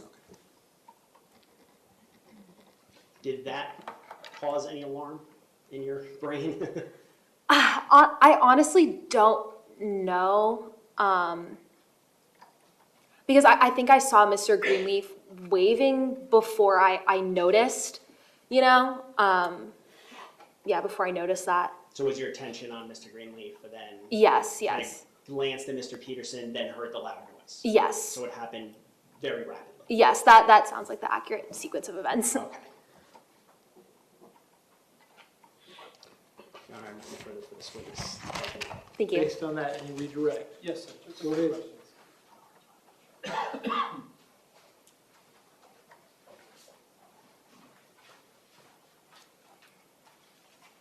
Just a few questions. On cross-examination, you said your memory's not 100% on all details, right? Yes. Because it happened 5 years ago, correct? Yes. This was very traumatic for you, correct? Yes. Did you give a statement to anybody many years ago? Like an official statement? Yeah. Did anybody come and give you a statement and find out what you knew? No. Well, Okay. yeah. I did talk to people in the office, but I don't think that was an official statement. Yeah, I'm referring to somebody like law enforcement sitting you down and saying, "Tell us what you know." Do you remember that? Okay, yeah, that did happen. Okay, many years ago, correct? Yes. Closer to the incident, correct? It was in the fall of my senior year, so 6 months after the incident, roughly. Okay. And while you say your memory isn't 100% on certain details, is it 100% on hearing what you thought was firecrackers? Yes. Is it 100% on hearing what you thought were firecrackers coming from the soccer field? Yes. Is it 100% on hearing what you thought were firecrackers from outside? Yes. And was it 100% in your mind not coming from the 1200 building? Yes. Yeah. I thought they were coming from everywhere. I really didn't know. Everywhere, Yeah. correct? Thank you. Based on that, any recross? Just one very clarification. Go ahead. When I was asking you questions, you called it the freshman building. Is the freshman building and the 1200 building the same building? Yes, the freshman building is a nickname. Thank you, Judge. Okay, is the witness excused? Yes, thank you. You may step Thank you. down. Thank you very much. While she's doing that, defense, you may call your next witness. Thank you, Your Honor. The defense next calls Deputy Brian Miller. Deputy Brian Miller.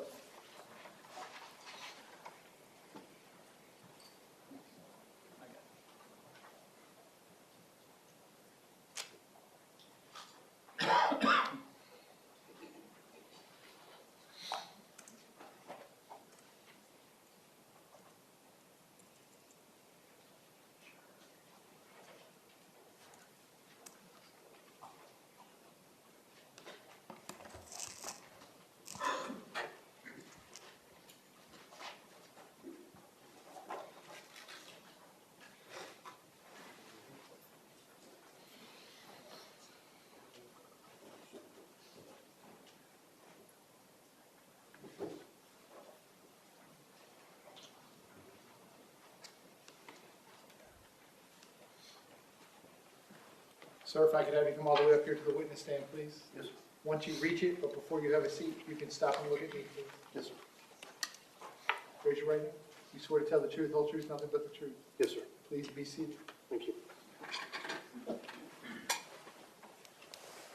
So once you are seated, if I can get you to scoot that chair all the way forward as far as it will go. Yes, sir. If you could please state your full name and spell your full name. Brian Miller, B-R-I-A-N. Good afternoon, Mr. Miller. How are you employed? I'm sorry, sir. How are you employed, sir? I'm a sergeant with the Broward Sheriff's Office. Okay. And how long have you been a sergeant with the Broward Sheriff's Office? I was promoted in 2004. 2004. And when did you start with the Broward Sheriff's Office? 1986.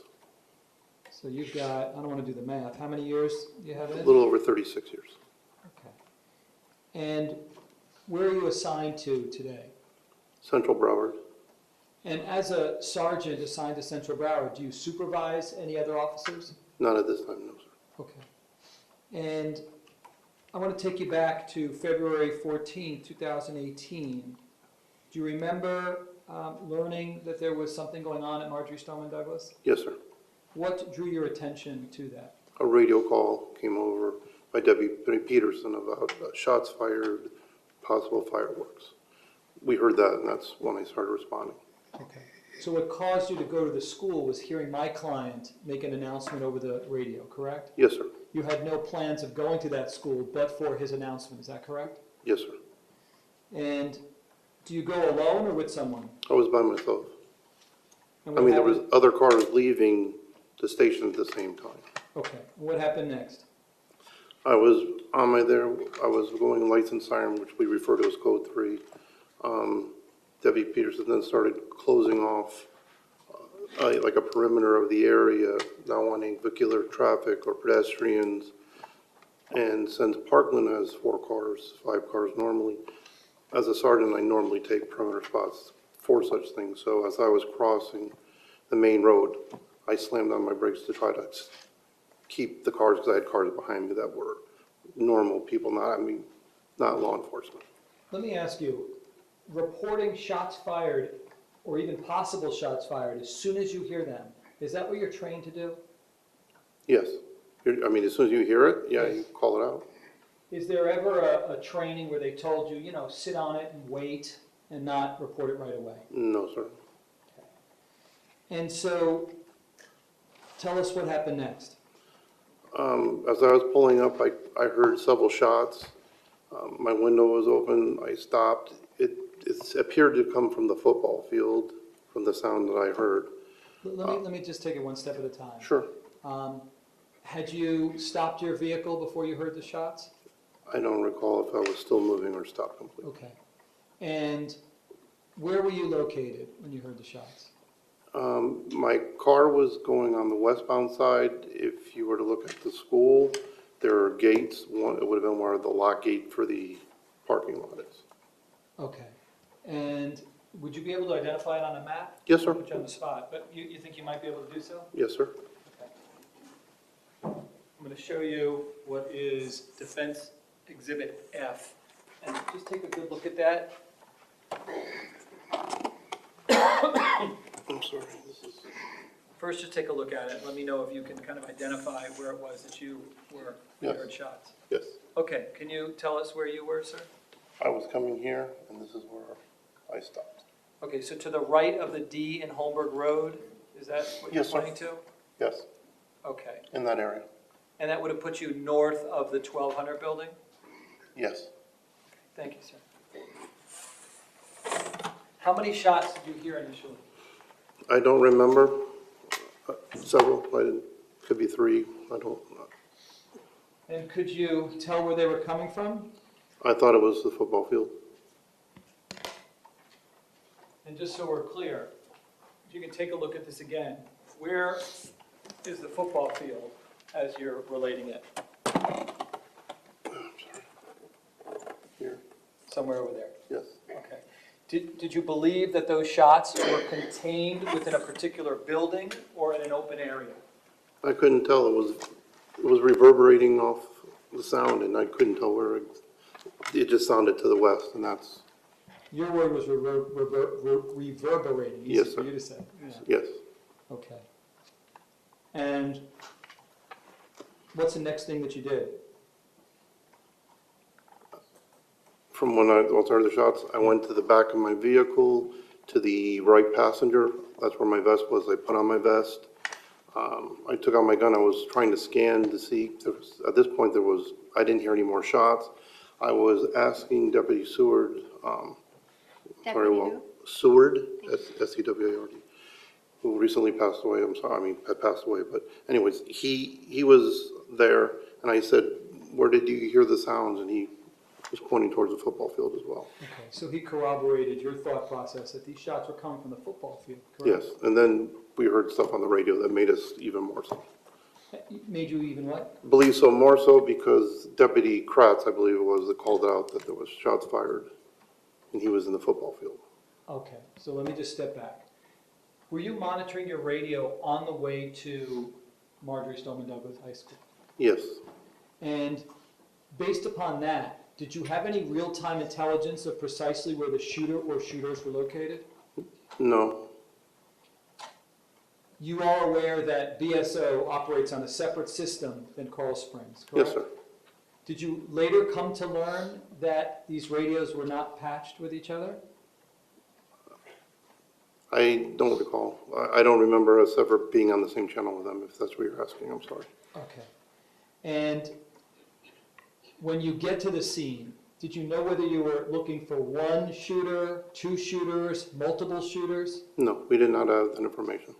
Are you trained that unless you have information telling you otherwise, to believe that there could be multiple shooters on campus? Unless you have information, otherwise you don't know. And even though you thought the sounds were coming from the football field, do you say, okay, there must be just one shooter on the football field? No, sir. Tell the jurors what you were thinking in real time. Well, you're at overload. You believe that's where it is, and then I heard that there was a shooting victim in the football field as well. That's, again, just reaffirming my belief. When you arrive, do you just start running towards the football field or not? No, I blocked the traffic. I have, like I said, cars behind me. I have Deputy Hanks approaching. Because of the traffic backup, he's running on foot. And I'm yelling to him to go up further ahead of me where I see Goolsby and I think Perry, and I can't believe who the other ones were. We're already going inside the building, or not the building, the gate was approaching they were towards the west of me. I just want to make sure we heard you correctly. You didn't see them going into any particular building? You were No, talking no, about the sir. gate. No, they were going through the gate, and it appeared, in my observation from, again, where I'm at, it appeared they were going towards the football field. And were you continuously trying to monitor your police radio to gather more real-time intelligence? Of course, you monitor it all the time. I was trying to transmit the Hanks, and my radio wasn't working. Tell the jurors about that. What was wrong with your radio that day? When you key up, it would like make a sound like bonk, bonk as you were keying. What is keying? Tell the jurors When what you keying is. press the mic to talk into it for someone to hear, it would make a tone.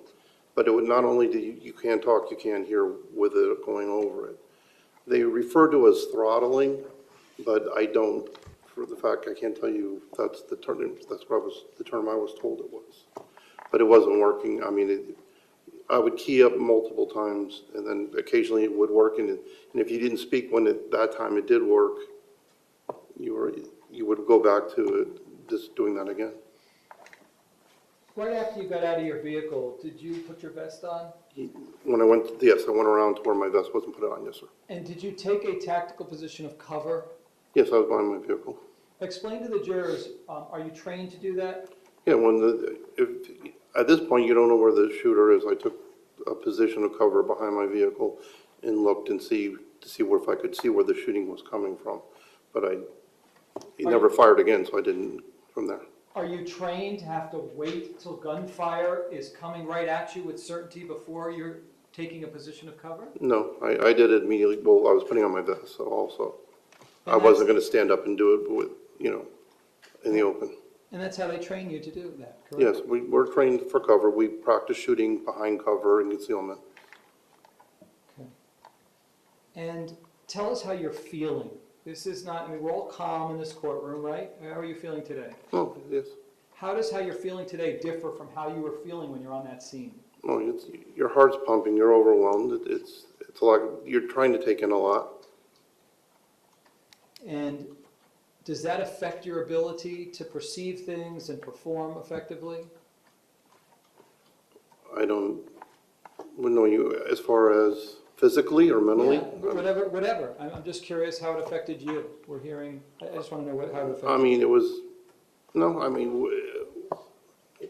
I don't know what to say. I mean, we were doing what we were doing. Okay. And what happened next? You believe that it's coming from the football field. Yes. And then what else do you do? All right.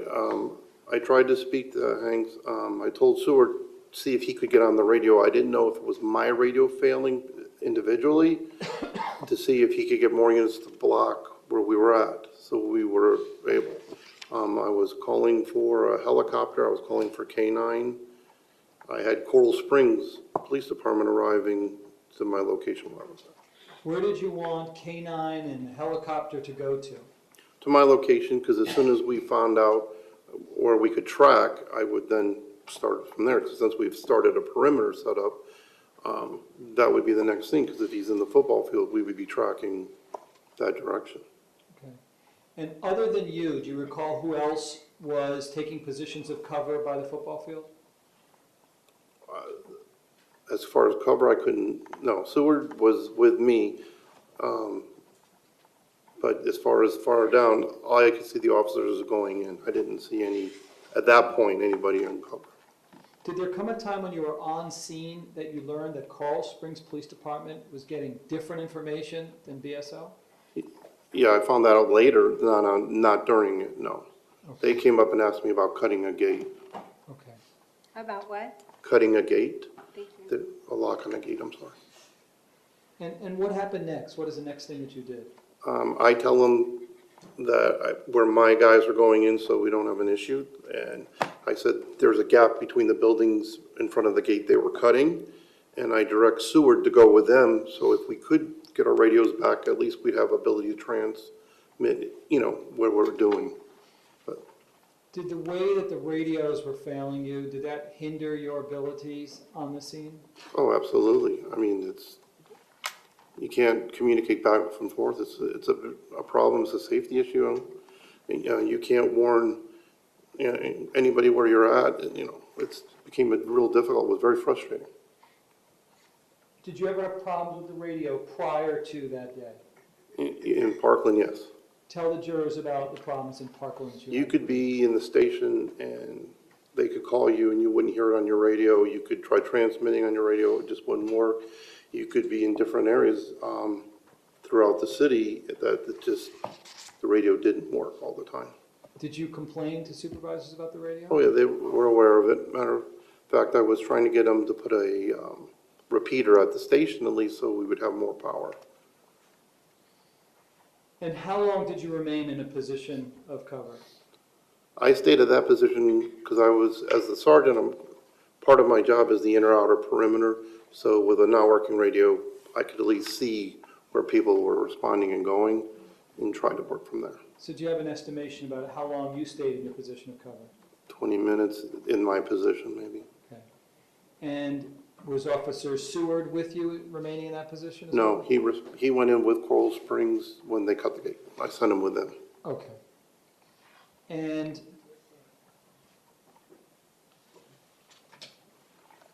did you ever go into the 1200 building? No, I was assigned a different task. Okay. And are you aware of Scot Peterson's performance as a professional? Yeah, I've worked with him before many times. Tell the jurors about that. Very professional. I believe, matter of fact, he was SRO or Detective of the Year a couple times. I worked details with him at the school probably 4 or 5 times that year. I mean, he's very professional. Did you have any contact with him after the shooting? Yes, I ran into him the following day at the crime scene. Well, not yet, because that's over with. Go ahead, sir. Go ahead. What's your next question? He answered your question, sir. He ran into him the following day. What's your next And is there question? anything that you said to him? Yeah, I just said I thanked him for what he did, and he was very upset. He was, he was very distraught over the whole issue, and I was consoling him. Okay. Thank you, sir. Cross-examination, go ahead.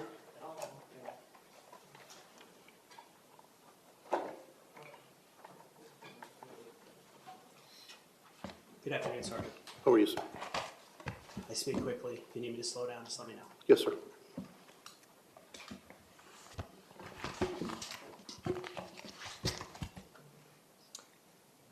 I know you stated it, but I think I missed it. How long were you the sergeant in Parkland before 2018? I was there probably a year and a half. And who was your predecessor? Who did you take over for? I don't know her name. I'm sorry. Whoever that sergeant was, did they gave you a book about active shootings in No, Lieutenant DeVita gave me a book. Lieutenant DeVita did, okay. And in that book was kind of like a plan of action if there was an active shooting in Parkland. It had the policies, it had photographs, and then on some sheets had the main intersections. With that information, you actually met with Mr. Peterson at MSD to go over that information with him. Yes, that I had received the book. I was told as a new supervisor, I went to every school and to meet with the SRO. So you actually met with Mr. Peterson at Marjory Stoneman Douglas? Yes, And you walked the grounds with him? yes, he was showing me around. And the purpose of that conversation was to discuss if, worst case scenario, an active shooting occurs, this is the plan. It was basically to familiarize me with the school, but to be honest with you, like, if there was an incident there, he says the best place for like the command post is actually where we put the command post of this shooting. He says this is where it should go. I mean, he showed me things, but the school is so big. I mean, to be honest with you, it was hard to remember the buildings as it was. But Mr. Peterson actually gave input into if, God forbid, an active shooting ever happens, this is what we should do. We didn't discuss what we should do as the active shooter. We had talked about an incident. I mean, we then talked about the operational location for the command place. And that input was actually given by Mr. Peterson about where the... He suggested it, yes.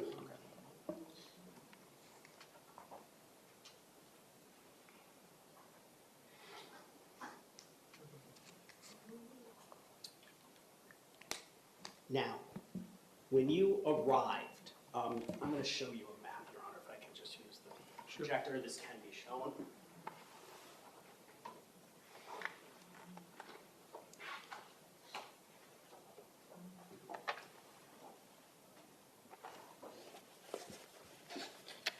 Sergeant, that screen is actually interactive, so you can actually mark some of the things that we're about.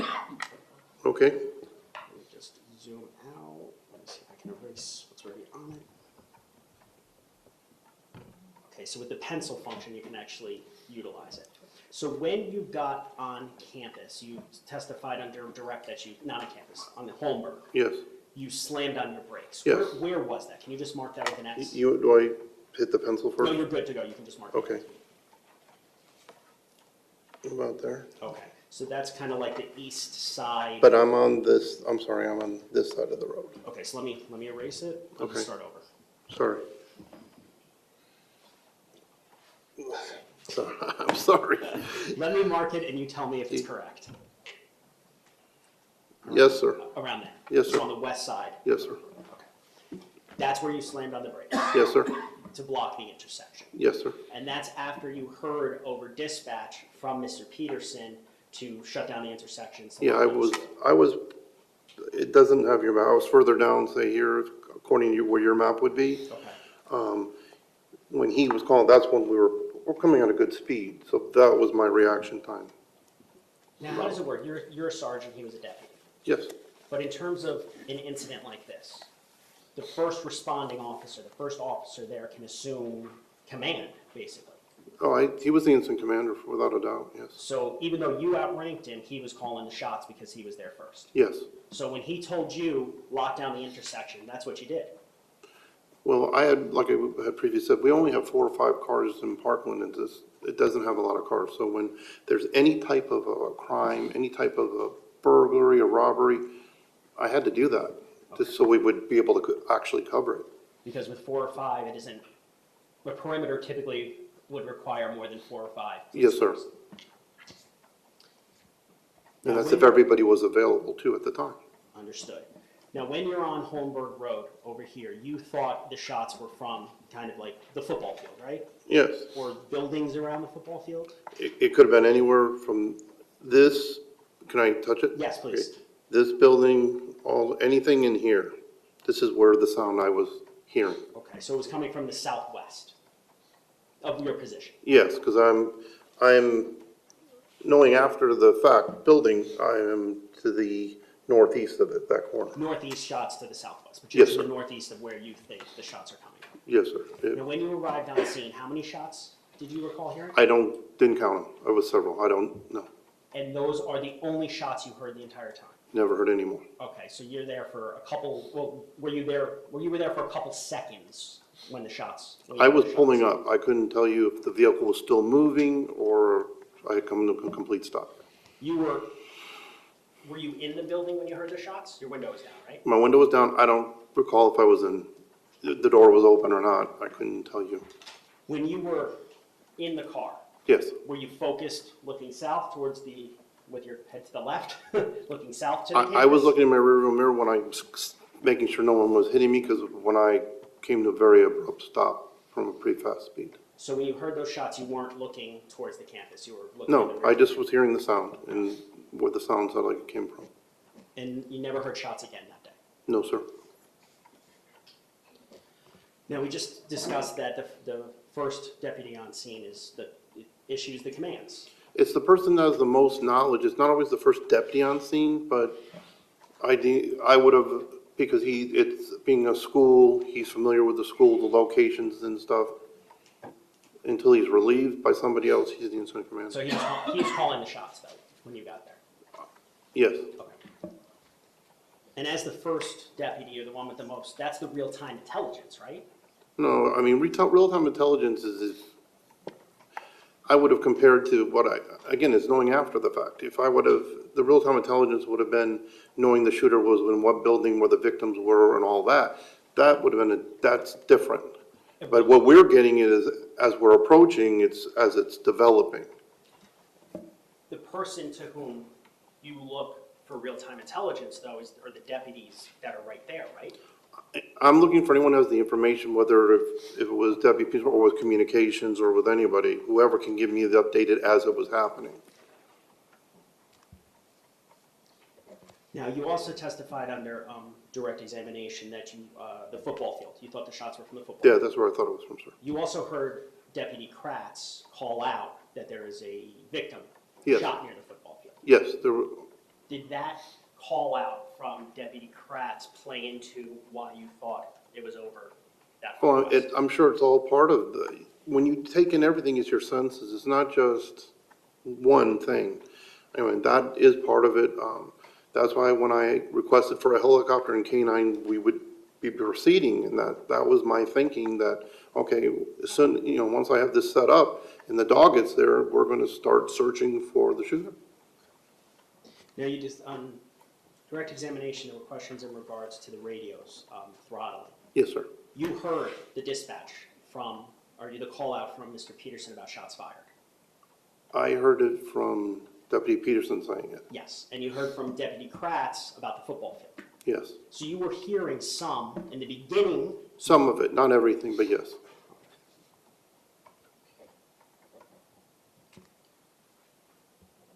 Now, you testified that you saw Goolsby and Perry go inside the gate. Yes, they went through the gate and they were moving towards Can you the right. mark what gate you're talking about?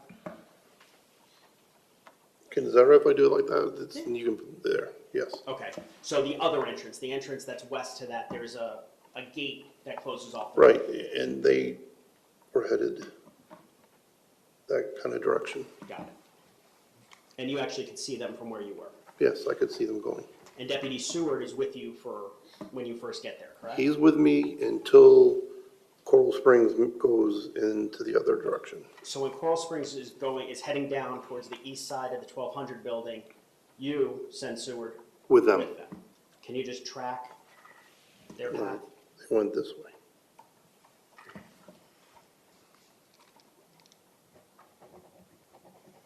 Now, even though you were the sergeant at Parkland, you're not the SRO from Marjory Stoneman Douglas, correct? No, I'm not the SRO, no sir.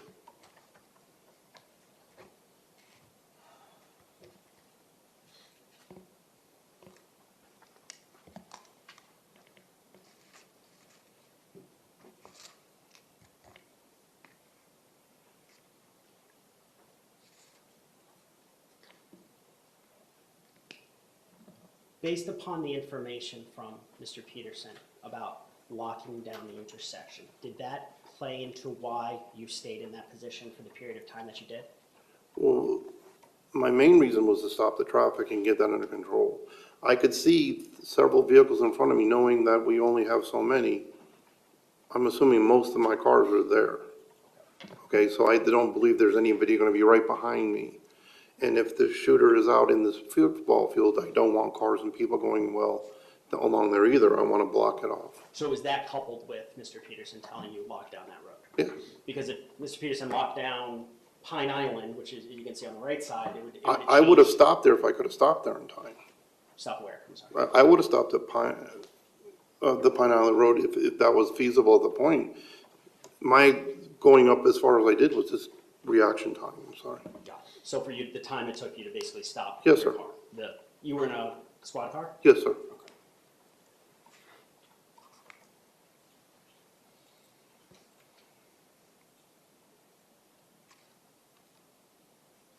Now, how far would you estimate you were from the 1200 building? I'm over 100 yards from my car to the very corner of the building, I would assume.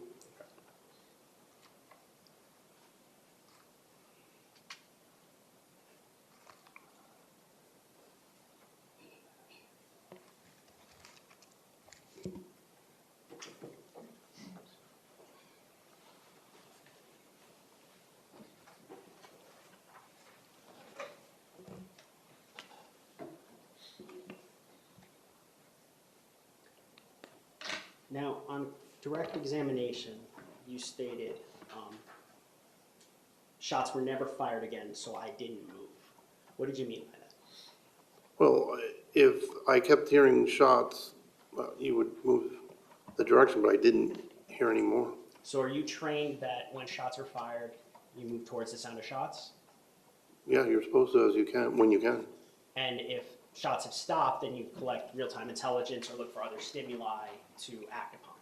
You're trying to determine where, if you can. I mean, again, it's just because you have to determine where, and like, I would be very cautious on coming from where I'm at, because I would be so wide open on how I would approach that. So does that mean that if you're right near the building, if you're 10 feet away from the building, you would be in a better position to kind of go flush against the building as opposed to being 100 yards away? Calls for speculation, Judge. Yeah, that's sustained. Go ahead, sir. Ask your next question.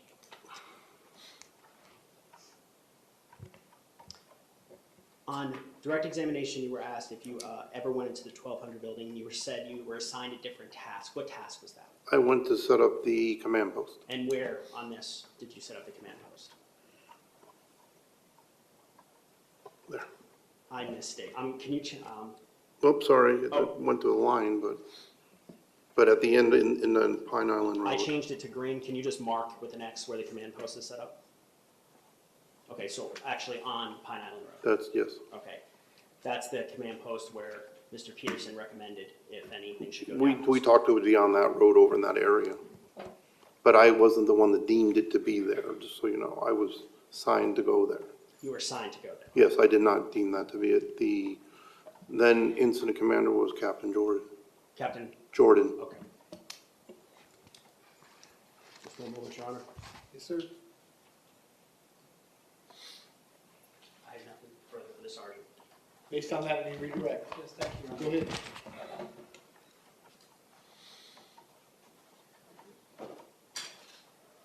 Sergeant Miller, before you went to the, thank you, Judge. Before you went to the command post, I think you said earlier you were in a position of cover for about 15 to 20 minutes, correct? Yes, I was over in that area. All right. And when my client locked down the school, did you think that was a prudent action? Yes, that's Objections, Your Honor. Yeah, that's sustained. Based on your training, do you believe that that was consistent with how you've been trained? yes, during an active shooter that locked down the school, yes. Tell the jurors why, in this particular circumstance, that would have been something consistent with your training. You don't want any movement to go through the school. I mean, you want to secure the children or the people in the location where they're at, so if the shooter is out and about, it's less chance of getting more victims or targets. And while my client was the incident commander at first, I think you mentioned just briefly to the prosecutor that, is it Captain Jordan that took over? Yes, and then there was another one after that. Was that Colonel Poland? Yes, he was the last one. So when a higher ranking person arrives on the scene, they assume the role as incident commander, correct? Again, it was not only so much the higher ranking, but with the experience, I believe Colonel Poland was a SWAT team commander as well, so I think that's why he assumed that. And the highest ranking person who serves as incident commander is responsible for conducting the debriefing. Is that correct? Yes. No object outside the scope. No, it is outside the scope. That's overruled. Go ahead, sir. You can answer the question. Yes, the incident commander should have done a debriefing. Were you ever debriefed? No, I conducted a debrief of my units that was assigned to my shift, but I was never debriefed by anyone. Why did you conduct a debrief of the people in your command? It's a common practice. No, that's overruled. Go ahead, sir. You can answer the question. It's a common practice when you go to a scene. That's how you get better at responding to stuff, by talking about what you've seen, what you observed, what you did. So we talk about it, so the next time the similar event occurs, you know what everyone should do and what you expect each other. It's not just so much for as a supervisor to direct them, it's the gentlemen on the shift and ladies on the shift to discuss it as well, so they can talk about the different positions and responsibilities. I believe you told the prosecutor that hearing Deputy Kratz and others refer to the football field strengthened your belief. Yes, sir. That the shots were coming from the football field, correct? Yes, sir. But did you not tell me that when you arrived on scene and you initially heard those shots, without hearing anything from Kratz, you believed that they were coming from the football field, yes. So solely based upon the sound alone, before you hear anything on the radio, you believe that they were coming from the football field, Yes, correct? sir. And final question, there was nothing on the BSO radio that you were listening to that ever told you in real time that there was a shooter inside the 1200 building, correct? No, sir, never. So you didn't know that kids or adults were being killed No, correct? sir. No, sir. Thank you, sir. Based on that, any recross? Yes. Go ahead. Just very briefly. You just testified that there was no dispatch call about shooter inside the 1200. I did not hear that, sir. No. You didn't hear when Mr. Peterson said inside 1200 over dispatch. I thought you said, I thought the question was dispatch. I'm sorry. Did you hear Mr. Peterson say inside 1200? No, I don't recall. And at the time, I couldn't have told you what the 1200 building was. Also on, I guess, recross, you were asked about setting up the perimeter. The priority during a shooting is to stop the shooting, though, and stop the bleeding, correct? It's not setting up a perimeter. Are you talking my No, responsibility? I'm talking or about as any BSO. No, if you have real-time shooter shooting, yes, you are to stop the shooter if you can. That's the priority, not stopping cars at an intersection. If you know where the shooter is, no, you're right. Even if you don't know the shooter, if you hear shots, you go to the shots. If you know where the shots are, again, it'd be like if I was not going to be responsible for the perimeter, I would have went towards the football field. If you heard shots. The ones I did hear. Got it. Nothing further. All right, is the witness excused? Yes, sir. Okay, so you may sit down. Thank you very much. While he's doing that, defense, you may call your next witness. Whoops. Okay, ladies and gentlemen, real quick restroom break. Same admonition as always. Please don't discuss the facts of the case, the evidence, the witnesses, or the testimony amongst yourselves or anyone else. Till we reach the end of the trial, I'll tell you what that is. If you'll just leave the notepads in your chair, step in the back one moment. I'll be right with you. Thank you.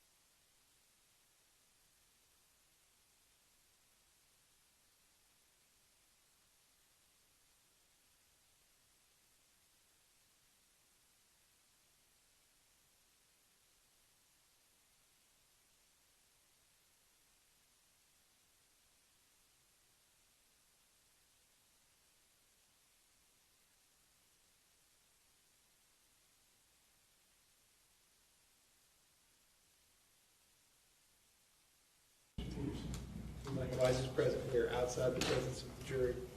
State anything you need me to address before we resume the defense presentation. No, Your Honor. Defense, anything you need me to address? No, Your Honor. Okay, please bring the jury back in.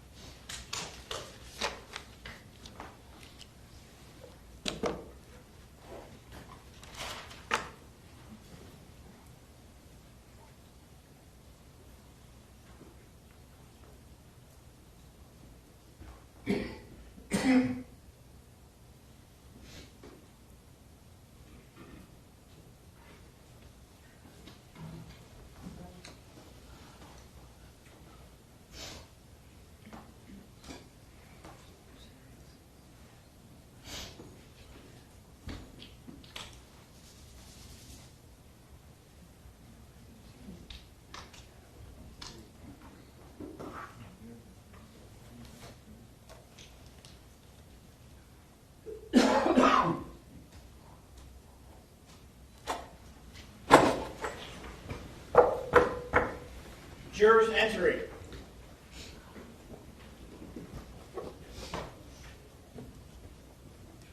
Ladies and gentlemen, welcome back. Come on in.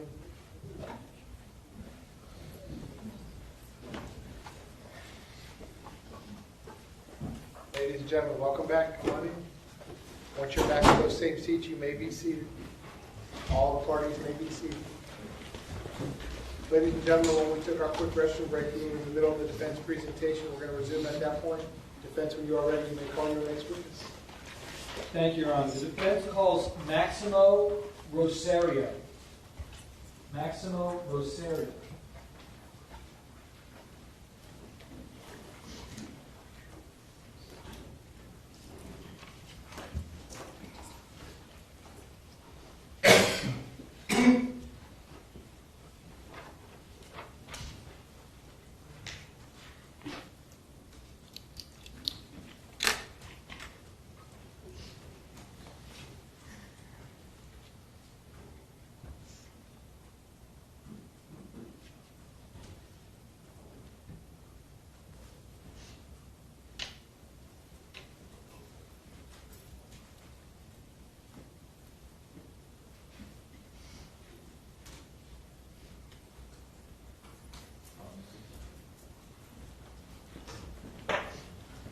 Sir, if I could have you come all the way up here to the witness stand, please. Once you reach it, but before you have a seat, if you can just stop and look at me, please, and you raise your right hand. Swear to tell the truth, whole truth, nothing but the truth. Please be seated. And once you're seated, if I can get you to scoot that chair all the way forward as far as it will go. Can you please state your full name and spell your full name? My name is Maximo Rosario, Maximo Rosario. Mr. Agash, you may inquire. Thank you, Your Honor. Good afternoon, sir. Good afternoon. Tell the jurors what you do for a living. Currently, I work for Broward County Public Schools as a Director of Technology Support Services. How long have you been with Broward County Schools? Around 24 years. And did you ever work at Marjory Stoneman Douglas High School? I did. In what capacity? I was an assistant principal. And were you employed as an assistant principal on the day of this horrible shooting? I was.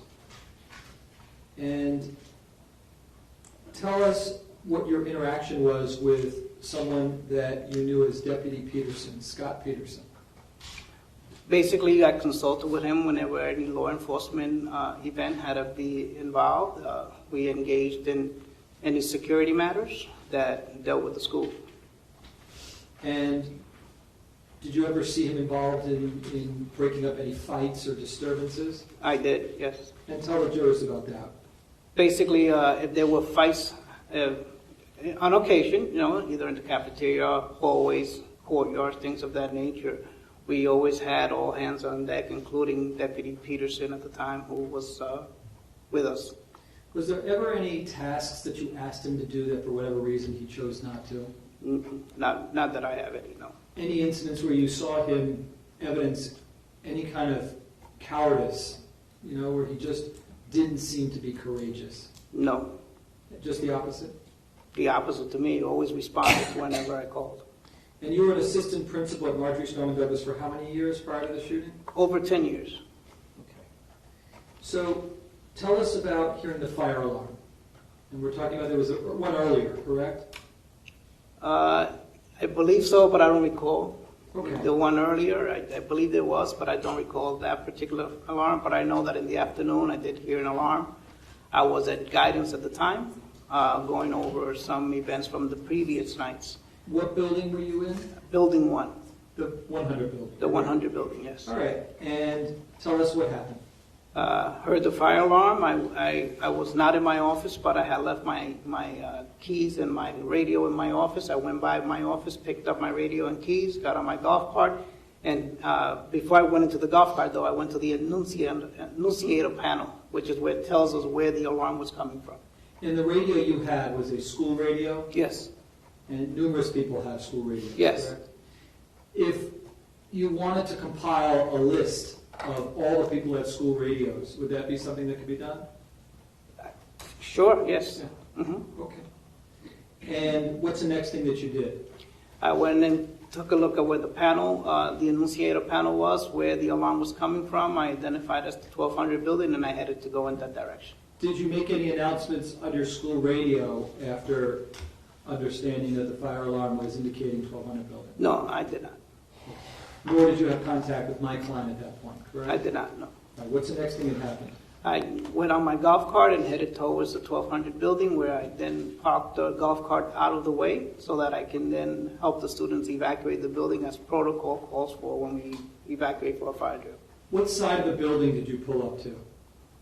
So I was near the 700 building, right underneath the walkway that was there, near this staircase that goes up to the second floor. I'm there out of the way so the students have access into the courtyard and out to where the evacuation routes were.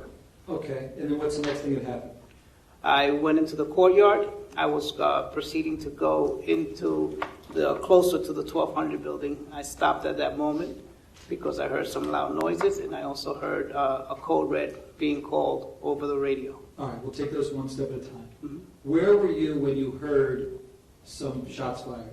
So I was near the fence, in between the 1200 building and what we call the PE courtyard, or that 900, PE courtyard basically. It's called the 700 building, right outside of the gym area. Can I ask, first we'll start with the map that is Defense F. Can you just take a look at that and see if you can identify roughly where you were?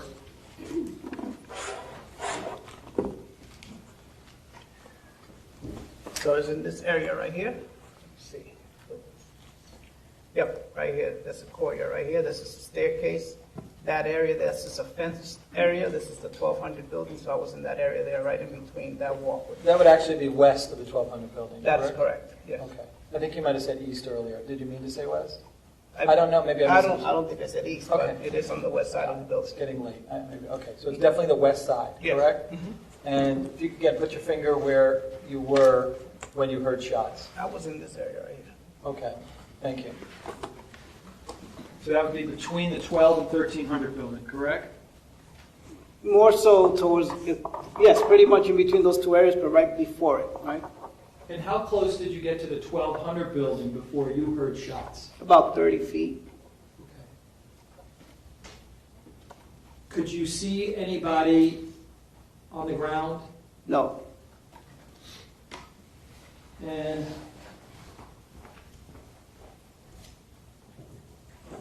do you recognize what's in this photograph that's been marked as, actually it's in evidence as defense 1? Do you recognize this photograph? I do. Okay, and what is that in relation to where you were? So that is the west side entrance to the 1200 building, right outside. Go ahead, sorry. I'm sorry, right outside the admin office. All right. And is this the side of the building that you approached? when you So heard shots? I was opposite. So if this is the building here, I was more toward this way. Okay. But this is the side of the building that you were on? That's correct. Yep. You had gotten off of your golf cart, correct? Yes. And you were approaching the building, correct? Yes. And how many shots did you hear, approximately? Approximately 5 or 6. Okay. Did you recognize them as gunfire right away? Not right away, no. What did you think that they might have been? Just loud cracking noises, and then eventually it hit me as if it was gunfire. And do you have any experience ever hearing gunfire? I have. Tell the jurors about that. I have a permit, and I've gone to the range. I do go to the range on occasion. I've had a permit from prior moving to Florida. So in New York City, I had a permit. What kind of permit? It was in New York City was a semi-concealed weapon carry for a semi-automatic handgun. So even though you've had a lot of experience with gunfire and utilizing guns, at first when you hear the shots, are you saying you didn't recognize right away with certainty that was gunfire? That's correct. I did not. Did you have a thought as to what you thought it might be? Originally, when we were responding, we thought it was firecrackers that were going off in the building, and that's what I was assuming it was originally. And when you were standing approximately 30 feet from the 1200 building, in the west side of the 1200 building, where did you believe those shots were coming from? So I believe it was coming from behind me because at that point my back was towards the 1200 building. I was facing the 700 building. I believe it was coming from behind me. Okay. However, I couldn't really pinpoint where exactly behind me it was. Okay.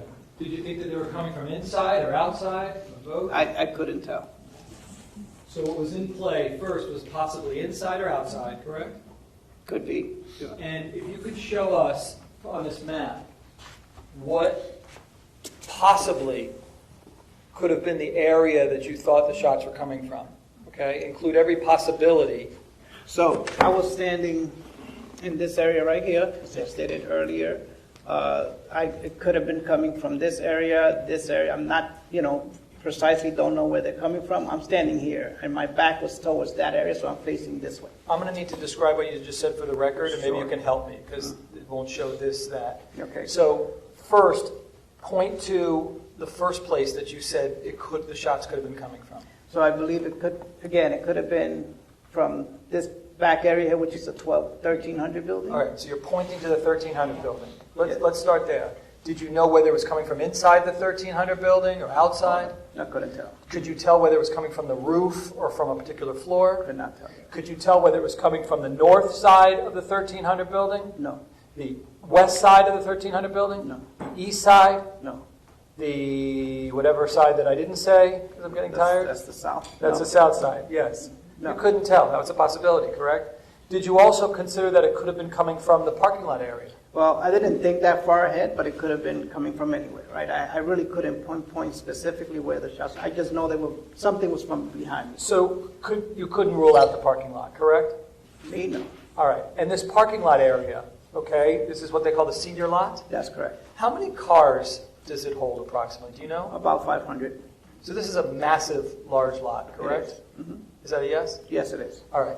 Did you also think that the shot, since you were standing over here and it was behind you? So I was standing over here. Oh, that's correct. Did you also consider it could be in this courtyard area between the 12 and 1300 building? Sure. Yes? And you couldn't tell whether it was extended northbound or south or east, west? No, I could not tell you. Okay. Also, it could have been 1200 building, correct? Correct. I couldn't tell you. Could it have been any sides of the 1200 building? that you heard shots from? Again, I couldn't identify where they were coming from. I understand.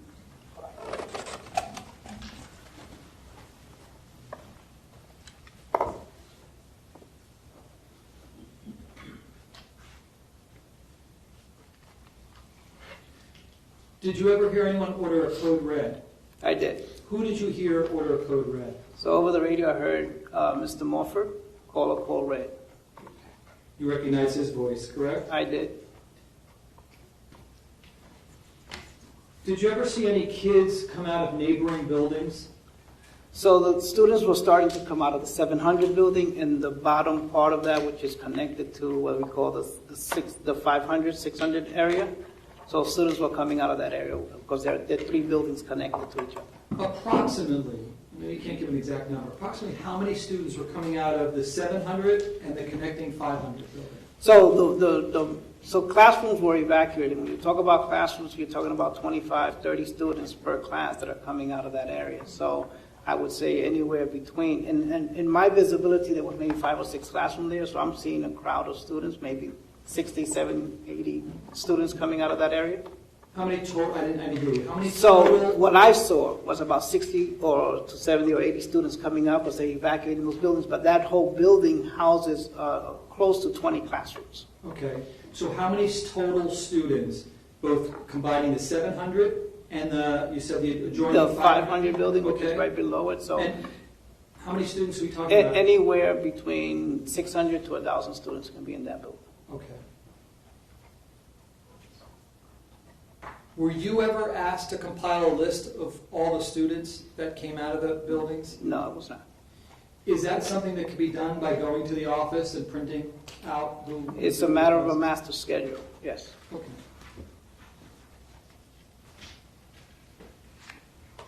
When you heard the shots and you didn't know where they were coming from, did you look around? I did. And could you tell by looking around where they were coming from? I could not. You didn't see any smoke? I did not, no. You didn't see any blood? No, I did not. You didn't smell anything that led you to believe it was coming from the 1200 building? I did not.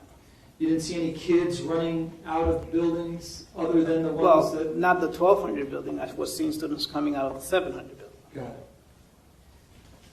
Have you ever experienced an echo in that area before? Yes. Describe for the jurors, first, before the shooting, what you experienced. So that's a courtyard. So during passing, you can hear it's very loud. There's a very loud underneath the staircase because it's a covered walkway, and it's a courtyard. So the noise does get trapped in that area. Okay. And on the day of the shooting, that also would have been in play, correct? Yes. There's nothing wrong with your hearing, is there? No. After the first shots that you heard, did you ever hear any additional shots? I only heard the 5 to 6 shots that I mentioned earlier. You never saw any muzzle flashes, correct? I did not. Never saw any bullets coming out of windows or anything? I did not. Did you ever see my client during the shooting? I did. And what did you see? I saw Deputy Peterson standing at the other side of where I was originally. That was considerably far from you, correct? It was at the end of the 1200 building on the east side of that, opposite of that east entrance of the 1200 building. And what did you see him doing, sir? I saw him leaning against a column that was there. I believe his hands were occupied with his radio, but I couldn't tell what was in his hands. I know he was one hand was leaning on his shoulder here, and he seemed to be leaning towards that, and then he has something else in his hand. I just couldn't identify what that other item was. One final question. If in that moment, when you heard those shots, and someone told you, go precisely where those shots were, could you have done that? Objection is speculation. No, that's overruled. So I don't want you to guess, but if you can answer the question based on your personal... Can you repeat the question? Yes. In that moment, thinking back, when you heard the shots, if someone had said, go towards the shots, could you have identified precisely where those shots were coming from? No, I couldn't. Thank you, sir. Appreciate you coming in. Cross-examination, go ahead. Good afternoon, Mr. Rosario. How's it going? I speak quickly. If you need me to slow down, do let me know. Okay. All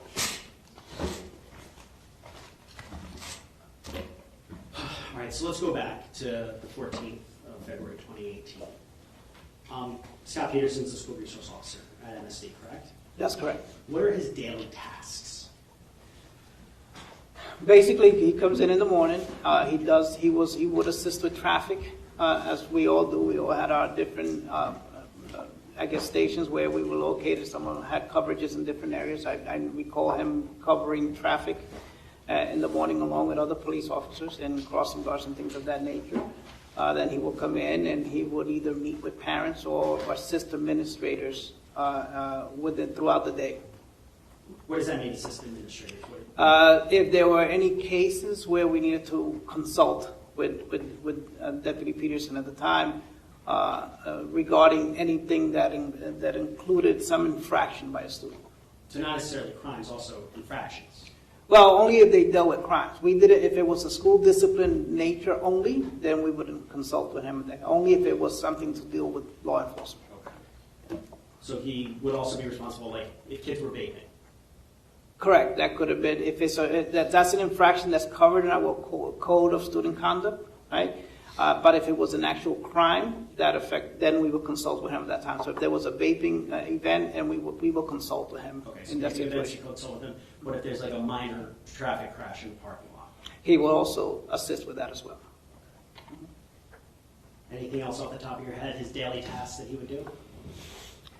I know he helped during class changes. He will go out during the class changes as well. He will be standing out there either in the courtyard or in the front office, or if the front office needed him for whatever reason. Those are the kind of things that I do. To make sure students get to their classes before Correct, and orderly, correct. So like kind of like almost like truancy type issues? I wouldn't say truancy, but just making sure that that students are moving from one class to the next in an orderly fashion without any disturbances with each other. So now, the fire alarm goes off, and you went to the panel. I can't say the word. Enunciator panel, I know, I struggle with it too. So. Where is that panel? That panel is actually located in what we had as Deputy Peterson's office. So it's in Mr. Peterson's office? Yes. And that's the only panel in the school? That's the only panel that I recall. Okay. Yes. And on that panel, if you could just describe for the jury, what does the panel look like? It's a set of numbers and what we call fish numbers, which are your classrooms, plus a little light next to those areas. That is pretty much like a map of the school that shows you where that particular fire alarm was triggered from. So when the fire alarm is triggered, it would say, for instance, 1200 building. It would indicate the 1200 building. Okay. And did it also say something like gas that day? I don't recall if it said gas on it. Now, I know Mr. Aguilar showed you this map. I just like to use this one. I'm showing you what states 1. Now your screen is actually interactive and you can draw on it. Your Honor, if I can be an annotator. Let me scroll in just a touch.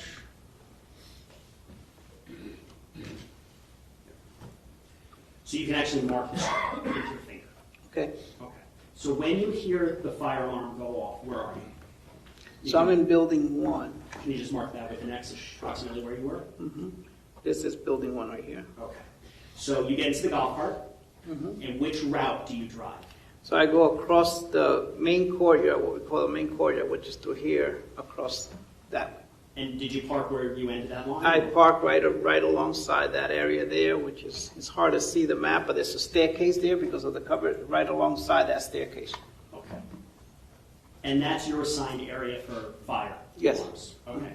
Now, when you're standing there, you hear shots, you hear the loud noise. So once I get off the golf cart, I came over to this area a little bit further out, which is this area right here, right by, there's a fence there, right? A fence with a gate. So I stopped at that area there, so I can visualize the traffic flow both from the both ends here and this area coming to me from the students. So that's where I stopped and heard the gunfire. And you're facing south, you're facing away. And I'm facing the building, correct. You said building. So I'm facing the 700 building away from the 1200 building. So where you stopped, you approximated that at about 30 feet? I approximate about 30 feet. Could it be more than that? It could be. Now, when you got up there after the fire alarm, did you look to the the west side doors of the building? So there's a bush there. I had no visibility to the door. So if Aaron Feist was on the ground at that point in time, you wouldn't have been able to see him? No. Not from your vantage point? Not from my vantage.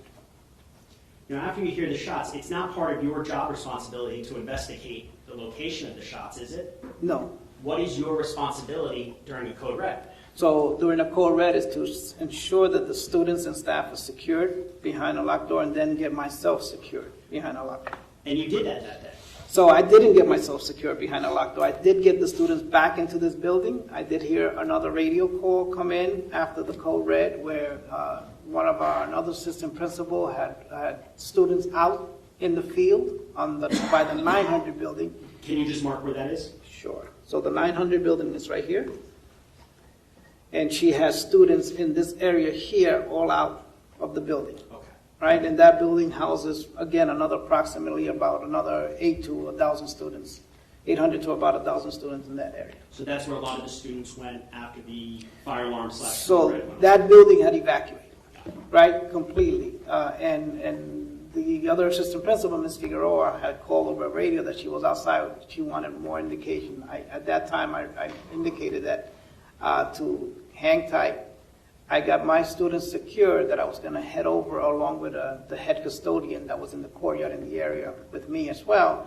We both went out to that area to assist her with the students and not bring the students back. We evacuated the students over to West Glade. To West Glade, so you Correct. evacuated them west. That's Right. the person with you was the head custodian, Ed Suarez? Yeah, Eddie Suarez, yes. Mm-hmm.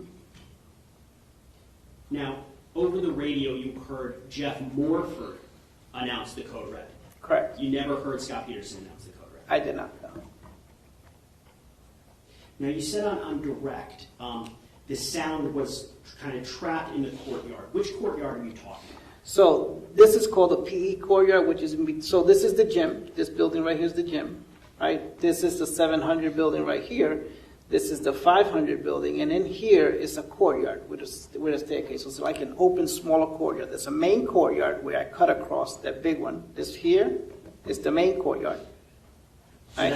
I'm sorry. So I was standing in the smaller courtyard, which is what we call the PE courtyard. And where, Mark, did you see Scot Peterson standing? So Scot Peterson, I saw him standing. Now the trees blocks it a little bit, but he was outside around this area here.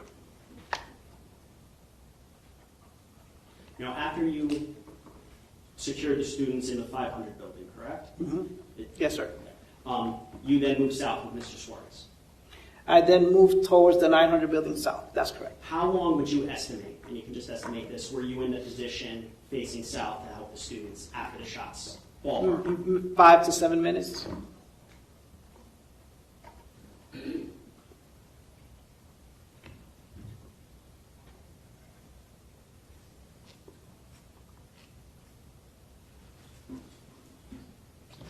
When you saw Scot Peterson, where was he looking? He was facing the 1200 building.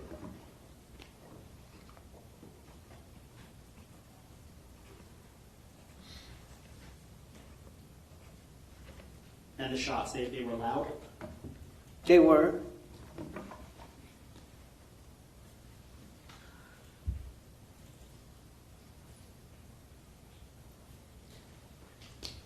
Assistant principal, what were you the assistant principal of? So I was in charge of seniors and guidance, math, and the career technical education program. So different APs, different assistant principals have different tasks. That's different correct. Assignments. Okay. As part of your assignment, did you attend a class in January of 2018 in regards to Code Reds? I did. Was Mr. Peterson there? I believe all security staff was there, yes, including Deputy Pearson, yes. And at that class, what were you taught to do in your position?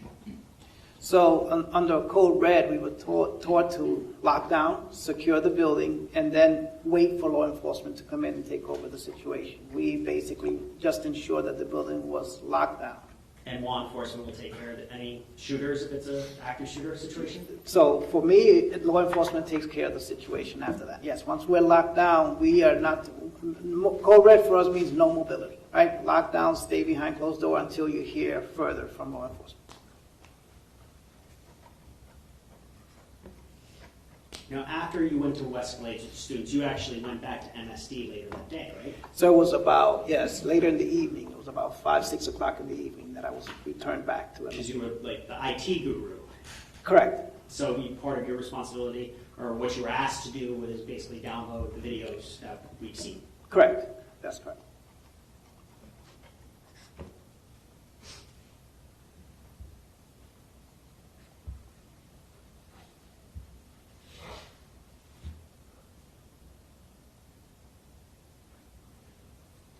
And on campus, the school resource officer is the only person with a gun, correct? Correct.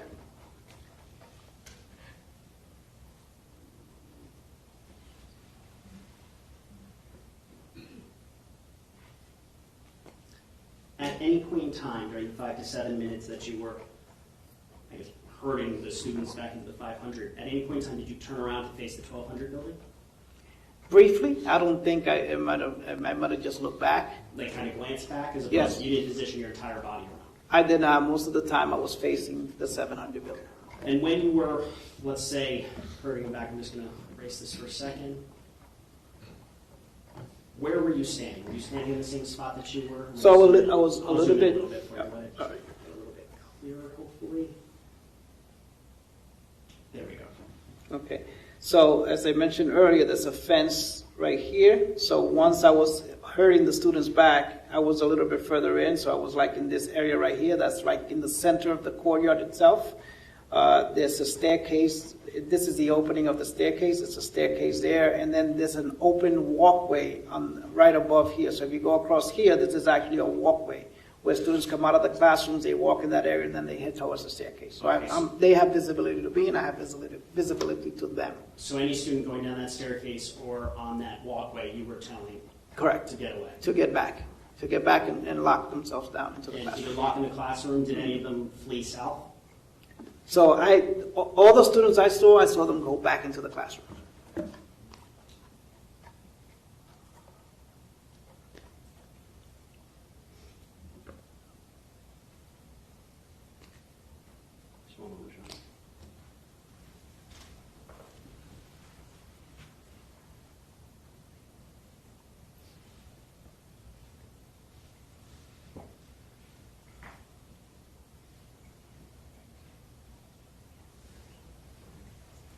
I have nothing further from Mr. Rosario. Thank you, Judge. Thank you, Mr. Rosario. Based on that, we redirect. Just one question. Go ahead.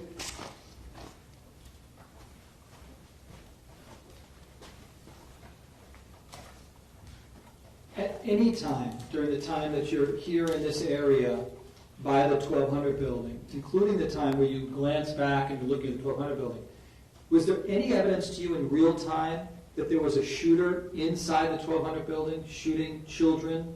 Not to me, no. No, correct? Not to me, no. Thank you. Based on that, we recross. Just one question. Was it your job to identify where an active shooter was No, on sir. Marjory Stoneman Douglas campus? No, sir. Nothing further. Okay, is the witness excused? Yes, Your Honor. All right, sir, you may step down. Thank you very much. Thank you. Ladies and gentlemen, based on the time, we'll press pause on the trial at this point. A little bit of a different schedule going forward tomorrow, only because of some other matters that I have to handle, which have nothing to do with this trial. I don't want you waiting around for me in the morning, so you're going to have the morning back at your normal lives. What I'm going to ask you to do is tomorrow, which is Thursday, June 22nd, eat lunch on your own, and I'm going to ask you to be at the jury room at 12:30 p.m. 12:30 p.m., and then we're just going to go through the work for the afternoon tomorrow. Okay, and again, that's so you're not waiting for me while I'm handling other matters which have nothing to do with this trial. Okay? So, ladies and gentlemen, same admonition as always. Please do not discuss the facts of the case, the evidence, the witnesses, or the testimony amongst yourselves or anyone else. Please do not do any research on the case. I'm going to ask you to continue to not watch the news, do not read the newspaper. If you will leave the notepads in your chairs, they will be waiting for you when you come back. Have a good night. I will see you tomorrow at 12:30 p.m. 12:30 p.m. in the jury room.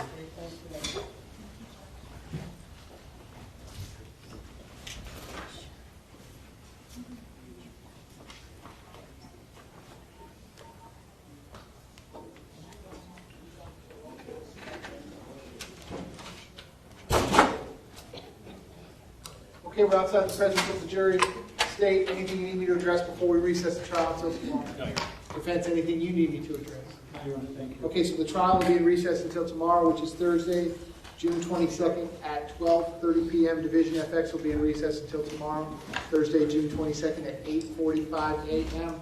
I hope you all have a good rest of your night. All right, Madam Court Reporter, that is it.